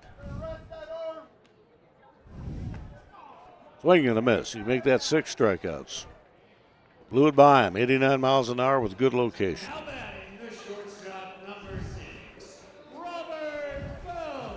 And let's go to Robert Phelps. And he's had an uncharacteristic 0 for 5 tonight. A ground ball out, a fly ball out, another bounce out, a called third strike, and a pop-up. And Bittiger from the long stride home out of the set position throws high, ball 1.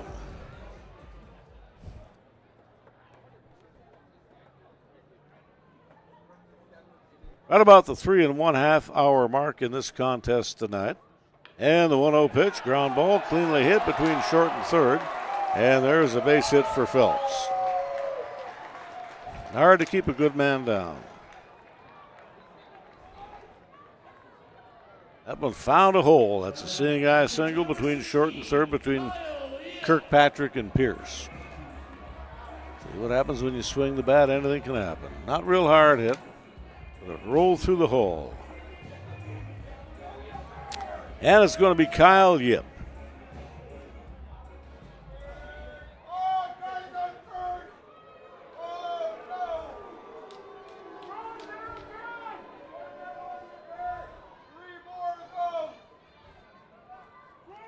On deck is the league's leading hitter, Max Stagg. At better than 600 batting average. Too high, ball 1.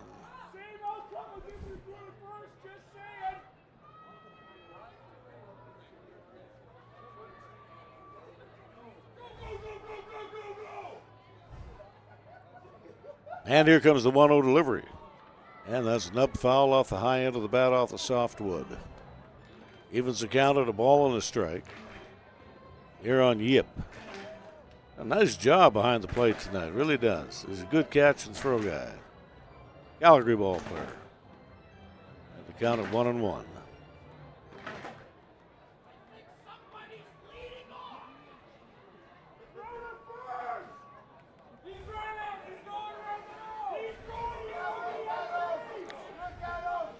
And here's the 1-1 delivery. Hard ground ball to the right. They might get 2. This is Clement on to Pierce. Pierce off the bag and on to first. And they do. 4-6-3 on the double play. The pitcher's best friend.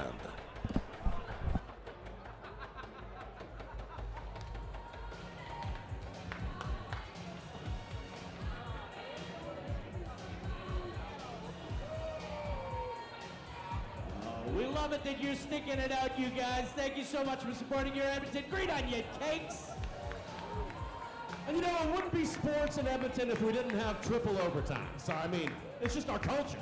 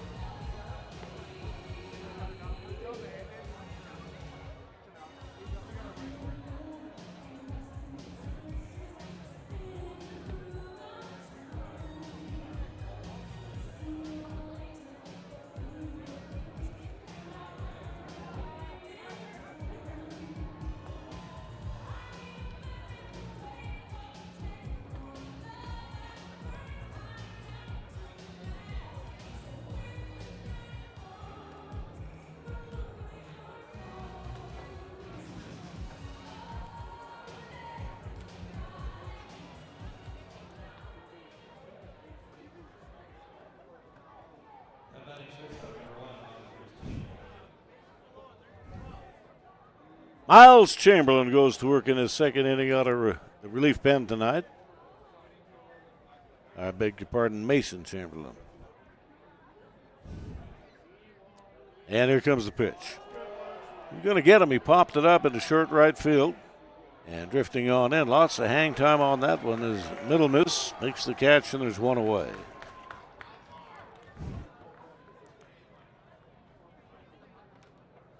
Eighth pitcher tonight is Mason Chamberlain.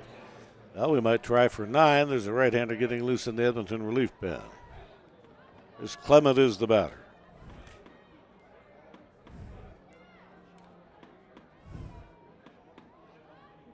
And here comes the pitch. It's a breaking ball strike. Big slow curve in there at 71 miles an hour.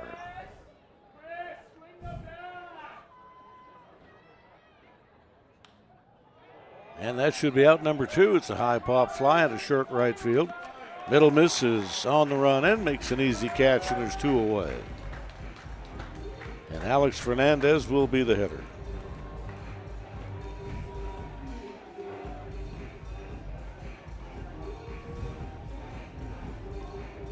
Fernandez tonight, 0-for-6. First 2 times up, he bounced out to the shortstop position, then he bounced to first, back to the mound he bounced. He popped up to the shortstop in the 10th, then a ground ball out, a comebacker to the mound in the 12th. Throws the bunt, takes a breaking pitch strike.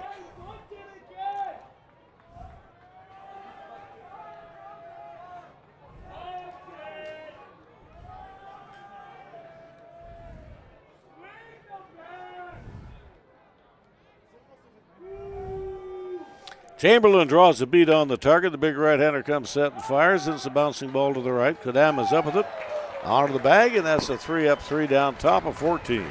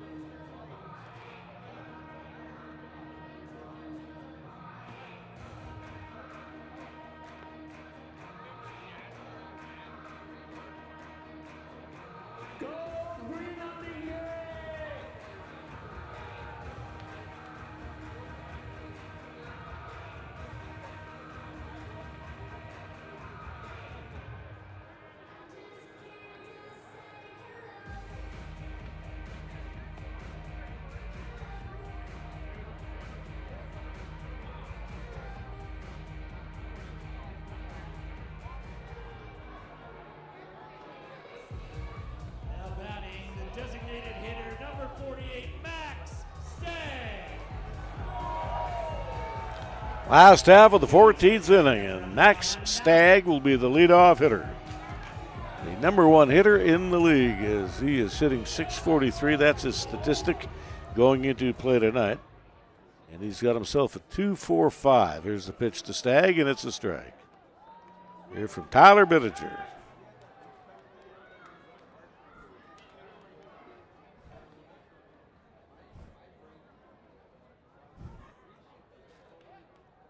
Bittinger out of Newport, Oregon, and he's done himself proud here tonight. I'll tell you what, he's got a rubber arm. This is his 6th inning out of the relief pen. Lenahan and Middle Miss are also due up in the inning. And here's the 0-2 delivery. Foul tip in the batter's box. Again, it's Gillespie behind the plate. Kirkpatrick at third. Pierce at short. Clement, the second baseman. Aspilcueta is the first baseman tonight. Long, Fernandez, and Watipka left to right out on the picket line. 0-2. Here to Stagg. And he'll take a pitch down and away.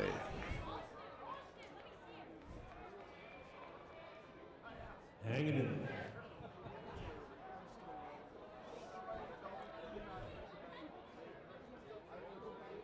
And here comes the pitch. Down and away, 2 balls, 2 strikes.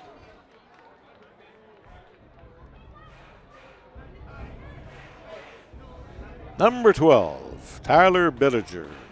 The starter tonight, Evan Rodriguez, 5 innings, 2 earned runs on 8 hits.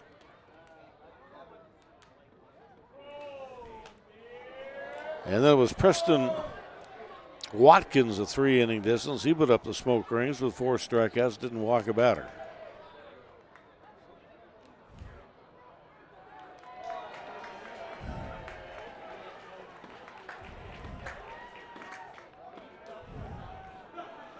Infield is drawn back and fanned apart. The outfield is straight away. Bittiger draws a beat on the target, the pitch. And there's a high fly ball out into deep left field. He just got under that pitch. And that took Gavin Long to about 10 feet shy of the warning track to make the catch on that long fly ball out. And Trent Ledihan will be the hitter.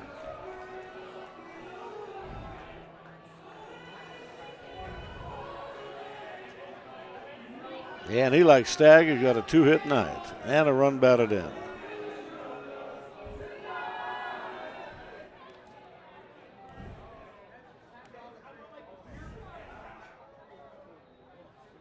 And here comes the first pitch. Numero uno is turned around. It's a fly ball to left field.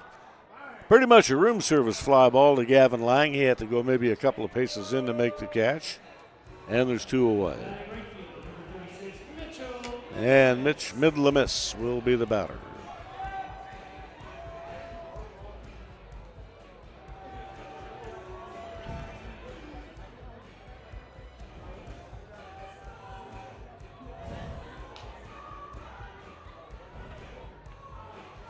And we're on the verge from the first time, and I don't know how many years I'm actually going to have to start a second score sheet. I've only got 14 innings available. We've got 2 out here in the 14th.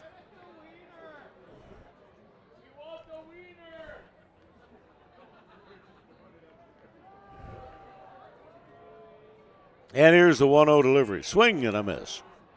Give him a rising fastball, 85 miles an hour, good location. That's a 4-seamer up in the zone. All in a strike here to Midlemiss.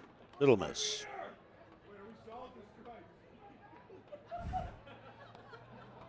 Takes a rip at the pitch. It was a late breaking, off-speed breaking ball, 78 miles an hour.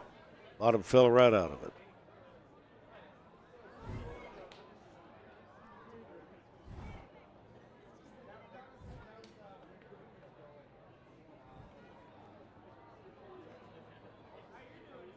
Bittiger rocks on the rubber, delivers high.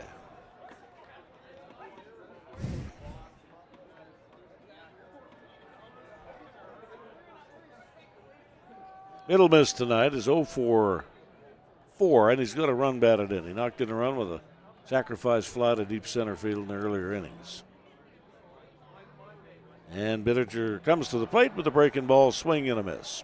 And we're headed to the 15th inning, Saturday Night Baseball.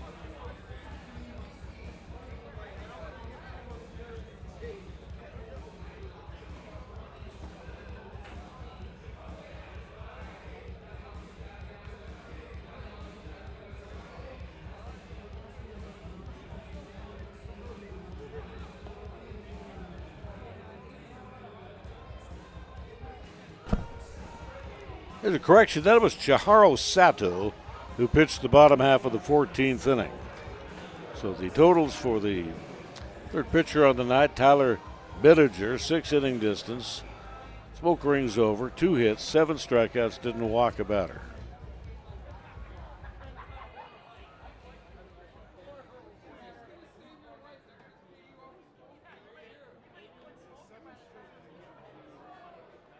And we'll get this 15th inning underway.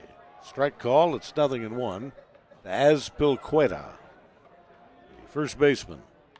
Looped a double out into right field. He got stranded at third in earlier innings tonight. Azpilicueta.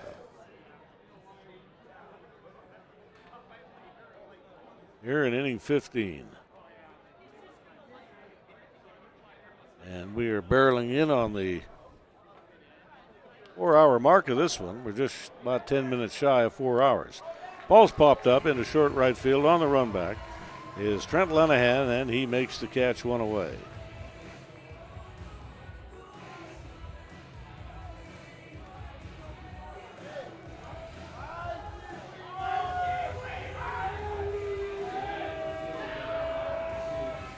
And Gavin Long is the batter here against Mason Chamberlain. Now working in his third inning of relief. Big, tall right-hander. He comes to the plate with a breaking ball. He touched it at the mound. It's picked up here by the second baseman, Kadama. You can go 1-4-3 on the putout, and there's 2 away. Just got a little bit of the webbing of his glove on that ball. And it's going to be Nate Kirkpatrick.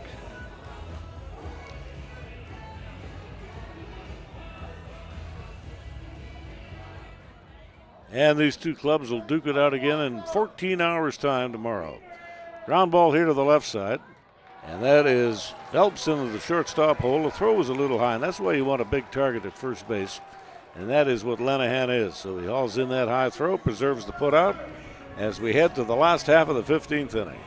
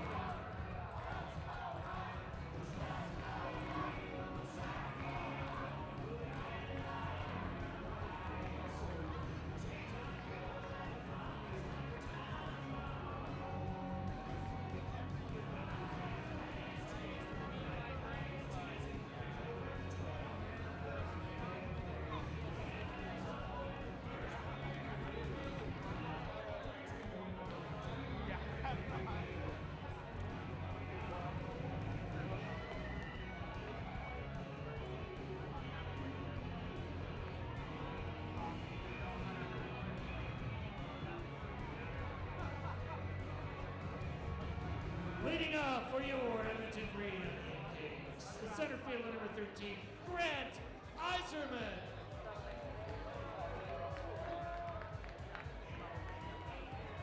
Grant Isermans will lead things off here in the last half of the 15th inning. Chihiro Sato working in his second inning of relief. Out of Tokyo, Japan, 5'10", 175-pound sophomore. Attends Edmonds Community College. And here's the pitch from Sato, and a bouncing ball wide of third base. Kirkpatrick is up with it cleanly, throws across the diamond, and there's 1 away.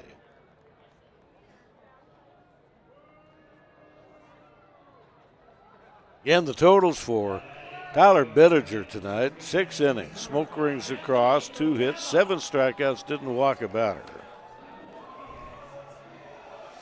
Sato is going to make his second relief appearance against 1 start, 4 innings.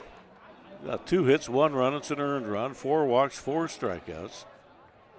He has no record and a 2.25 earned run average.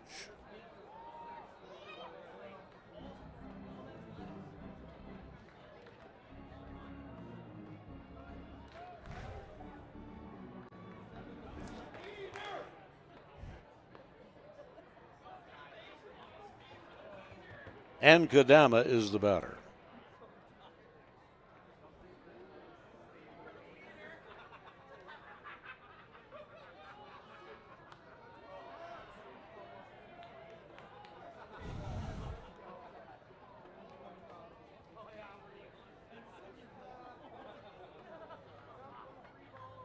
Adding in the spot occupied previously by the starting second baseman tonight, Steve Waters. So this is the second at-bat for Kadama. He bounced out his first time through. Down on him at 1 ball, 2 strikes, and he takes up high.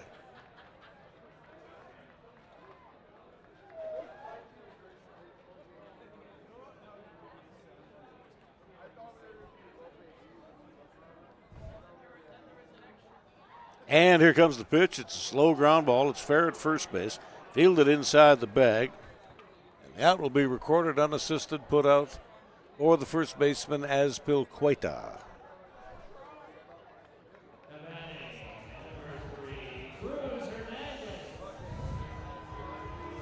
And Cruz Hernandez is the batter up.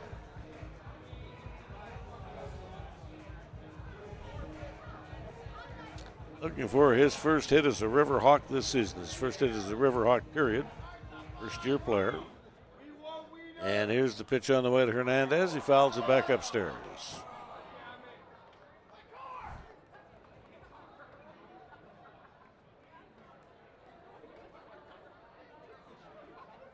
Oh, 0-1 on the batter.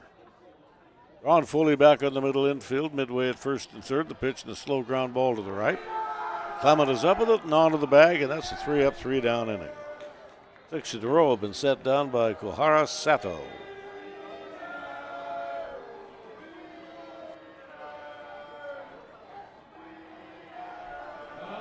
And we'll move to the 16th inning.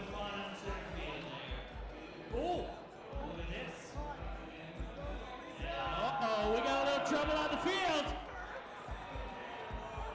Oh, Donovan, this is mistaken.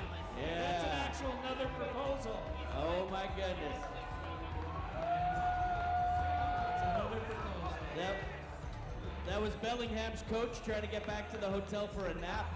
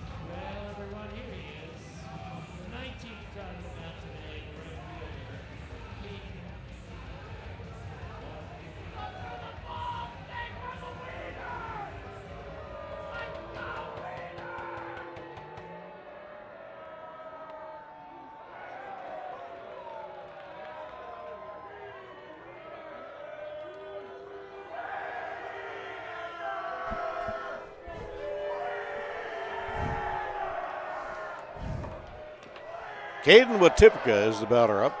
Bottom 3 of the order. Due up here in the inning. As Mason Chamberlain starts his 3rd inning of relief.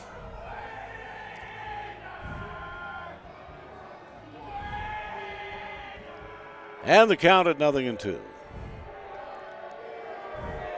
Chamberlain draws the beat on home plate. The pitch is a breaking ball, swing and a miss. Strikeout number 1 tonight for Chamberlain.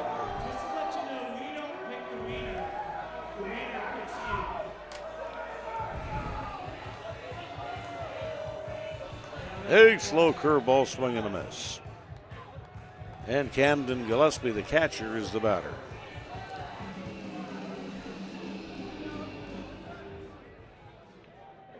And the pitch is a strike. Down the middle, 0-1.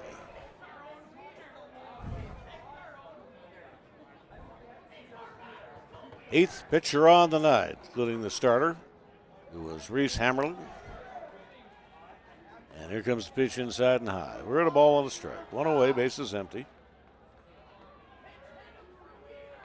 And the ball game now at the 4-hour mark.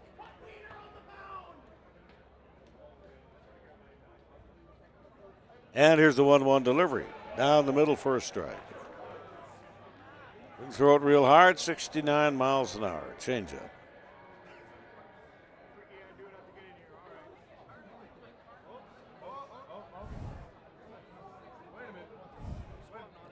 And the 1-2 pitch is on the way. A breaking ball. He lunged for it to get out in front of it. And it's popped up foul and out of play.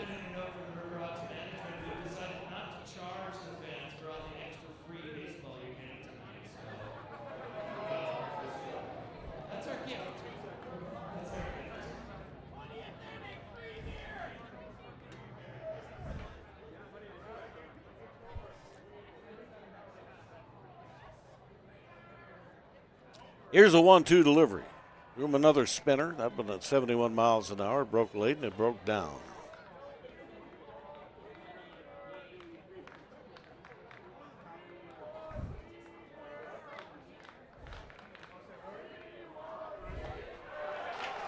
And Gillespie goes around on the pitch. Strikeout number 2 for Mason Chamberlain.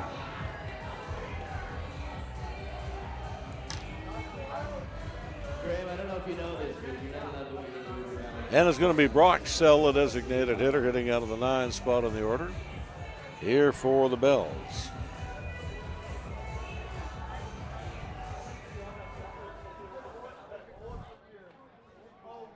Pitch of the batter shows the bunt, draws the bat back, it takes down and in.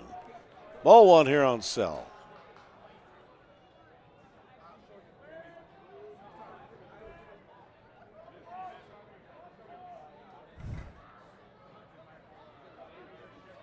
And Chamberlain rocks and delivers. He throws a fastball on the hands.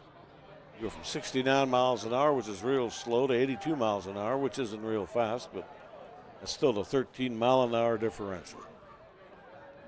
That'll usually get you by.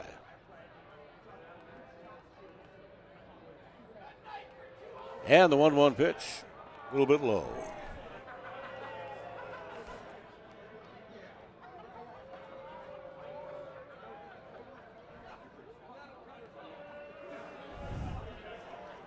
And here's the 2-1 delivery and a line drive stroked up the middle. That's a rod. Hit that one real good, right in good order. Brock Sell gets the knock. That will go to the top of the order to Bobby Pierce Jr.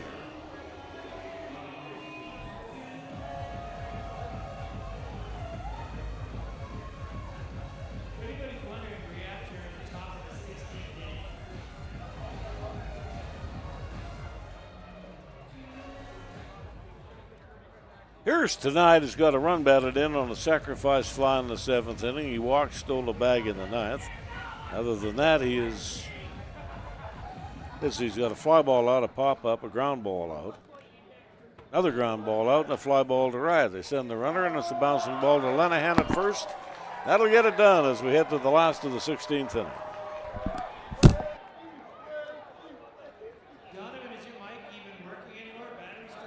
Graham, I'm down to the second last bar on the batteries here, but we are still filled with hope, filled with joy. Chris, what's going on over by you?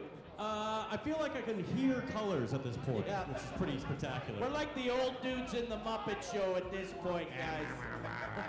We're like Waldorf or what's his name. You know, we talked about what happened, but, you know, personally, what are a couple of highlights for you this game? Oh my gosh, the camaraderie, the hot dogs, the fans. It's always the fans, Chris. I think for me it was the 12th inning. That's really where things kicked off. The 12th that was a good one. That was a good one. 3 up, 3 down. Oh. Classic. Do you want to guess last time around the score? 12 innings ago? Yeah, 2024. Yeah, June 4th, 2024. No, it was 7th inning. Wow, 7th inning. Wait, that's a stretch. That is a stretch. I don't even remember my 7th inning. No. You remember we said take me up to the ball? Oh, that's right. So that was, let me get this right, 9 innings ago. 1 whole baseball game ago, Graham. That's right. But you know what? Sometimes teams are due. We're going to introduce our leadoff batter for the Edmonton. Yeah, here we go. There he is, third baseman, Shiryu Satu. Yeah, let's do it, Green Onion Cakes!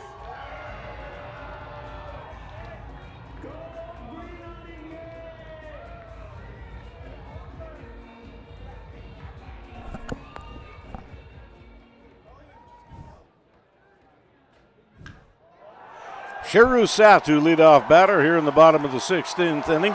He throws a ball out into left field. It's going to drop to get by the left fielder coming over, Gavin Long, and that'll be a leadoff double. Finally, we get something moving. It's been a long time since Edmonton's had a man in scoring position. Let's keep on those sticks. But Shiro Satu with a bloop double down the left field line, an opposite field double.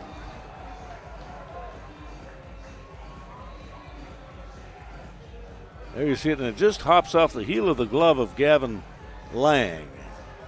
And they'll score an error. There'll be a hit and an error. And Edmonton with a man in scoring position. Shiru Sato. And Robert Phelps will be the batter.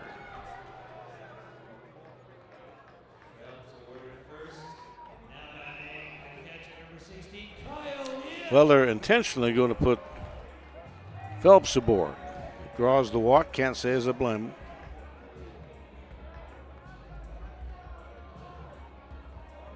So Sato is at second base. Phelps draws the intentional pass.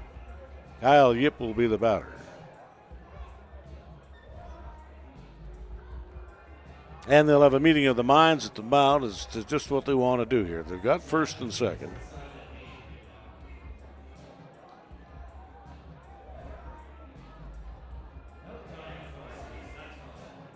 One other game to report tonight from the Canadian Football League. Calgary won 38-26 over Hamilton, and the British Columbia Lions in BC with a victory today. What was it, 31-14 or something like that over the Elks. And they might have landed back in Edmonton before this one is complete tonight. But a hit and an error has got the Riverhawks with a potential winning run in scoring position. Kyle Yip is the batter. They're going to play on the bunt. Aspilcueta is way in on the grass at first. Kirkpatrick is wide of the bag at third. And you would think this would be a bunt situation, and it is. It's a bunt, and it's not a good one, as it's caught on the fly by the third baseman, Kirkpatrick, coming in. One away.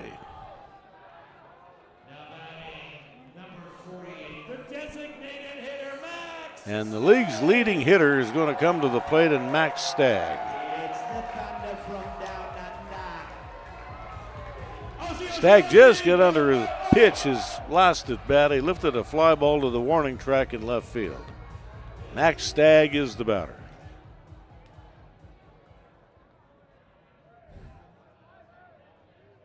First and second with one away, and Max Stagg takes a strike. You're from Chihiro Sato. Fourth pitcher tonight for the Bellingham Bells. Strike one on the batter.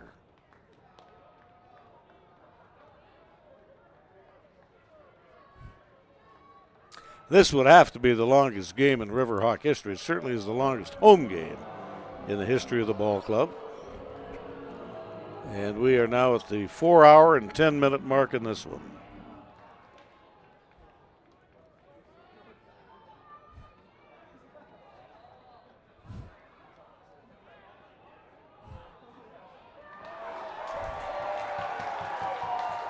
Now they're going to charge a balk on the pitcher.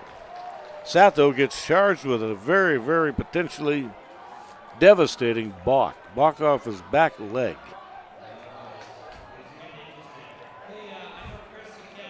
So now you've got second and third, and that changes things right around. Now a fly ball will end the ball game if it's hit deep enough. Strike one on Max Stagg, and a balk called, and that will move Sato to third, and Phelps to second base.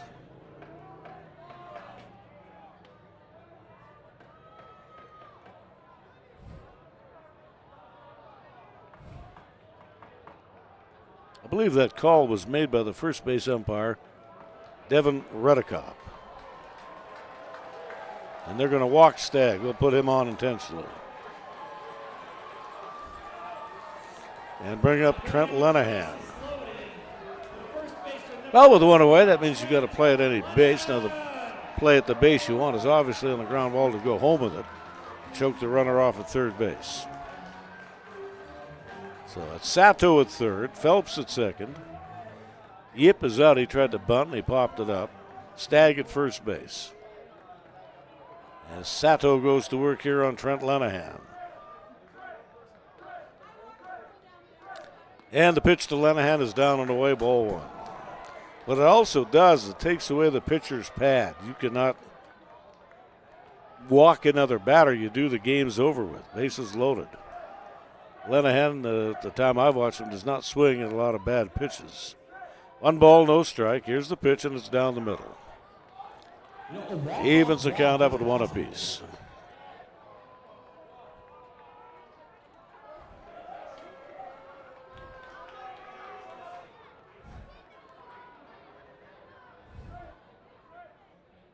And the pitch, ground ball back up the middle. Is that going to get through? There's the play to second. It's Clement on to first, and that's the ground ball double play. Wow, did they get out of that one? And that means we're going to go to the 17th inning. 6-4-3 on the ground ball double play. Lenahan is set down. And the Bellingham Bells are one happy group of ball players. There it is, hard ball hit up the middle. Nice range by Pierce to his left, on to Clement, comes off the bag. Relays to first in time, and let's head on to the 17th inning.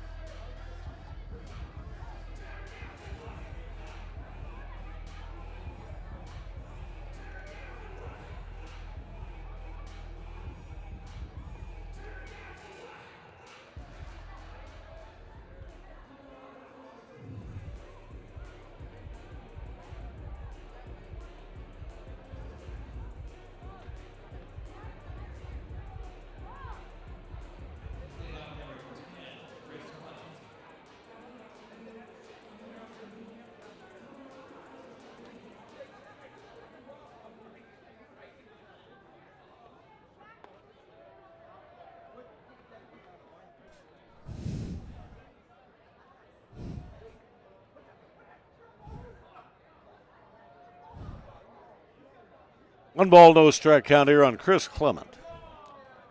And Mason Chamberlain delivers inside, and it'll go to ball 2, strike none here on Clement.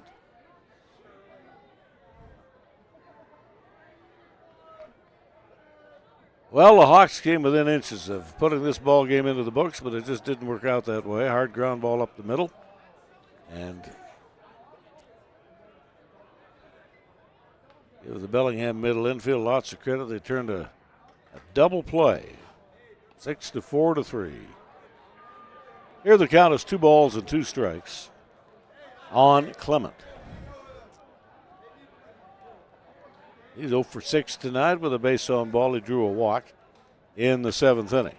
Swings in a ground ball that goes off the heel of the glove of Sato, and the Bellingham Bells have got a runner aboard.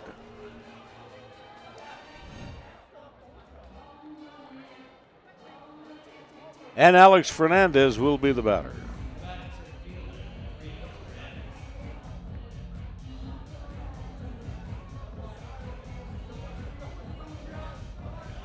Fernandez tonight, he's 0 for 7. So I guess you'd say he's probably due for a hit. We certainly hope not, but you'd think he is.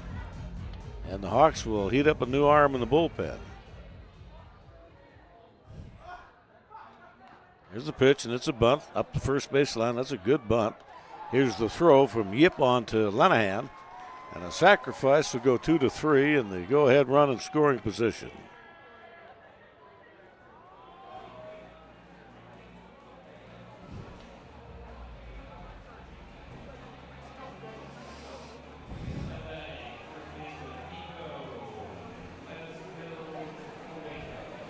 Aspil Cueto will be the batter. Quito Aspil Cueto. Go ahead run at second base with 1 gone here in the 17th inning. We've just about played 2 ball games. And I've broadcast some long ones over 40-some years, but this is right up there with them on the second score sheet. Ground ball down to third, knocked down by Sato. Throw is on the bounce, and Lenahan picks it out of the dirt nicely. 2 away.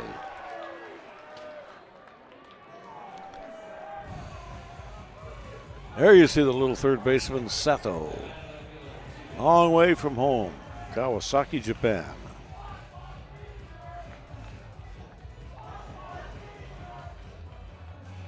And Gavin Long is the hitter.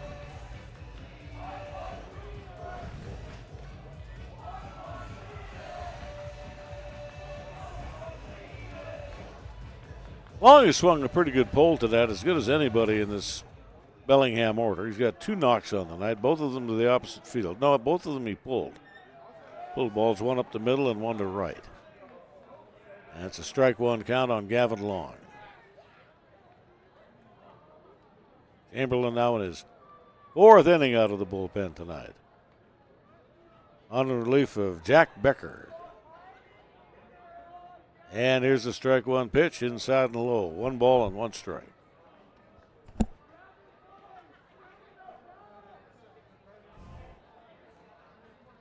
Two out in the inning with the potential go-ahead run in Chris Clement taking a lead off at second base. And the second baseman, Kodama, is going to draw a fully block and play between the bags of first and second. Counted ball 2, strike 1.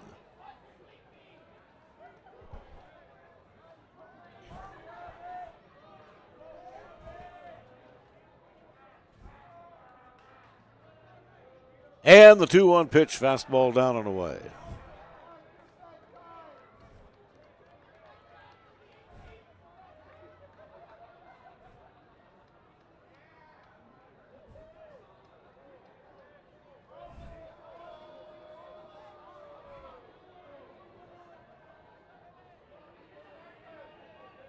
And Chamberlain is ready, strides home, and the pitch is a strike. Full count.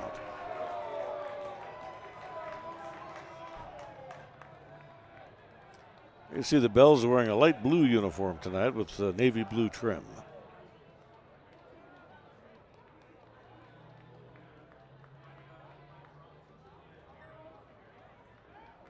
And here's the 3-2 pitch. Hard ground ball to the left side, knocked down by Phelps. From his knees, he throws the ball up the line at first base. He'll have men on the corners. Advancing down to third on the play will be Chris Clement. And that'll be scored a hit. A nice fielding play by Phelps. He had to throw the ball from his knees, and that's a tough chance at any time. There you see it. Hard hit ball. He fields it on one bounce. The throw just took Lenahan off the bag.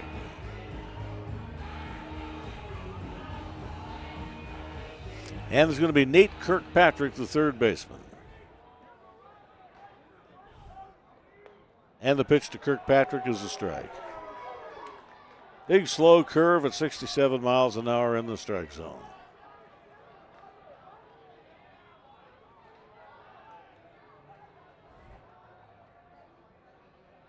Runner at first is on the move. It's a slow ground ball to third base. Sato is there.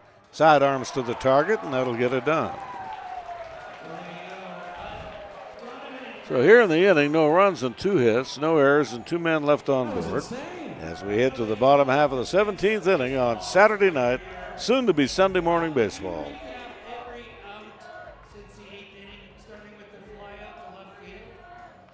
Yeah, what's that? Yeah, Graham, we had a single double and then a pop fly foul. We had a forced entry error, followed up by a single double whopper with cheese. River and Kid are doing okay. Yeah, they're managing. They're sleeping though. You know what? That's the thing. They kind of like tuck themselves all into their wings, right? It's so cute. Yeah. I've fed them a lot of breadcrumbs. They're getting a little carbo sleepy. It looks like that kid was looking like you on a Sunday morning usually there. All double overdone. Well, you know what they say, the early bird gets the worm and the late bird gets the green onion cake. Because we got to go to Steel Wheels after that. It's our only option. Steel Wheels is the only place that's got to be open. So we're going after for some hot pot too. You know the green onion cake sold out 6 hours ago, and the t-shirt sold out. They are ordering more. So of course, oh look at that. The handler's got a lot of love there. Okay. Well, those are comfy chairs. So. All right, here we go. 1 run away from the mighty green onion cakes. Might I suggest we switch to slow pitch?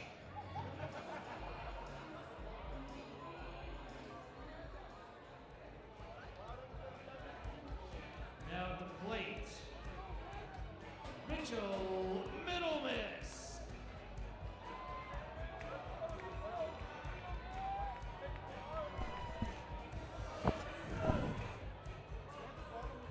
Mitch Middlemiss leads it off here in the last of 17, and the pitch. From Chikaro Sato is a strike called, 0-1.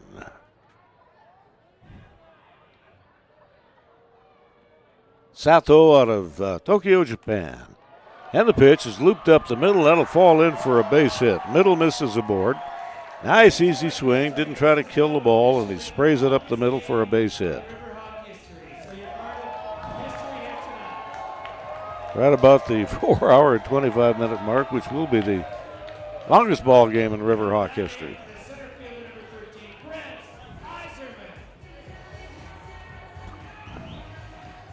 And here you see it. Nice level swing. Didn't try to kill the ball, just stings it. And punches it up the middle for a base hit. And Isermans will be the batter. Doesn't bunt, he swings away and he hits a ground ball to the left side. Pierce on to Clement off the bag and a relay to first. And that's a 6-4-3 ground ball double play. 6-4-3. And in back-to-back innings, the Riverhawks do just that. They hit into a double play.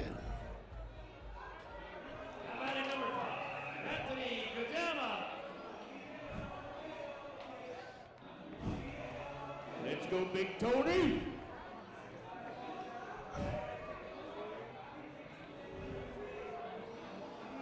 And Kadama will be the hitter. 2 out, bases empty.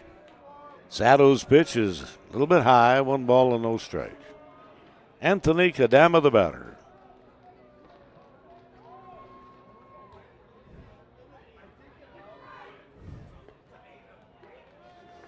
And there they turn the pitch over and misses down and in. 2 balls and no strikes here on Kadama.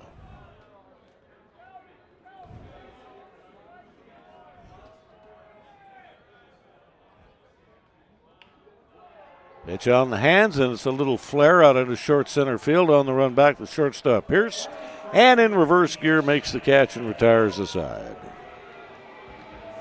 No runs, 1 hit, no errors, nobody left on base. And we'll head on to the 18th inning. here tonight from Remax Field in Edmonton.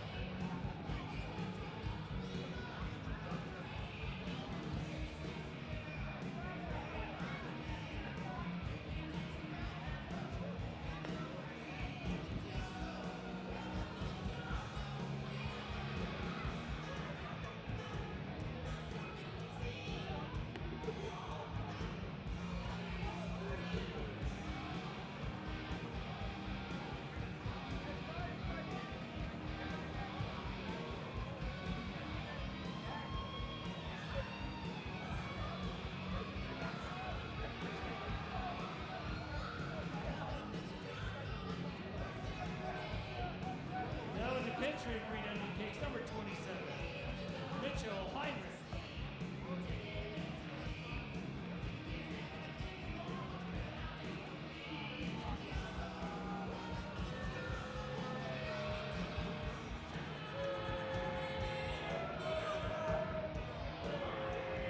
Leading off the top of the 18th inning. That's right, that's Caden Woodpinko.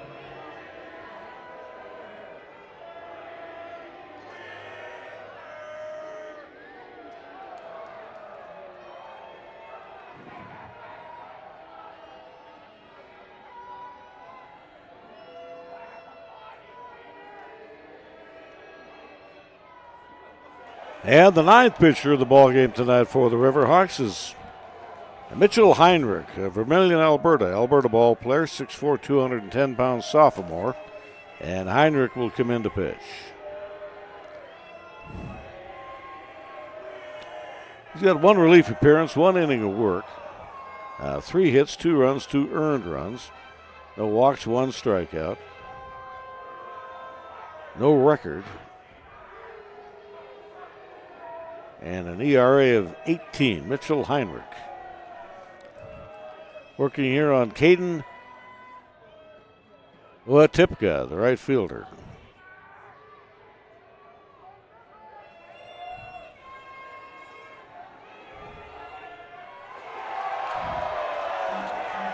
And he gets his man swinging. There's one away.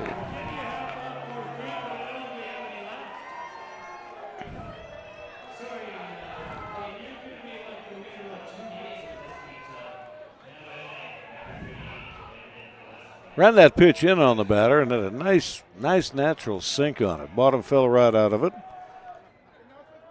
And Camden Gillespie is the batter up, and Gillespie takes low, 1 ball, no strike.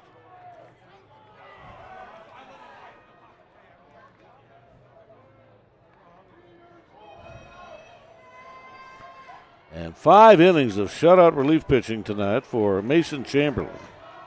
Did a really nice job.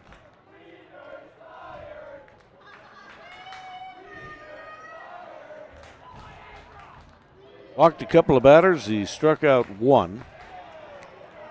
And he surrendered just 2 hits.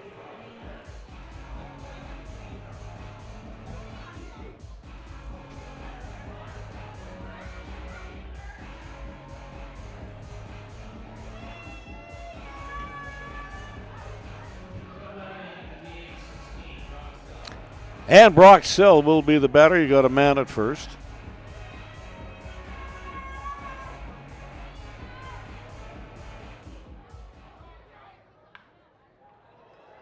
And here in the 18th inning, there's a ball that's belted out into right field for a single. So Brock Sell gets a knock, and his second knock in extra innings tonight. In regulation innings, he was 0 for 5. Put a base hit out into right field, and that'll bring up Bobby Pierce Jr.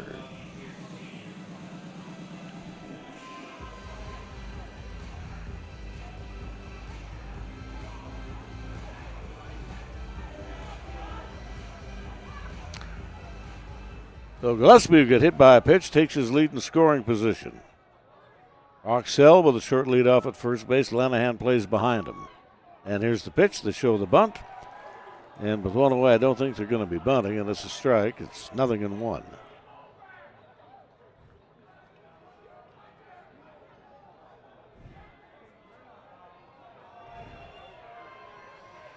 And the 0-1 pitch is on the way. That'll miss at the knee. And we're at a ball and a strike. Edmonton certainly had their chance to put this one away, but that ground ball double play, when they had the bases loaded and one out. Winning run 90 feet away, but some nights it just don't work out that way. Here's the 1-1 delivery, and that's low. Ball 2 and strike 1.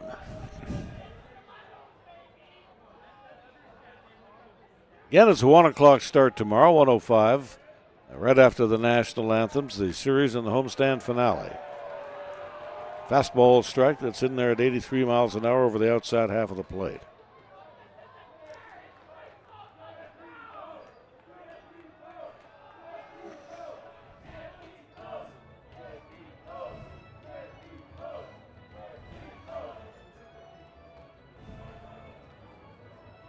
Yip is going to come out to the mound. They're going to get on the same page of the hymn book and what they want to do here on Bobby Pierce Jr.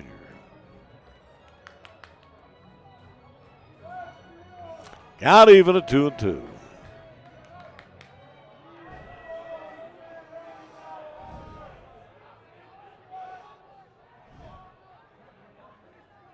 Michael Heinrich works off the first base side of the pitching rubber, delivers, and the pitch, he changed speeds, he got the man out in front of it. And it's fouled away the chalk up the first base side.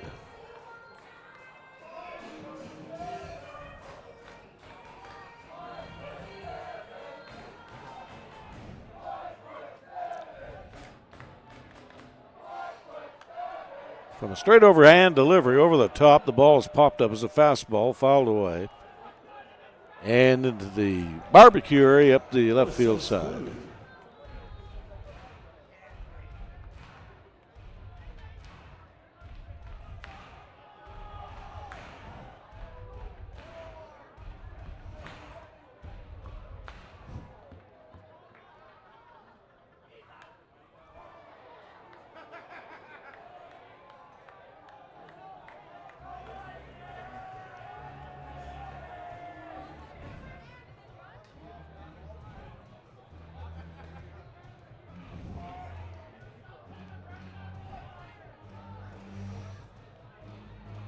And here comes the 2-2 delivery. Hard ground ball, foul at first base, fielded in foul territory by Lanahan. I'll tell you what, it is not easy to get a ground ball past Trent Lanahan going either to his right or to his left. Very fluid fielding first baseman.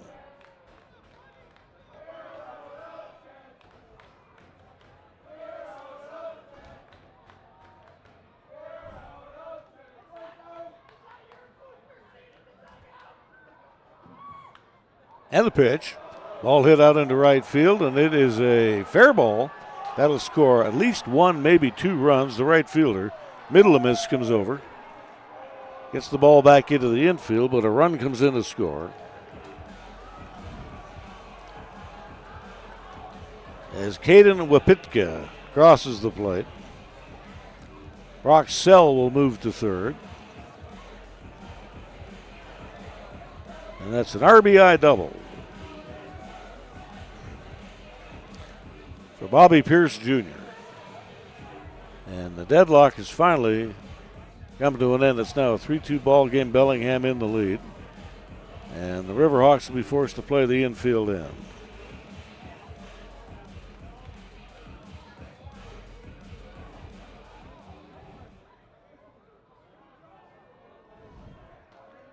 So the infield is in on the grass. Second and third base with one gone. Fastball is high from Michael Heinrich. Ball one.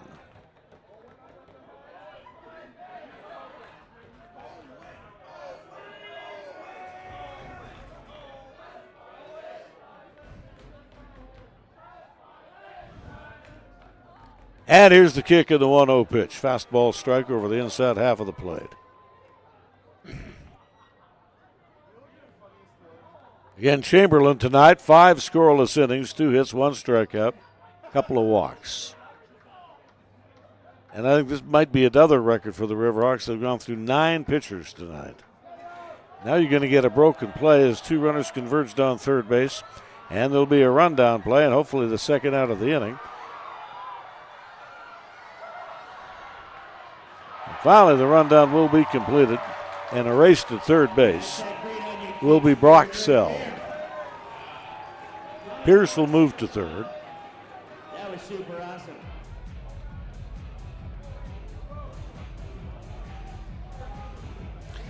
Unofficially, that's 1 to 2 to 5 to 2 to 5 to 2. And you see the infield up. The runner broke way early. Why he did that, I don't know. Yip will run him back towards third base. Then he'll play it over to Sato. Sato then will play it to, I think that's Lenahan, and then the third baseman Sato runs his man down, gets the out. There's 2 away.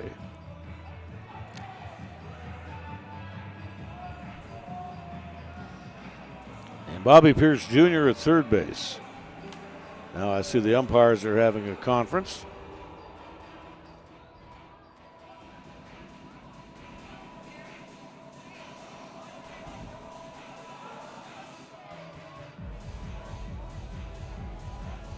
I remember one night back in our AAA days, we were the Angels. There was men at second and third. It was a called squeeze play, but the hitter didn't know it was a squeeze play. The runner broke from third to home. The hitter didn't swing at it. Bobby Nadel was catching. He ran the man back towards third base, and both runners arrived at third. And he tagged him in a certain order, and he got the double play. He tagged the runner coming from second to third first because he has no right to be at the bag. And then the runner who was at third base was off the base but in fair territory, and that's how Nadel got the double play.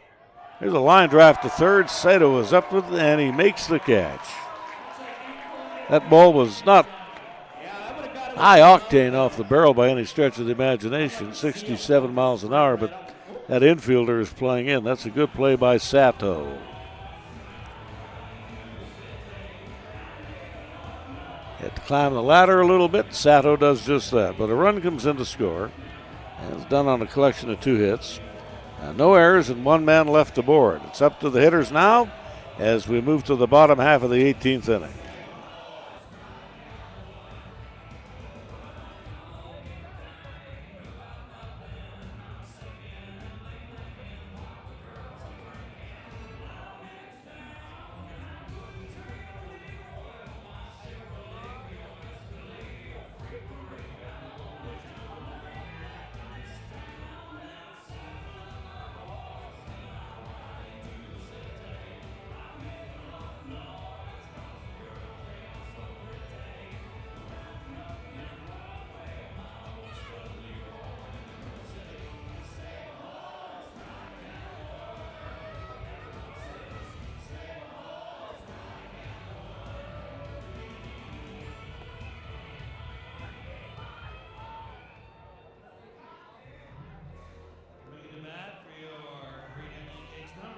Jackson Fox.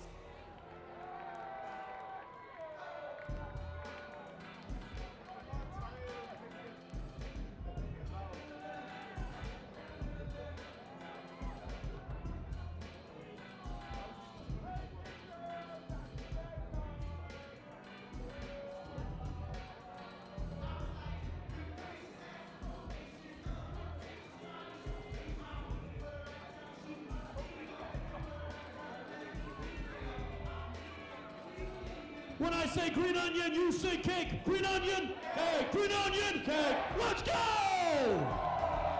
Woo-hoo! Out of the bottom half of the 18th inning, pinch hitter coming in is Jackson Fox.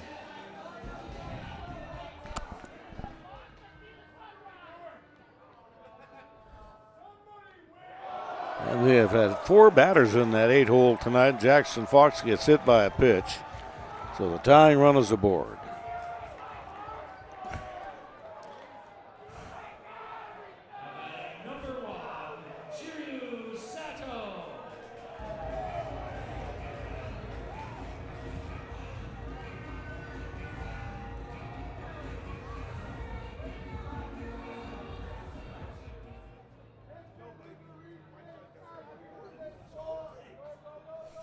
And Sato is the batter up. Now, he had the previous inning, he looped the ball into left field. The left fielder, Gavin Lang, erred trying to field the ball, so it was a hit and an error to put him into scoring position, but the run would not cross the plate. But we do have the tying run aboard, a hit batsman. Sato is the batter, and he takes the strike. Goes to 1-1 on Shiro Sato.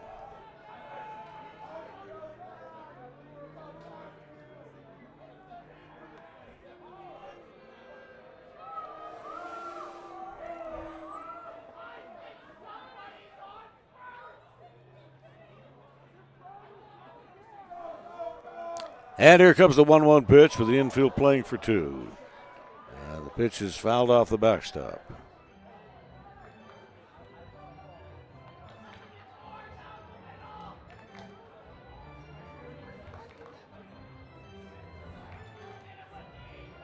Middle infield of Pierce and Clement. Pierce the shortstop, Clement at second. And they're at a double play depth. Nobody out, a man on. And the pitch is a fastball high. Shiro Sato.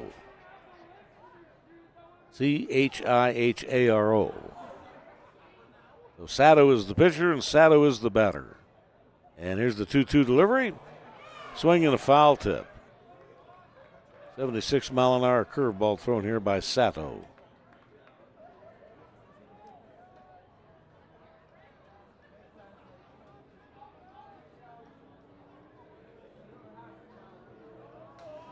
They're both pronounced Shiro. One is just spelt the other way. The batter is Shiru, and the pitcher is Chuhiro.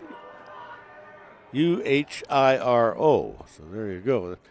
Tonight's the night for it. Having a batter and the pitcher with the same name. Bottom half of the 18th inning. Ball game is barreling in on 5 hours. 2 score sheets to try to get through the thing.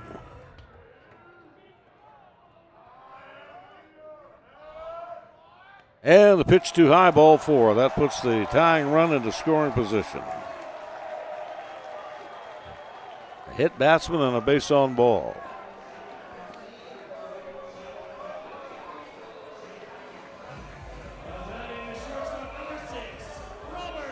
A little high and a little wide of the target. And Robert Phelps will be the batter. Last time around they intentionally walked him. I don't see how they can do that this time. Aspilcueta, the first baseman, way in on the grass at first base. Here's the pitch, and he popped it up. Now, does that stay fair? No, it'll be in foul territory. Is it catchable? And the shortstop, Pierce, comes over and makes the catch. Lots of hang time on that one. And Kyle Yip will be the hitter.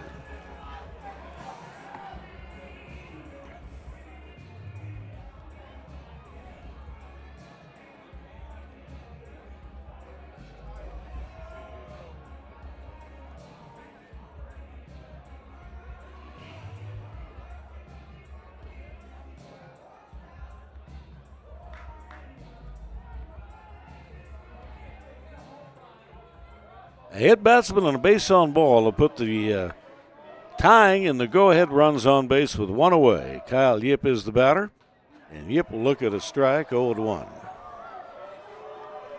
Try to string this along for Max Stagg, the league's leading hitter.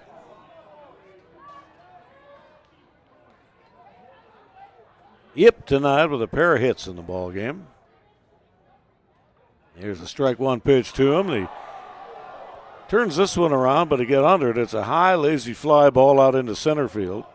And Alex Fernandez got an easy play, and there's 2 gone. Now batting the designated hitter, number 48, Max Stagg. All right, it's up to Max Stagg. Let's do it, Green Onion Cakes.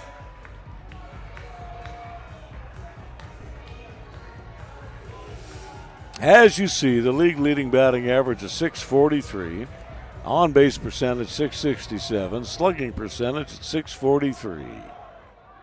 And he's been a one-man wrecking crew, and Max Stagg is the batter. Tying run at second base. Shiro Sato comes home, and the pitch is slider. And it's a strike, 0-1.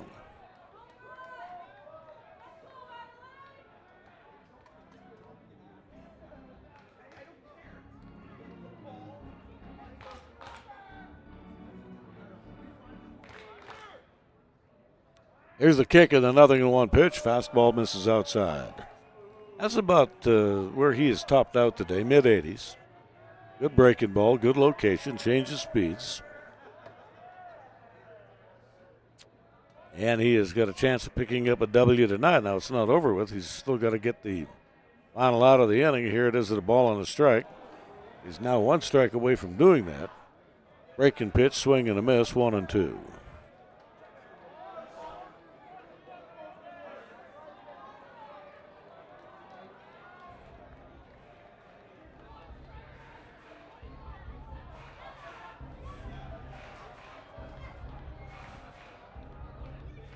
And here's the 1-2 pitch. Ground ball back up the middle. Is that going to get through? No, it won't. The shortstop Pierce on the Clement at second base.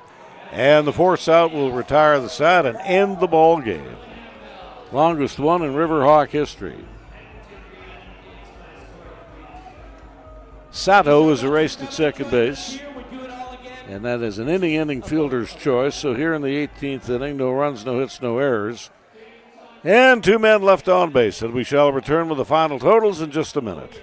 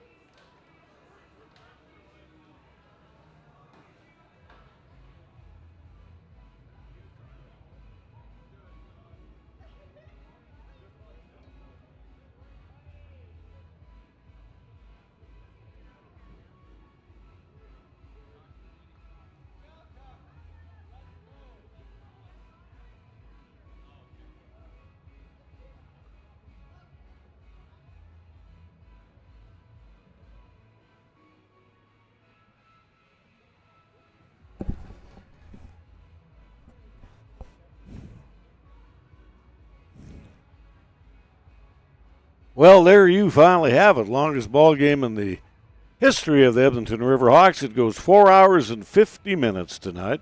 In fact, we're just a couple of minutes shy of the Sabbath day. It's 11:55 Mountain Time. 4,110 to watch. That's the first loss of the year for the Hawks. They'll go to 4-1, and Bellingham will improve to 5-3.